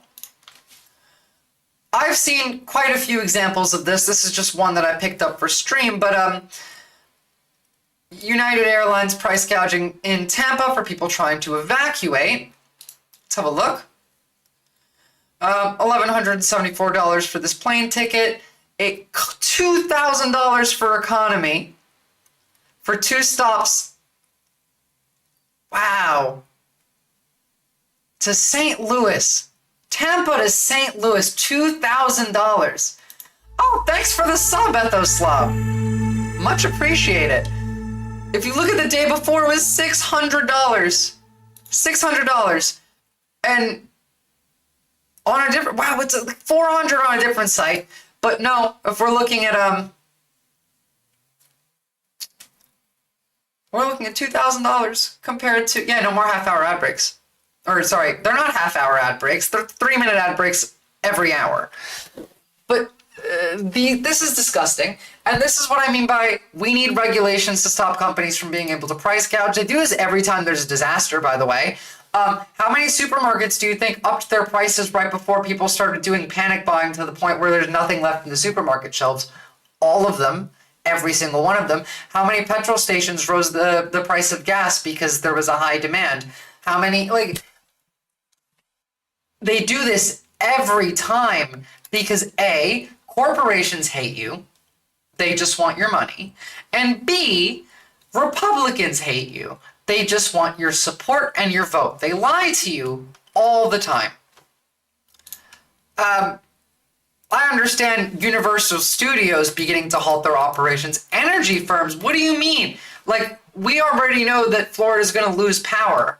The vast majority of it, rather. What do you mean that energy firms are beginning to halt their operations? Does that mean they're just no energy? We're done? We're shutting down the power plant at 5 o'clock and we're going home until after the hurricane. Can they... energy companies began shutting down their pipelines and fuel delivery terminals. That's what it is. As in, there's no gas stations being refueled. That's what that means. Your house will still have power. I was really confused for a second. That made no sense at all. Now, we looked at something, again, I can't get over how insane that looks.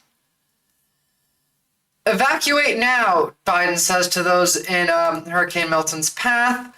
I saw very recently it was in one of these videos, I think it's her, you will die if you stay, which is pretty horrifying thing to be told.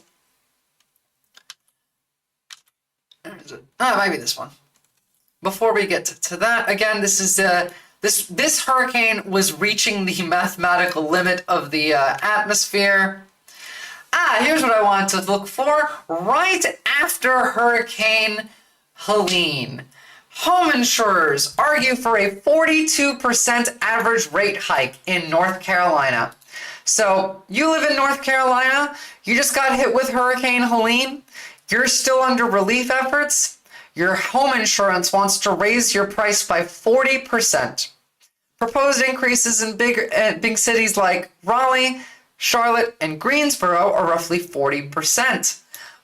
Across 11 western counties that were hit hard by Helene, including Asheville's Buncombe County, the requested increase is 20.5%. This is disgusting. This is genuinely disgusting. Like, I understand that insurance companies themselves are thieves, essentially. They run in a manner in which their job is to screw you. Their job is also to help you when you get screwed, but more often than not, they are screwing you because they're not regulated well enough. But this 40% increase, Rate Bureau attorney Mikey Spivey told hearing officer Amy Funderburk that the highest inflation in 40 years, particularly on building materials, combined with calamitous storms that are getting worse and worse, show that the current premium rates are severely inaccurate. Now, if I'm being honest here, I don't disagree with the Rate Bureau.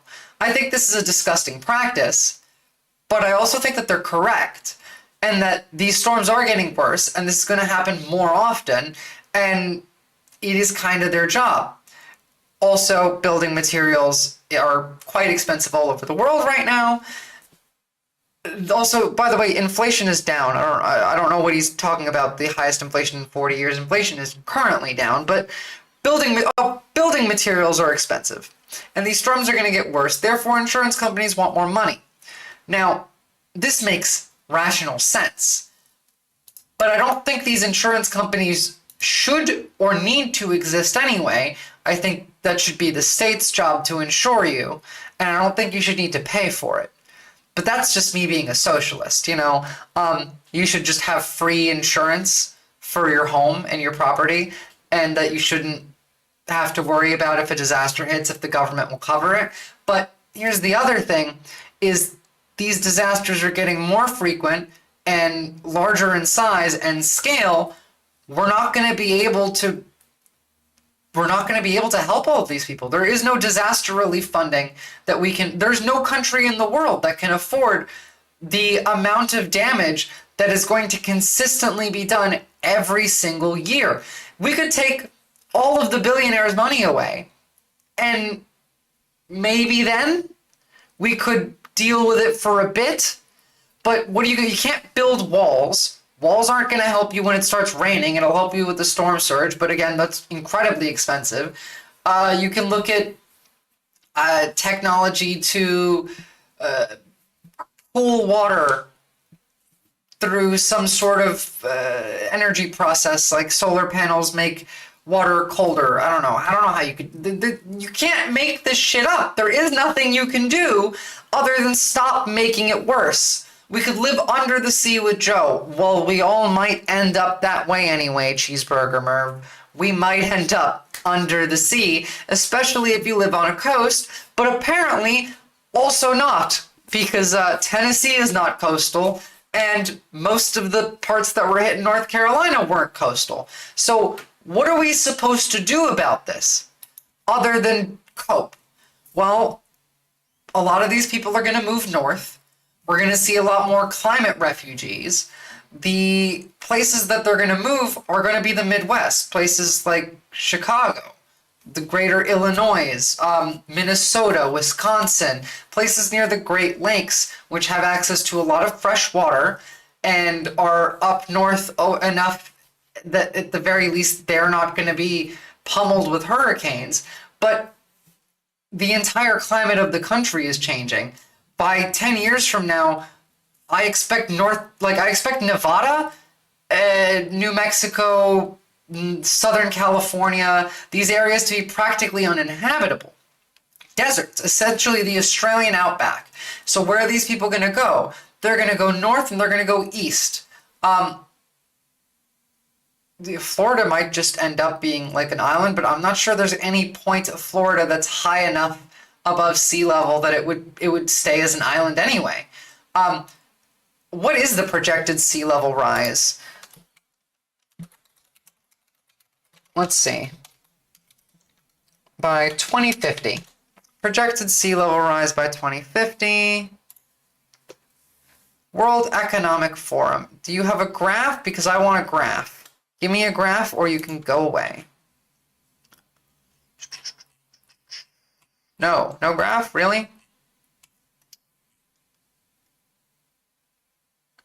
Okay, fine. Emphasis on average. The reality is different stretches will cost of the coast will see wildly different rates of oceanic creep by 2050. The average rise will be between 4 to 8 inches along the Pacific and 10 to 14 inches along the Atlantic, 14 to 18 around the Gulf. Is there any point of inches? Is there any point of Florida that is above 14 to 18 inches above sea level? Like more so than that it would continue to be as an island, maybe 30 to 50.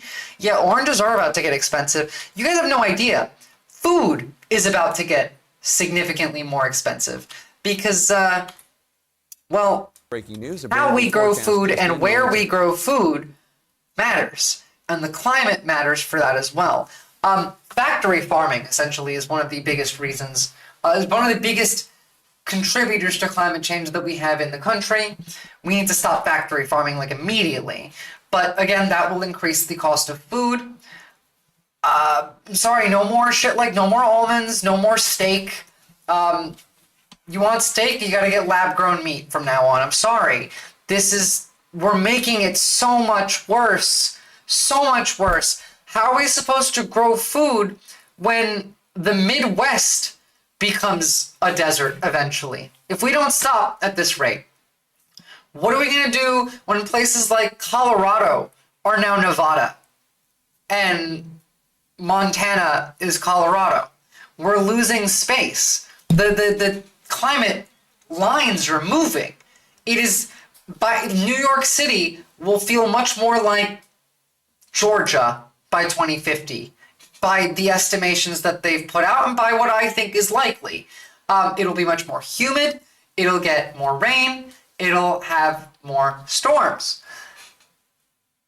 Whereas the South will become significantly more covered in water and desert region, less moist, closer to that of what you would expect central Mexico to have that sort of climate, that dry air, the dry, warm, hot air.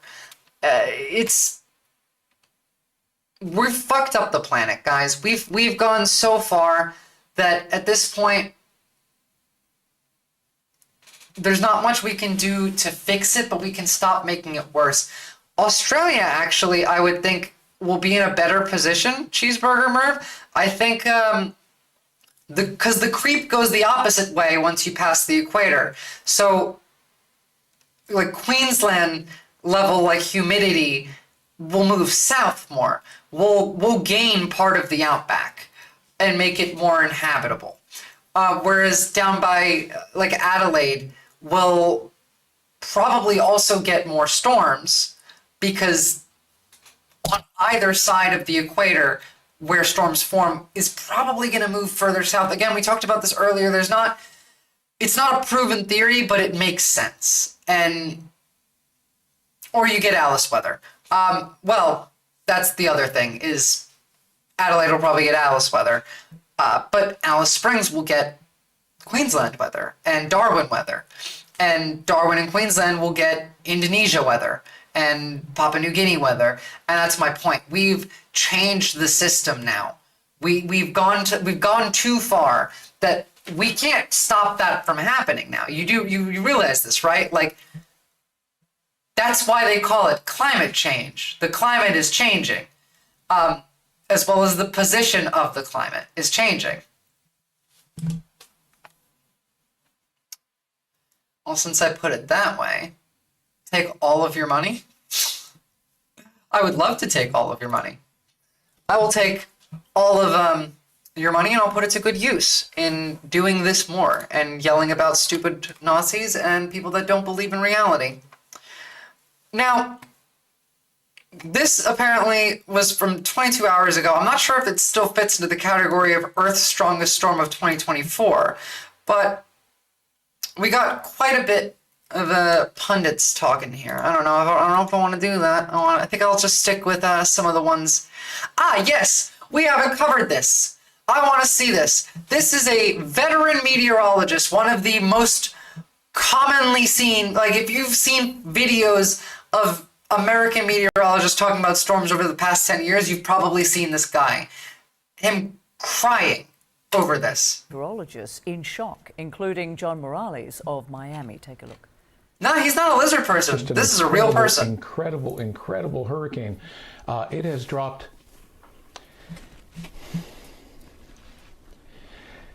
It has dropped 50 millibars in 10 hours. Oh, she was, yeah. Well, of course, I apologize. This is just. She's a horrific. CNN pundit. Morales has guided South Florida through some of the.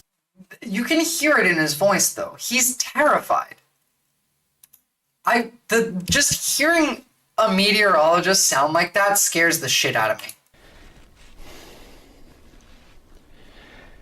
It has dropped 50 millibars in 10 hours. You can hear his voice cracking. I apologize. Shortly after this scene, they cut away from him because he's crying. Well, thank you, Jen and Alex. It's not necessarily indifference, I don't think. I think a lot of John Morales, that is his name. I did see it before, and it is on the screen.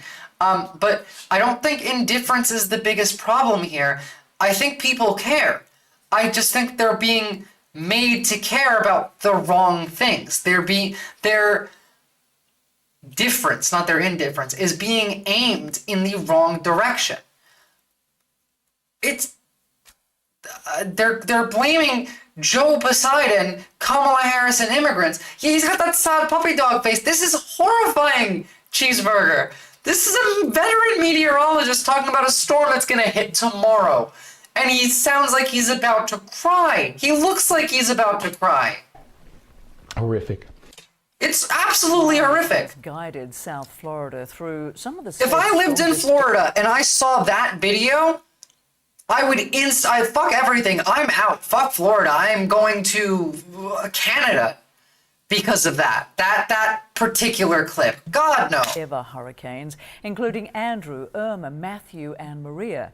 He later posted on social media, quote, "Extreme weather driven by global warming has changed me. Frankly, you should be shaken too and demand climate action now." Yeah, well, Florida's Gulf Coast is bracing for yet another major hurricane, but it's not just absolutely based, John Morales. It's the strongest storm the world has seen so far this year. Hurricane Milton has weakened slightly to a Category 4 strength, but the storm's explosion in size and intensity has been staggering, jumping from a Category 1 all the way to Category 5 in just 24 hours. By the time it makes landfall sometime Wednesday, it should weaken to a Category 3. But that's little comfort for a state still reeling from hurricane. Oh, there absolutely will be. This is Florida we're talking about. Florida man will be out there surfing the waves and then he's going to die. That's what's going to happen. He's going to die. There's no way around it, sorry. You're gonna die.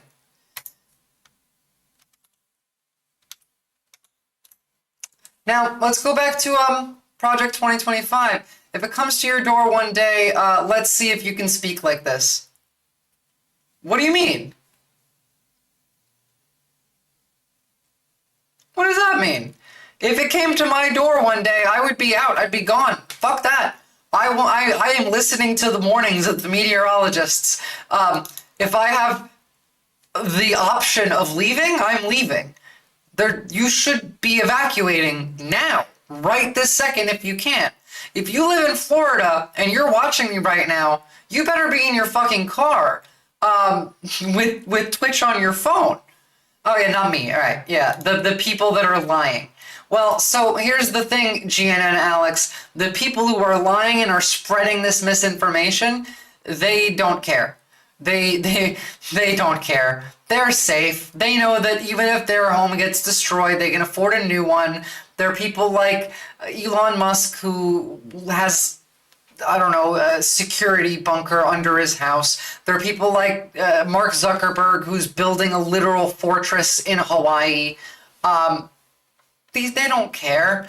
The fossil fuel company CEOs, they all have their little bunkers and homes that are up high on a mountain that won't be affected by sea level rise, and cut trees all around them so that wildfires don't burn their house down. These people can afford to weatherproof their lives. They just do it at the expense of you and me. They weatherproof their home and their lives by taking our money and lying to us. You're very welcome. I'm just trying my best to get people to understand what's actually happening.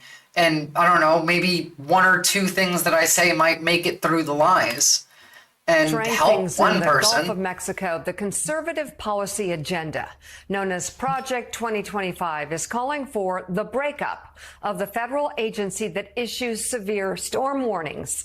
The plan says the National Atmospheric and Oceanic Administration, or NOAA, which houses the National Weather Service, is a component of, quote, the climate change alarm industry.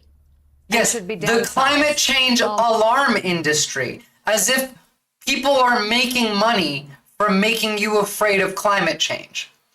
Who's making money off of me being afraid of climate change? Who? The solar panel companies? The wind farm companies? The undocumented immigrant? Well, what the fuck are you talking about? You know what I mean? Like, what is this even supposed to mean other than pointing your finger in any random direction and looking for a scapegoat? Much of its climate change research should be disbanded. So think about that right now. Yeah, disband In the climate wake change of research. Hurricane Helene's biblical destruction, looking down the barrel of Milton, they're calling it the climate change alarm industry in Project 2025. Joining us now, former Assistant Secretary of State for Ocean. I keep saying it. These aren't humans. They lack the key part of being a human. A soul, empathy, care about your environment, your surroundings, the people you interact with in your lives. They don't have it.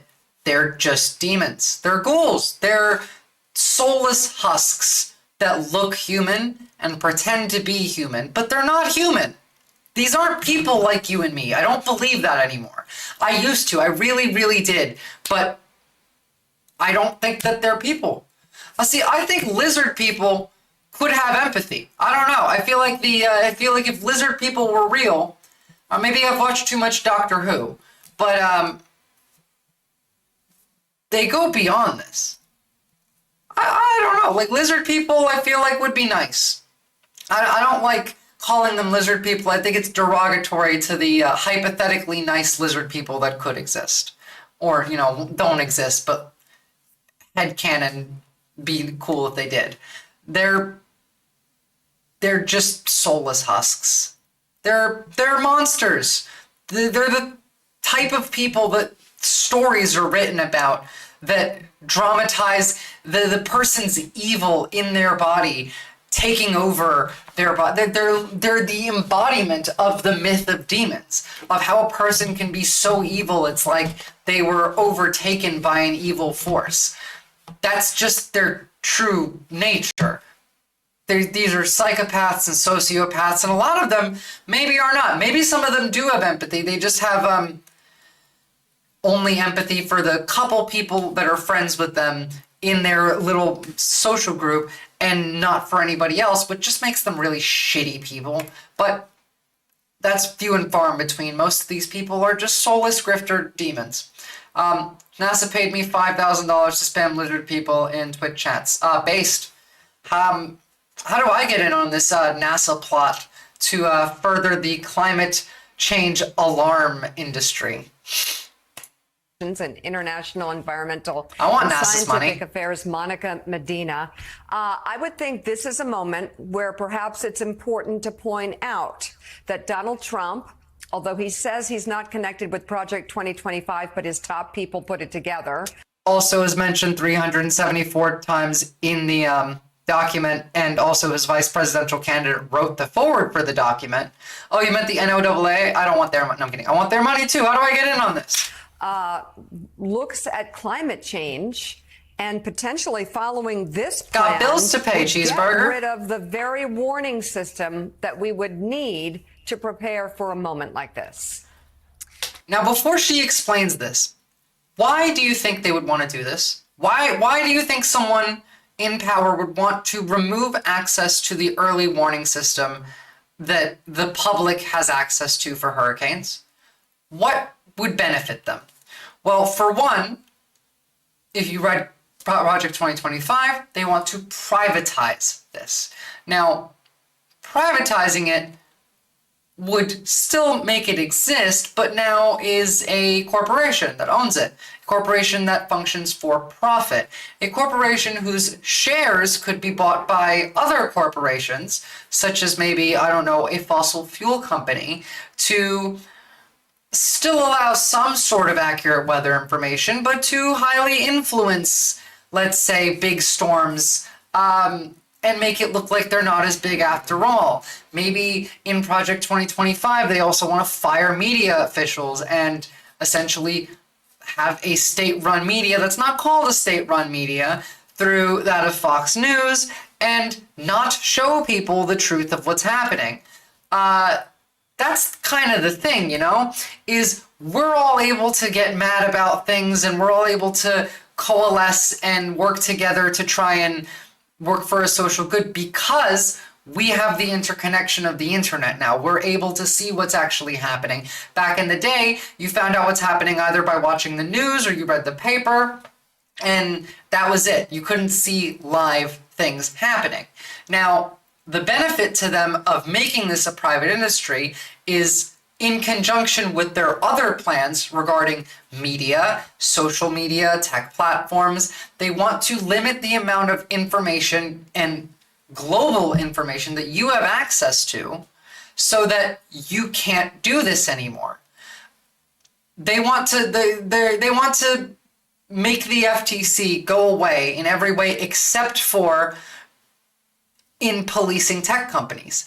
They want to police Meta, which I'm in favor of policing Meta, but what they really want to do is they want to reduce what you have access to. They want to make Meta into Twitter, and given control and power and the friendship of the president, Elon Musk, who also would be in a government position, might I add, by the way, at the time, because he's been given the role of Secretary of Efficiency or some bullshit like this, would be able to create a system in which, let's say, we don't get to see what's happening along in Gaza because the U.S.'s foreign policy is still interested in working with Israel. And so let's say if all of the tech companies are very harshly policed and the media is dead minus the propaganda networks, and we've gotten rid of all of the agencies that give you accurate information about things going on in and around the world, how are you going to access this information? Well, you're not. You're going to get what they give you. They want to bring us back to that time of whatever's in the paper or whatever's on the news, that's reality, and whatever you can see with your own eyes.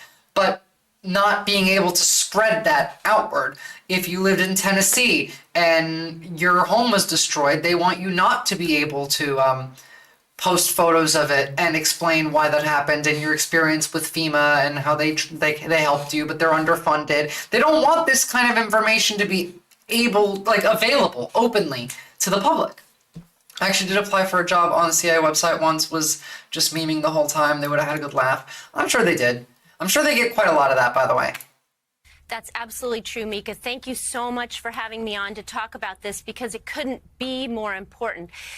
The Trump plan is as dangerous as these storms themselves, and we need to make sure we understand that once that weather system, all that architecture that underlies all the private forecasts, all the local weather forecasts, all of that is underpinned by the National Weather Service. And if we dismantle that, we lose this one vital link to keeping ourselves safe. Not only our property and our businesses, but lives are at risk. They don't want you to be safe. And I want to take a step back before we move forward more into this and look at what the... If you stay, you're gonna die. Tampa mayor warns residents in Hurricane Milton evacuation zones. Extreme weather leads to more power outages in Texas. Helene and other storms dumped a whopping $40 trillion gallons of rain in the south. 40 trillion gallons. Yeah, a wild thing to peddle during an impending Cat 5. And post another, what was it, a Cat 4 was Helene when it hit, or was it still a 5? Florida homeowners still face an insurance crisis in the wake of Hurricane Helene. Florida braces for heavy wildfire activity. They're only getting worse. Tornado Alley is shifting, putting the Midwest and Southeast in its sights. Monster blizzard shatters California's snow drought with up to 10 feet of new snow. The United States just witnessed the most extreme October of heat. These people hate you. They want you to not be able to know these things while they actively make it worse. Again, drill, baby, drill. Do you think that that's going to help this? No, of course not. But again, many people don't believe in climate change in the United States as compared to most of the world who does, because they're told it's a lie from sun up till sundown. What are you supposed to do when you wake up and you're being bombarded with propaganda? I've come to the point where we need restrictions on free speech on social media. We really do. I hate it. I hate restrictions on free speech. But if you're outright lying, and like not just regular people, trolls are a dime a dozen and they're never going to go away. But you should not be allowed to lie like this if you're elected officials, if you're running for government, if you're in positions of power. It should be illegal. It should also be just generally against terms of service for these companies. The way Twitter used to be, even prior to Musk. I mean, Meta was always really bad at this, but even they try a little bit. You should not be able, and again, like they're still pretty bad. They try a little bit, but they're not good by any means. And they tend to censor more Democrat-leaning sentiment anyway. There needs to be censoring on social media for outright, objectively provable lies made by people in power, and just general misinformation should be taken down. The community notes shit does not work on Twitter. They should just be taking those posts down. Not all the community note posts, obviously, because every post gets community noted, but let them go a season without it. They'll regard it pretty quickly. They won't know Cheeseburger Merv. They weren't, American people are not that aware of what's going on in there. I mean, think about it. The news cycle changes in a week and everyone forgets what happened the last week. They will not regret it pretty quickly. They'll regret it eventually, but they won't realize how bad they won't realize how much they regret it until it's gotten so much worse. Remember, there are people now who are still talking about we should repeal Obamacare and don't care about the fact that you used to just die if you couldn't get health care.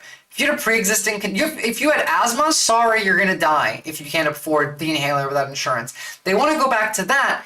And there's people, like actual people that were alive at that time that will still vote for this person, even though that's one of their policies, because they forgot. Humans have a unfortunately short memory with negative experiences. The brain doesn't like to remember bad things. So we forget bad things. We make them less bad in our brain. Why do you think I often re-show like photos and videos of January 6th? Is because people have forgotten. We make things rosy in the back of our minds because it sucks to remember the shitty things. We forget the worst parts of everything. It's a weird looking cloud. Yeah, weird looking cloud's about to bust your ass. But you don't know. The administration How would you know? has done is doing to prepare for severe weather like this. And if you could talk about FEMA's rumor response page, which I think would be useful at a time like this.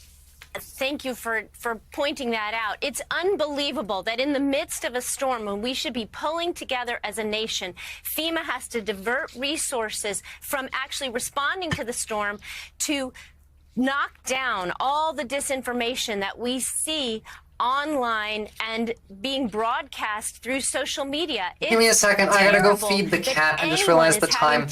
It's lunchtime for him. I'll keep the video playing though. Have pages like that put on federal 2 response seconds. instead of where do you go to get help? It's what to disallow, what to disavow, what Right. not to believe. It's awful. So give us a sense, Monica. I mean, right now we have President Biden, Vice President Kamala Harris working to support those who are devastated by Hurricane Helene, and they're preparing now for Milton, which looks to be When and where was this, and how did I not know? What is that in reference to? This Project 2025? Because it is now. It is literally the Republican agenda. This is what happens if Donald Trump wins. It's the 900-page document that they published explaining what they would do. And then people hated it so much that now they pretend they have nothing to do with it. When J.D. Vance wrote the foreword, most of the authors worked for the previous Trump administration, and Donald Trump's name is mentioned in the document 374 times. They'll pretend they have nothing to do with it, while this is literally their plan. This is, you know, if you go to Kamala Harris's webpage and you can see her agenda if she becomes president. This is Donald Trump's agenda. Is part of it, at least. This is section 9, I believe, of Project 2025. In the Tampa and surrounding areas and possibly beyond. What would that look like if we jumped a year from now and there was a President Trump in office? What it would look like is a much more difficult disaster response. Of course, President Trump had threatened to, in the past, withhold disaster assistance if places weren't seen as having voted for him. So I've said in the past that these are dangerous proposals of his because they are. Look at the devastation in these places. And if we didn't have the kind of robust disaster. This is happening more and more often, and it's going to get worse. It's going to get significantly worse. And again, we saw before the Republicans are not funding FEMA. All of these people voted against increasing FEMA funding days before Helene hit. They will blame Democrats for it. They will blame Jews for it, like Marjorie Taylor Greene is doing. And at the same time, they will try and dismantle any system that we have to protect people from something like this happening to them, to at least inform people of the risks to their life and their health. It's disgusting. These people have no soul. I keep saying it. They have no empathy. They don't care. They hate you. They're evil. They don't care. Donald Trump said this would be more beachfront property. That was his response to climate change. By the way, follow on YouTube and Twitter and like the stream because it really does help. Response that you see from President Biden and Vice President Harris and what the Vice President promises to continue in her term if she were elected, we would have weeks and weeks of devastation. It's already bad enough. When small businesses are shut down by a disastrous storm like this, 40% never rebuild. Vice President Harris is promising huge tax breaks. Okay, we don't need the Harris ad over here. The larger issue here is if Kamala Harris wins, we don't stop there. We need to deal with these people because these people and more, these are the ones that will deny any possible change. These are the people that will continue to fight against increasing funding for things like FEMA. These are the people that will go out there and lie their faces off and blame anybody but themselves and the actual causes of the problem. Now, thankfully, if Kamala Harris wins, we have the Jack Smith investigation. There are 77 people of note on that document. Some of them are likely going to be brought up to co-conspirator charges. People like Matt Gaetz, for example, sitting government officials. These people need to be investigated. They need to be put in jail. We've talked about the 70 electors that refuse to certify elections and are partisan political operatives. We need to clean up the Republican Party, and we need to do it with the help of Republicans. That's the thing. Real Republicans, not the MAGA crowd, because the MAGA crowd has lost the plot. But we have been drawing in Republicans, at least the Kamala Harris campaign is. I'm not a fan of it. If I'm being entirely honest, I'm not a fan of Kamala Harris either. I will be voting for her, but I don't like the pandering to Republicans. A lot of those people are still not good. Even the ones that aren't full MAGA, I like Nazis, are still pretty bad. Liz Cheney, for example, was doing a press conference with Kamala Harris. Liz Cheney is not a good person, and her policies aren't good for Americans. But she is a sane person. Sane. Sanity is what we need to bring back to government. And while we do that, we need, as Democrats, to join government from the bottom up. Change will never come from the top down. If you want positive change, you have to do it. Bring your friends, go run for your local council seats, go run for your state legislature, go and join government and fix it from the bottom up. That's the only way this will ever work. And that's the issue, is if we don't get people energized to do that, then we're fucked. We're fucked.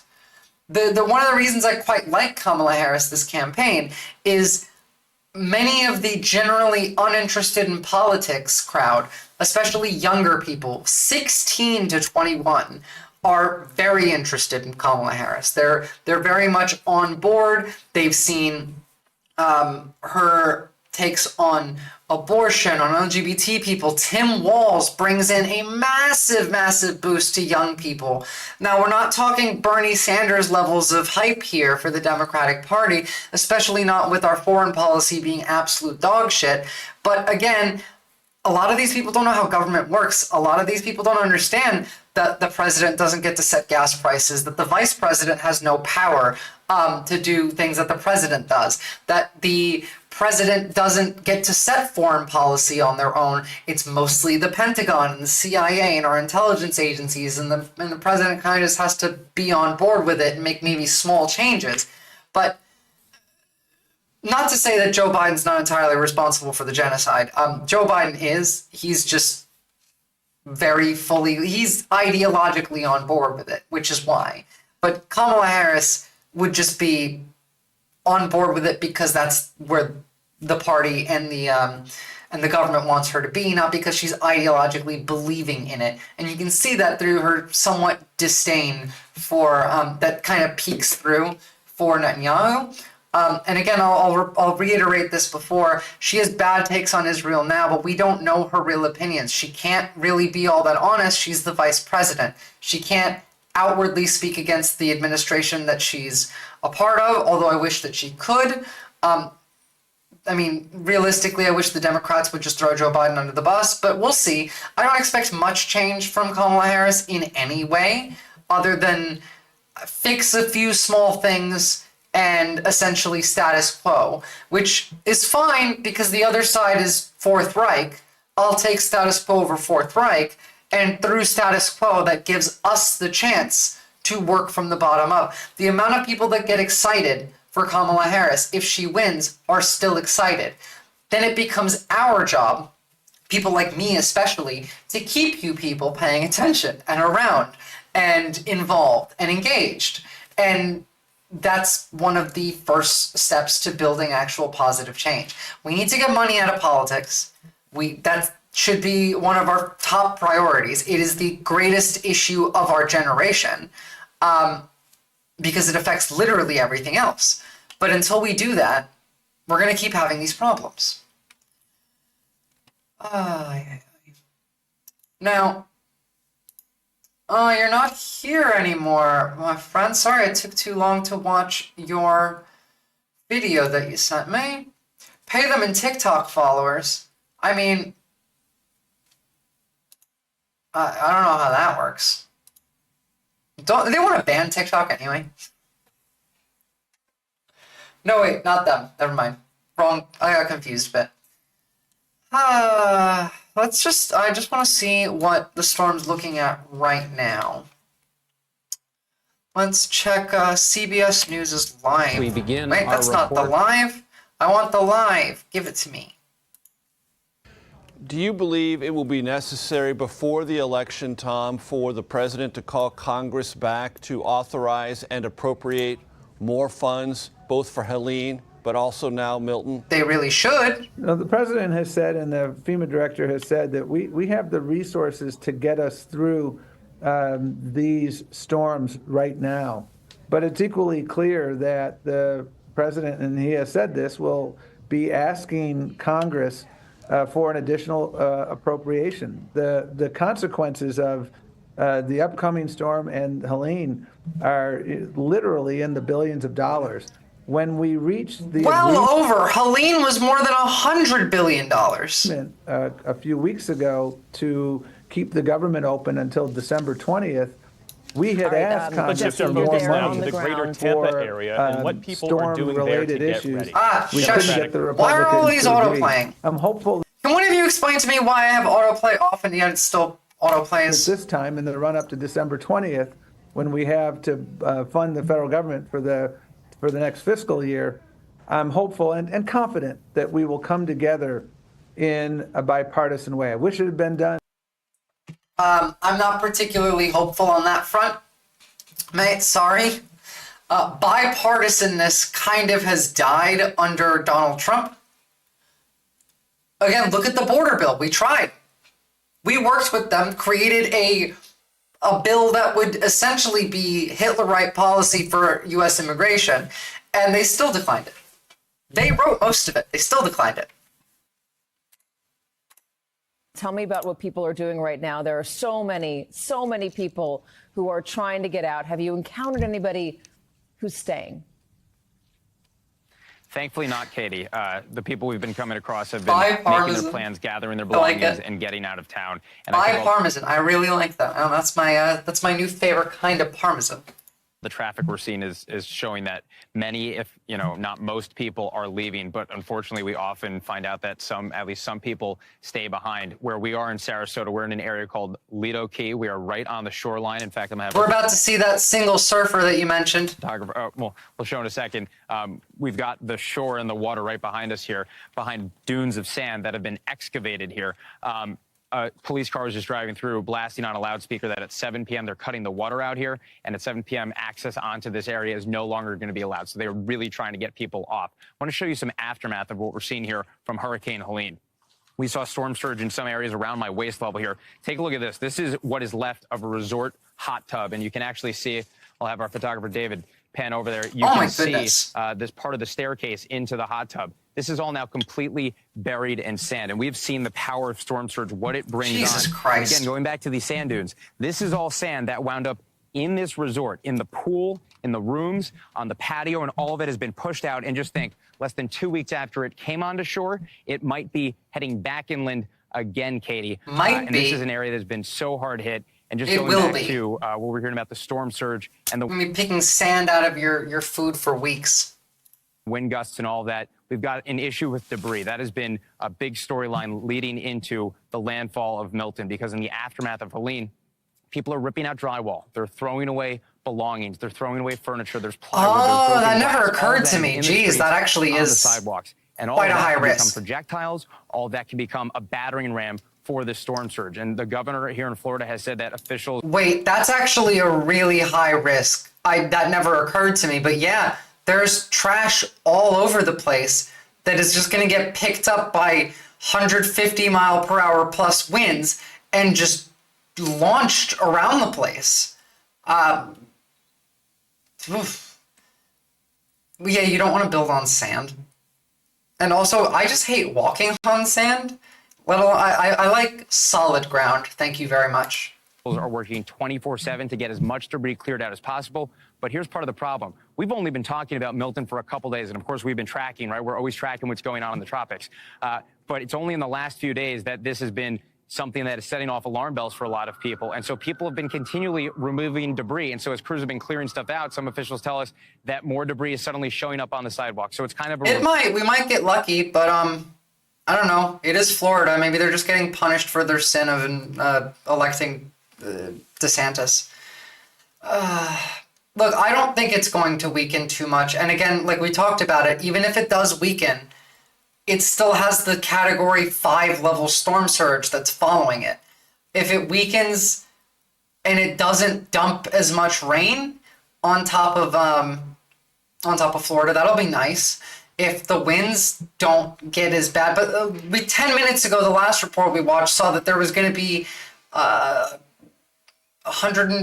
40 to 50 mile per hour winds inland. Congresswoman Kathy Cass. Revolving door issue, and the reality is that even after crews have gone through areas, we have still seen right some debris, now, including broken glass on the street. So I can imagine that there's probably going to be more out there in the air, in the water when this storm makes landfall compared to what we would typically see. Think about all of this. These chairs, these tables being broken apart, all of these twigs and sticks just being launched around the place. That sounds terrifying. This is certainly shaping up to be a very serious situation. Quickly, what are you and your crew going to be doing? I mean, we were talking about a bad situation. Where will you be? Yeah, we're going to be, plan is to be in a shielded parking garage with very limited exposure. And, you know, we often go out in the winds during a hurricane. We are not doing that this time around. Again, those projectiles are top of mind for us as well. And we're stocking up on food and water, Katie, as if we're going to have to spend a day or so in that parking garage. So, you know, that's the kind of precautions we're taking. And by the way, very much elevated because storm surge is something you cannot outrun. It is point blank, quite deadly. Jesse Kirsch, thank you very much. Angie Lassman, thank you as well. Joining us now, Sarasota County emergency. Oh, wow, that's interesting. Zoom Earth track now is drastically south of Tampa. That's good, Cheeseburger Merv. On an unrelated topic, this is interesting.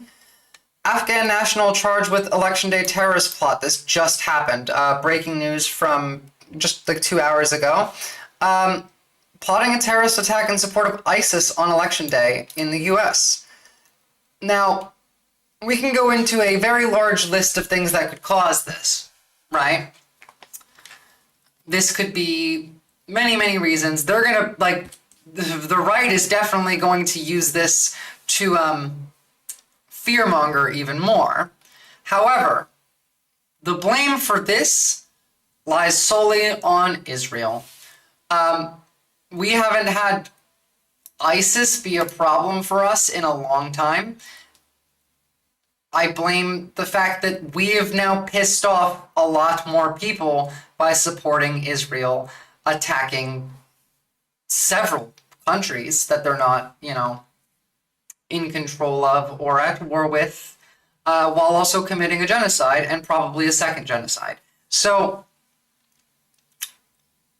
this is pretty bad. I'm going to be honest. I haven't read the article entirely. I just saw the notification for it. But just right off the bat, without reading it, that's going to be my best guess as to why that happened. And I'm almost certainly correct. Reporting about the secret relationship Trump. Emergency Management Chief Sandra Tapfumane. Sandra, thank you very much for joining us. This storm is big. It's dangerous. Are people leaving? Jesse said he hasn't seen anybody who has said they're staying. Everyone's left. What are you seeing? That makes me happy as well. The fact that people are leaving is important. From Jesse, because we do believe that there has been a great deal of our residents that are in these evacuation areas that have left. But we're getting some stories about some people that are also choosing not to leave. We are doing our very best to try to let people know. You're always going to get that in Florida. All right. I think that's about it for today. I will be watching the storm. Depending on how bad it gets, I might do a little live to explain and talk about it. I'm hoping that it's airborne alligators. That's terrifying as well. That's even more terrifying. Isn't that like Sharknado? Are we gonna get a Sharknado hurricane? Shark hurricane. No, but yeah, see you guys next time. I'll keep you guys updated on the hurricane, and again, follow me on Twitter if you want just general updates on what's going on. I tend to tweet a decent amount. and join the Discord as well. Thanks, guys, and have a lovely day.